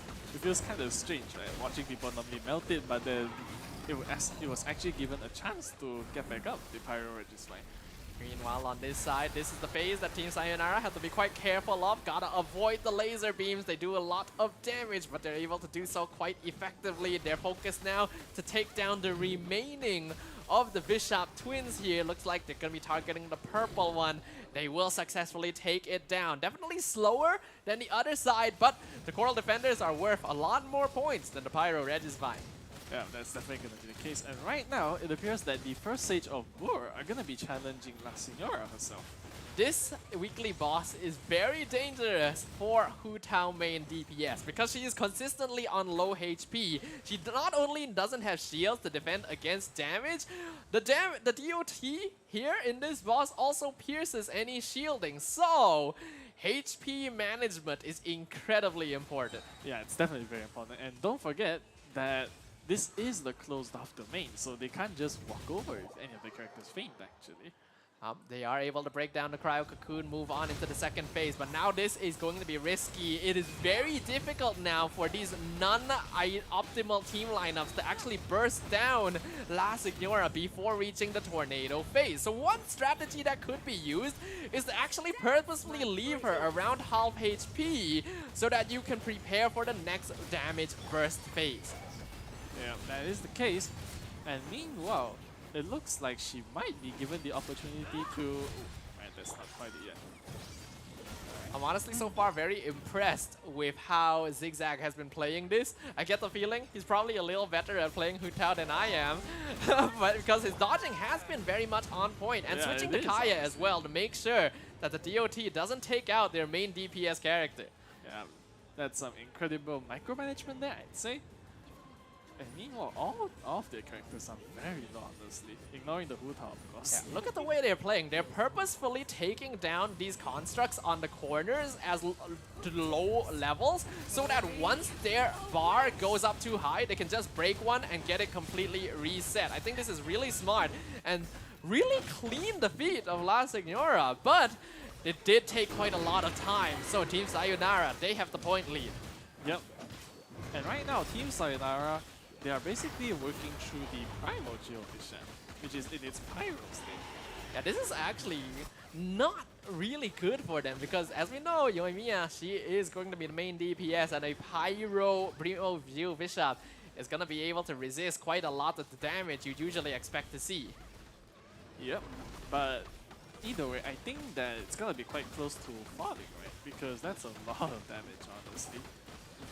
Now that we are at the halfway point as well, Traveler's Trials, we have to remind everyone that the Carnival commissions leaned quite overwhelmingly to the favor of, if I recall, Team Sayonara, right? I think so, honestly. Yeah, all of a sudden I cannot actually remember because there's a lot of action happening right now, so we'll just have to get clarification on that. So for now, let us consider this a clean slate. Currently, point total gonna be leaning slightly in the favor of Team Sayonara as they take down the Primo Geo Bishop, matched perfectly in timing with the Electro Regisvine breaking its Corolla in the hands of First Sage of Boor. Yep, making that Corolla pretty important because, yep, the Regisvine has been Regisvined, and right now, we're gonna be moving on to the Cryo Regisvine. Looks like some repeating can actually start occurring right here. Now, things like the Cryo Regisvine, the Cryo Hypostasis are going to be very easy targets for a Hu Tao squad on the First Stage of Boor. Whereas on this side, Team Sayonara seem to be quite content sticking to their Yoimiya lineup. As so far, it has been doing a pretty good job. It has, honestly. But just on the opposite, the First Stage of Boor are also sticking quite frequently to the Hu Tao lineup, which I'm sure you adore a lot. Oh yes, I'm definitely going to be quite in favor of that. So much so that I already have a bit of a natural bias wanting to see First Stage of Boor make it all the way. But of course, there's no guarantee of that. So, once again, we have to keep an eye out. The point total on both these teams still very close, but Team Sayonara gaining a slight advantage because the bosses they have been defeating just provide overall a better point average. Yeah, that is the case here. And meanwhile, it looks like the Cryostasis is going to survive for a bit much longer.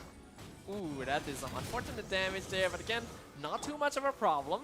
Hu Tao wants to stay on low HP regardless, but ideally not too low because any random attack could end up taking them out.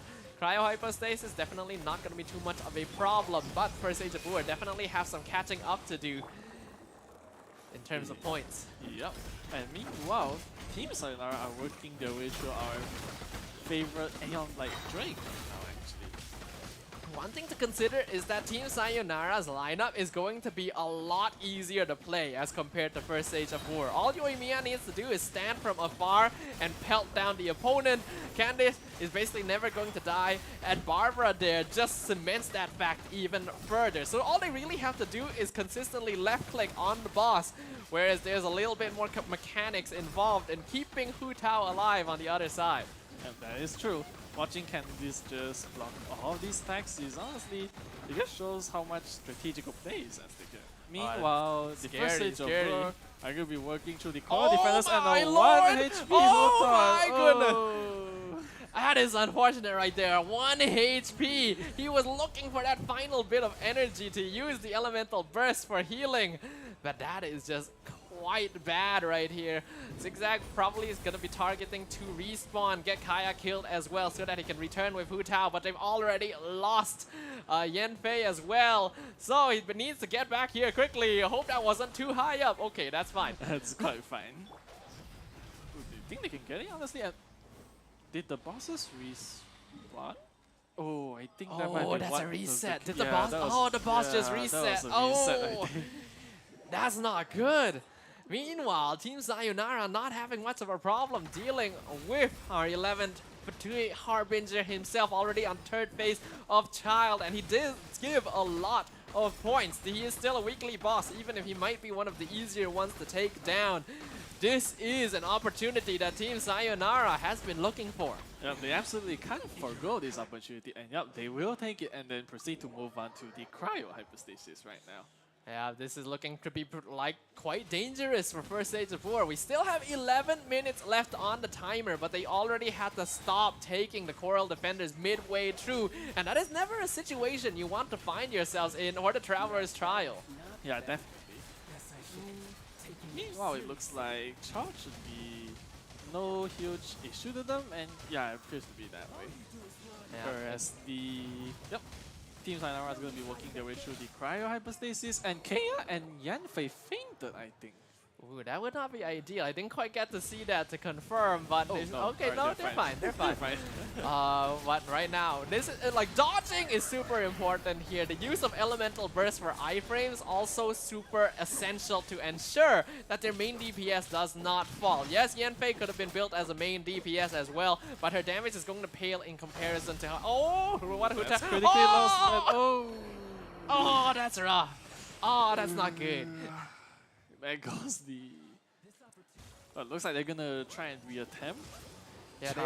Yeah, they actually have to retry that because it is a domain boss. They cannot just wait for him to respawn, and all of these mistakes are adding up. They are just underestimating these attack patterns because when you play a character like Hu Tao, it is very often paired with a shield character. A lot of times you cannot consistently get the dodges because a lot of, like, no matter how good you are in terms of your mechanics, mistakes still happen. We're all human after all. Yeah, we are after all.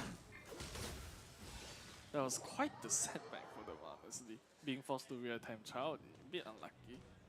Yeah, luckily we did actually see Pillow get taken down, but luckily they were able to defeat the second phase of Child, and since you technically treat the third phase as a separate instance, Pillow is able to respawn and rejoin the team, which is important. They cannot afford any further setbacks. Yep, that is true. And thankfully they do get him this time. Whereas it looks like Team Sayonara are gonna be moving on to the Cryo Regis right this time. But things are looking pretty dire right now. The gap in points between these teams slowly rising as Team First Age of War have already had to retry several bosses. So you can tell that things are looking not so good. And in this situation, teams have no choice really but to hope that their opponent makes a mistake. But in this case, Team Sayonara just has such a strong team comp. Barbara makes sure they will never die. As opposed to First Age of War, they're losing characters left and right. Yeah, they are losing quite more than usual, I think. It really is just Hu Tao carrying this battle, honestly, as she should be, and that's... I'm amazed, honestly. So one thing to note is that there is actually a little bit of mechanics involved with playing Hu Tao. In that, while she wants to spam her charged attack, you can actually decide how many basic attacks you want to do before using the charged attack as well. You can go for 1, 2, or 3 basic hits into the charged attack because of how well it chains together. And this all depends on how well you want to manage her stamina. I do feel like this is probably a C1 Hu Tao. So stamina issues shouldn't be too much of a problem for them, but in terms of pyro application, they may want to consider that. Yeah, they may. They should, honestly. Meanwhile, it looks like Team Sayonara will be working their way through the Electro Hypostasis, whereas the First Age of War are heading towards Magu Kenki, I believe. Yeah, so far, honestly, they've done a pretty good job of narrowing the point gap right now. They're only about 200 points behind, though that's going to be increasing now that Team Sayonara has taken down the Electro Hypostasis. But now, this is a dangerous one right here. They ended up losing Hu Tao earlier to the Magu Kenki. Yeah, that is true, so they do have to be a bit more careful. And, that was kind of weird, but I know that's happened to all of us at some point. Yeah. You know, ooh, careful right there. Close. But using Kaya to tank that just in case he wasn't able to time the dodge correctly is probably the way to go about it. But he can only do that so many times. Even Kaya gonna have a limited health pool. Ideally, you save the Hu Tao Elemental Burst for this next moment. Yep, that's exactly what they're going to be doing to make sure that she doesn't get taken out by the damage. They will successfully get that kill, but Team Sayonara going for the same boss at the same time, and they are not at risk of death. Yeah, they are due to the incredible healing by Barbara, plus the tanking by Candice. It's honestly very well thought out, honestly, and it's working for them.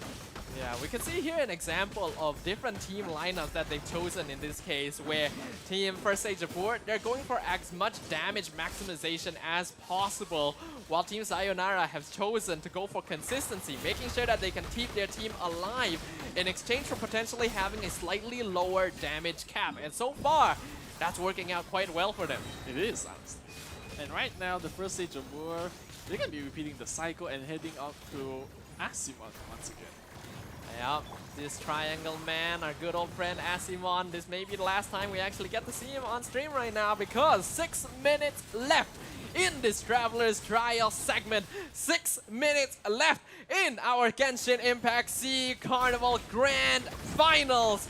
6 minutes is the difference to determine who our first champion will be. Yeah, that's right. And meanwhile, it looks like Team Sayonara are going to be trying to take out the Thunder Manifestation, which shouldn't be much of an issue, honestly. Yep, again, these are pretty simple bosses for Team Sayonara. They're willing to take just a little bit of additional time to take down the bosses because they know they don't actually have to swap characters, swap parties between bosses, and they can quite safely ensure that they are kept alive due to the defensive nature of both Candice and Barbara on their team. Remember, Hydro Resonance also provides extra max HP. That is true, honestly. But meanwhile, we also have the first stage of work. They're trying to work their way through the Electro Hypostasis this time. Electro Hypostasis should not be a problem at all. This is one of the easiest bosses for a Hu Tao Team comp to take care of, but they need to speed this up. Although they were able to somewhat narrow the point lead, it is still maintaining at this stage. And, well, Team Sayonara, they're looking to be pretty comfortable right now. They are, honestly. Meanwhile, they are so comfortable that they've decided to take on the Coral defenders, actually. These two Vishamps. Yep. There's always a risk to fighting these because Cryo always has a point of concern for Barbara specifically, but in this case, the Cryo Bishop doesn't actually apply that much of the element, so they're actually okay with standing there and tanking it. Barbara specifically here, actually 30,000 HP, so she's not actually built fully into HP here, otherwise it would actually be a little bit higher. Yeah, it's true. That is true after all. It looks like they're both entering the phase where their tails are intertwining with each other. Yep, Candice gonna be making use of a very structured attack to get a little bit of counter-attack damage here. Meanwhile, for Age of War, they're already resetting on their path. Now switching back to the Hydro team with Child, Barbara, and Candice to take down the Pyro Hypostasis. Yep, that is the case. And meanwhile, the Cryo Bishop has fallen, and it's left with the Electro Bishop. So far, Julian, what are you thinking of these two teams' performances? We have just a few minutes left in our grand finals. Yeah, given the limited resources that they were forced to cope with, I think it's quite amazing, honestly. Because, like, most of these characters are characters we have, but personally for me, I tend to look down on their strength a lot, but here, anything really is possible, honestly. And even the score is quite close to each other. Yeah, we were definitely counting out the Yoimiya lineup when we saw it during the party setup screen, but it's quite smart of Team Sayonara. They constructed lineups that may not necessarily work in a situation where, say, you are playing solo, which is what we're all more used to, like, say, when we're challenging Abyss, because we thought Candice, Barbara are not going to be able to apply a lot of Hydro if you have to constantly switch to Yoimiya to actually do damage, but in this Carnival, there's 3 players. You can leave the elemental infusion to your teammates, and that is honestly just a really smart way of constructing their team. It is, honestly. And it's great to see Candice being used right in the grand finals of all places. That's just wow. And meanwhile, it looks like both of them have decided to take out the Pyro Registry at the same time, with the first stage of war being just a bit faster. Yeah, right now you can see Amber. Honestly, I definitely did not expect to see Amber at any point during the SEA Carnival, so the fact that we're actually getting to see her in the grand finals is quite a thing. Unfortunately, not sure if it's going to be enough. Currently, 2 minutes left on the grand final stage. 2 minutes left in the Traveler's Trials, and the current point gap just about 200 points in favor of Team Sayonara. Yeah, that is the case. And speaking of Team Sayonara, they appear to be moving towards the Primo Geobishap this time. Yeah, Primo Geobishap. Unfortunately, quite an annoying boss to have to reach because it does take quite a bit of running. Are both teams actually going for the same boss at the same time? I'm not too certain here. Yeah, it does appear to be the case. Actually, that is the case. That is the case. So a little bit of synchronicity from both sides here in the final minute and a half. Considering the amount of time taken to actually reach this boss as well, this is probably going to be the final boss for both these teams. So they gotta make sure to clear this out as quickly as possible. Yeah, they should, obviously.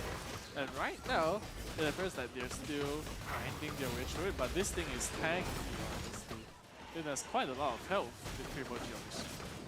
It's a difficult boss to have to defeat here, but considering the elements that they did receive, I perceive that on the side of Team Sayonara, that's going to be a Cryo Primo Geo Bishop. So that's actually pretty good for Yoimiya Team Comp. Whereas the first stage of war, they've got an Electro Primo Geo Bishop. Also, not too bad for them, but you can see just from the speed that they're taking it, Team Sayonara should have no problems clearing this up. First stage of war, they might have some difficulty here. They don't have a shield for this, and they're gonna lose Kaya. They are. And meanwhile, it looks like, yeah, Sayonara's definitely gonna be able to get the Primo Geo Bishop in time. You know, I'm a bit nervous for the first stage of war. They've got 30 seconds left.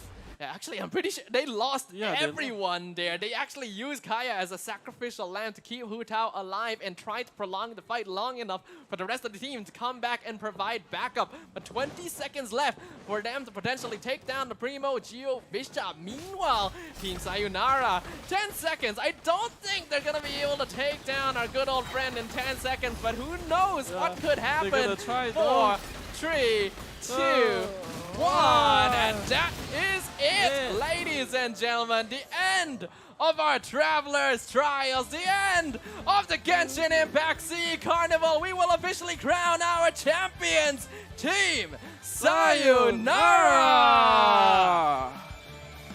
Ladies and gentlemen, make sure to put your hands together.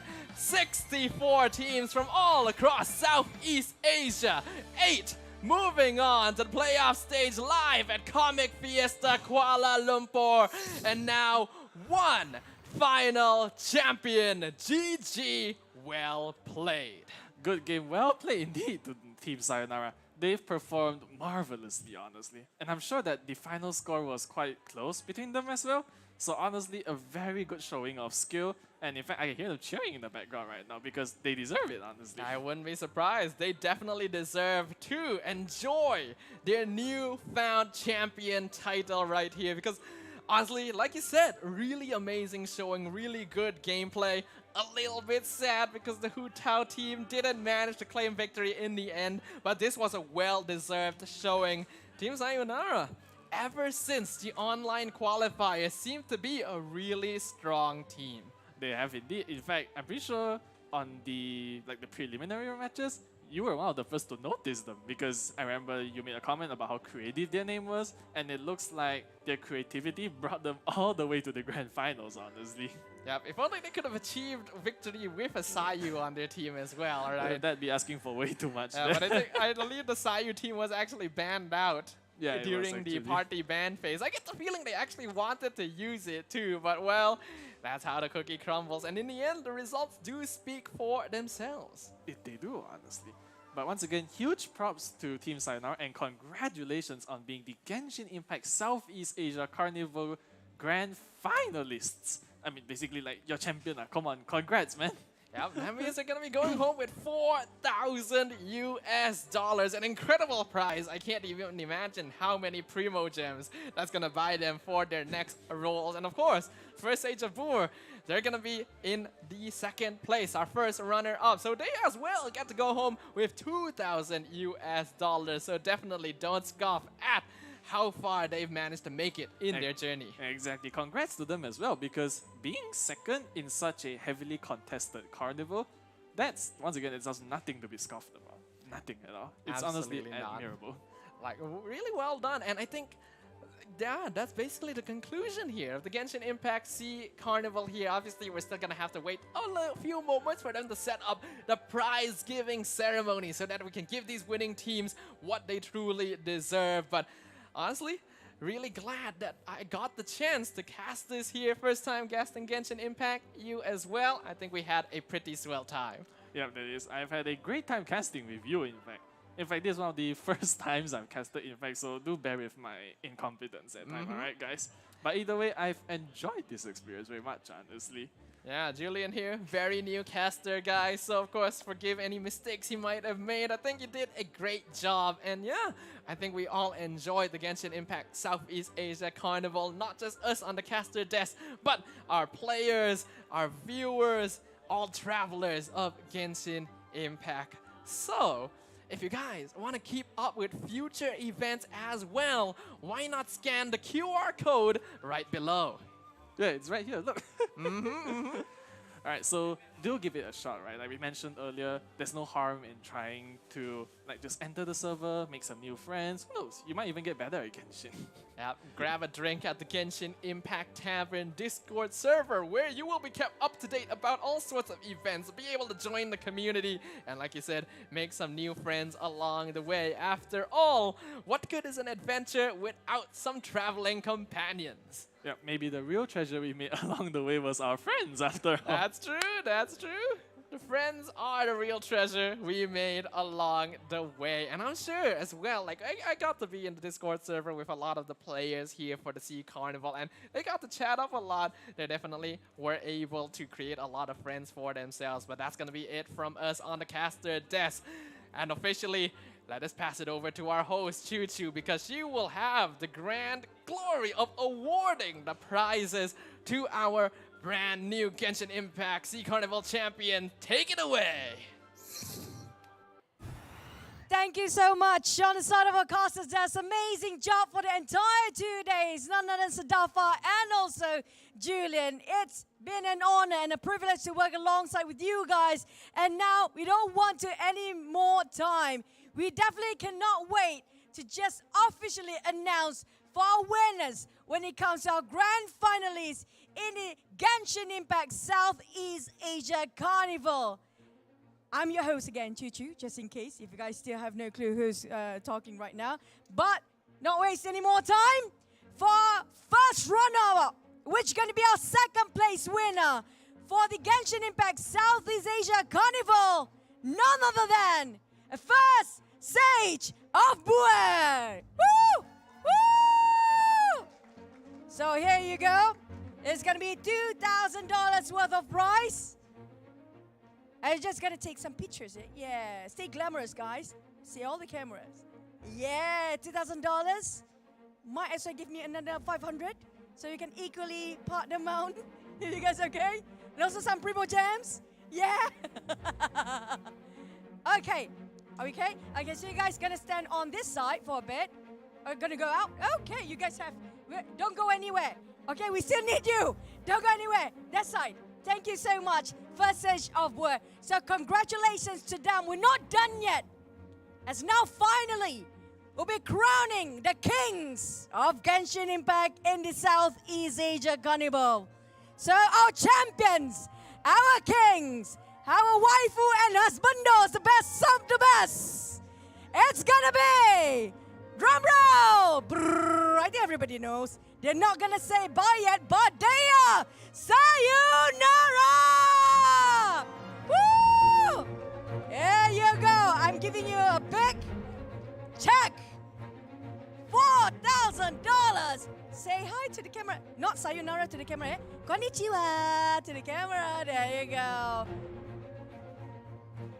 Yeah, I can see he's super happy right now. Okay, so can we have both teams coming in together here right now? So the champions on this side. Yeah, and then also we do have our first runner-up. And we have a group photo session. There you go. Smart. Come on, guys. It's okay. It's just $2,000 difference, right? Yeah. But it's okay. Congratulations to both teams. Now we're going to have a bit of a photo session. Yeah, you guys are celebrities right now. For new Genshin Impact players, do join the Discord and find them. Find them to ask for Primo Gems. Because they just won themselves some Primo Gems. Not just that, also the cash amount of thousands of dollars. And if you guys need to know any nook and cranny regarding how to play against the bosses in the trials, these are the guys that you should look out for. They are so knowledgeable. They are the champions and the runner-ups for our Genshin Impact Southeast Asia Carnival. Now, can we ask for another mic for them later? Yeah. I mean, we're going to have a bit of interview for you guys. Since there's a big fat chunk amount of, yes, these and 4 digits all the way. Woo! Oh, you guys got a lot of fans here, by the way. Okay, so anybody from a first run-up? Oh, yep, it's gonna be a first session. Oh, no, you hold the mic first. Is it on? I think it's on. Okay, introduce yourself to the world, sir. Hello. Check. Hello. My name Zigzag. I'm from Indonesia. It's a nerve-wracking experience because it's new to me. We did a lot of blunder and I'm really nervous right now. It's okay. I'm with you. Okay, I'm sorry. I'm gonna be in the middle. Okay, I'm sorry, guys. Okay, so you're not nervous. I'm with you now. Mommy with you. Okay, so there's so many things happened just now. Yeah. Did you guys shout to each other when things happen? Yes, we did. Who do you blame the most in your team right now? I think we blame each other. Who's the one who loved to blame? We blame equally. Yeah. Are you sure? Is it you? I have a feeling it's you. Yeah, maybe it's me.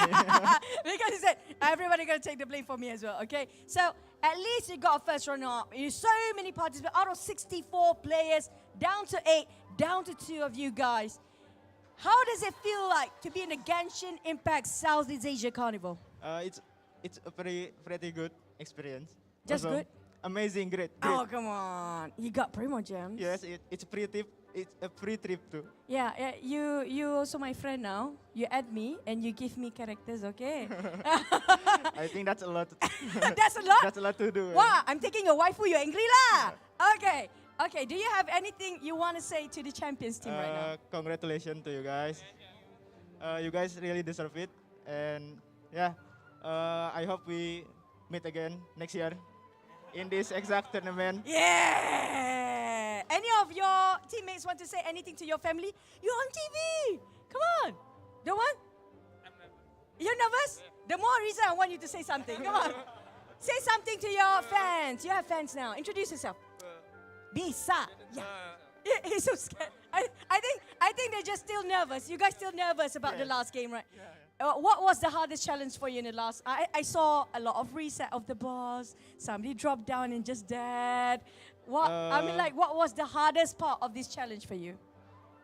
I thought we need to do 6 commission, and the reality is we just need to do 5. So it's better. It's better, but we jump one from the bingo. So they took our. What is that? Okay, it's okay. We have our translator here, our handsome Ken. Now, Ken, come here from IO. So here it comes. Okay, what is the biggest challenge for you? The hardest part in this carnival?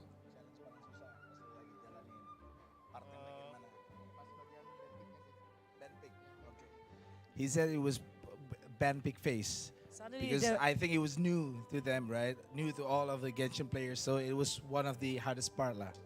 Suddenly the voice changes. Just someone so manly. Okay, I think that's it. I mean, like, thank you, Ken. I think that was the last question for. But thank you so much. You really appreciate it, bro. Okay, now we have on our champion side. Now, who's gonna hold the mic? Okay. Introduce yourself, sir. Yeah, I'm Harvey Oroseo from Team Sayonara. We came from Philippines. Yeah. Mabuhay to Malaysia. Okay, how does it feel for you to finally take the first ever Genshin Impact Southeast Asia Carnival champion, the pioneer, the first Jack to be produced? How does it feel like? Yeah, we're really happy and we really appreciate that we get to experience this event. You want me to slap you so it's not a dream? Do you need that? No. How was just now? I saw how they were leading the entire day. I'm like, first stage of Bui is really strong. When you try to fight against them, and you saw that the grand final is, it's first stage of Bui. What are your thoughts and your teammates at that time? Actually, we immediately make a plan on how we will take the band pick pace. Wow. Yeah. Did you guys know about this? You don't know? You don't know? They already planned everything against you. Did you know? Oh, no. Oh, you sneaky guy. What were your plans back then? Our strategy is to pick our comfort picks, like the characters we already used to, and then list them down, all of them. Oh, so who got the most biggest character pool of all you three? Actually, me. Wow, that means he's got the most primo gems, by the way, guys. Just saying, that's true. You know it's true, right? Okay, of all the challenges just now, which one was the toughest, or of all the teams you fought against, which one is the most memorable and the most challenging for your team and you? Yeah, actually, during the quarterfinals, nothing to lose. They are a really tough opponent. We only led about 10 points only, so it's really tough. So you were really glad they're not here. I mean, like, that was a really tight spot between you guys as well. I think it's around like 100 points just in difference in the last minute when it comes to the trials, right? But just now, did you guys have a bit of a blunder as well? Yeah, we already some deads in here and there during the quarterfinals, and then it also happened on other stages. Who shouted the moves? Who shouted? Introduce yourself, sir. Hi, I'm Jason Beltrano. So actually, I'd like to take this opportunity first and foremost for the whole IOE sports team for organizing this event. Actually, we didn't expect that there will be a Genshin Impact tournament Carnival that will rise in the esports scenes. And really appreciate your efforts, and we know how hard it is to organize this event. And second is to all our families and relatives in the Philippines who are currently watching right now on iOS Sports YouTube and Facebook. We would like to have a shout out. And to our co-Filipino teams out there, thank you so much for this one. And of course to our opponents, you really did a good job, guys. Thank you so much. Okay, not done yet. We're not done. You guys can't run. I'm still with you guys. You still have to hold the mic. Now, introduce yourself. I'm Luigi. Luigi. Yeah, I'm Croatian. Oh, you're Croatian. Yeah. Do you need translator? No. Okay. We're okay. Nobody can translate anyways. But okay, Luigi, what do you have to say to your beloved opponents just now after everything you guys been through? Yeah, they did a good job on Hutao team, and it's the first one I've seen to Place it nearer to you. Yeah, don't scared of the mic. First time I've seen a Hutao team, and they really did a good job on it. And yeah, that's all. Can I ask one request from me, please? Since you guys' name is Sayonara's team, can you like Sayonara to them? Can you do that on my count? Okay, I hold the mic. Okay, 1, 2, 3. Sayonara. I feel so bad about it. Now, do you guys, okay, I'm going to put this in center, okay? Do you guys want this to happen again next time? Yes! Oh, come on, guys. Do you want Genshin Impact Southeast Asia Carnival to happen again? Yes! I think that's it for us. Congratulations to both teams here. And it is also sponsored by Genshin Impact. And thank you so much for Predator as our supporting, sponsors. And also none other than IOE Sport. You guys has been awesome. Thank you, everyone. Thank you, players. We are signing off. This is Chuchu. See you guys next time.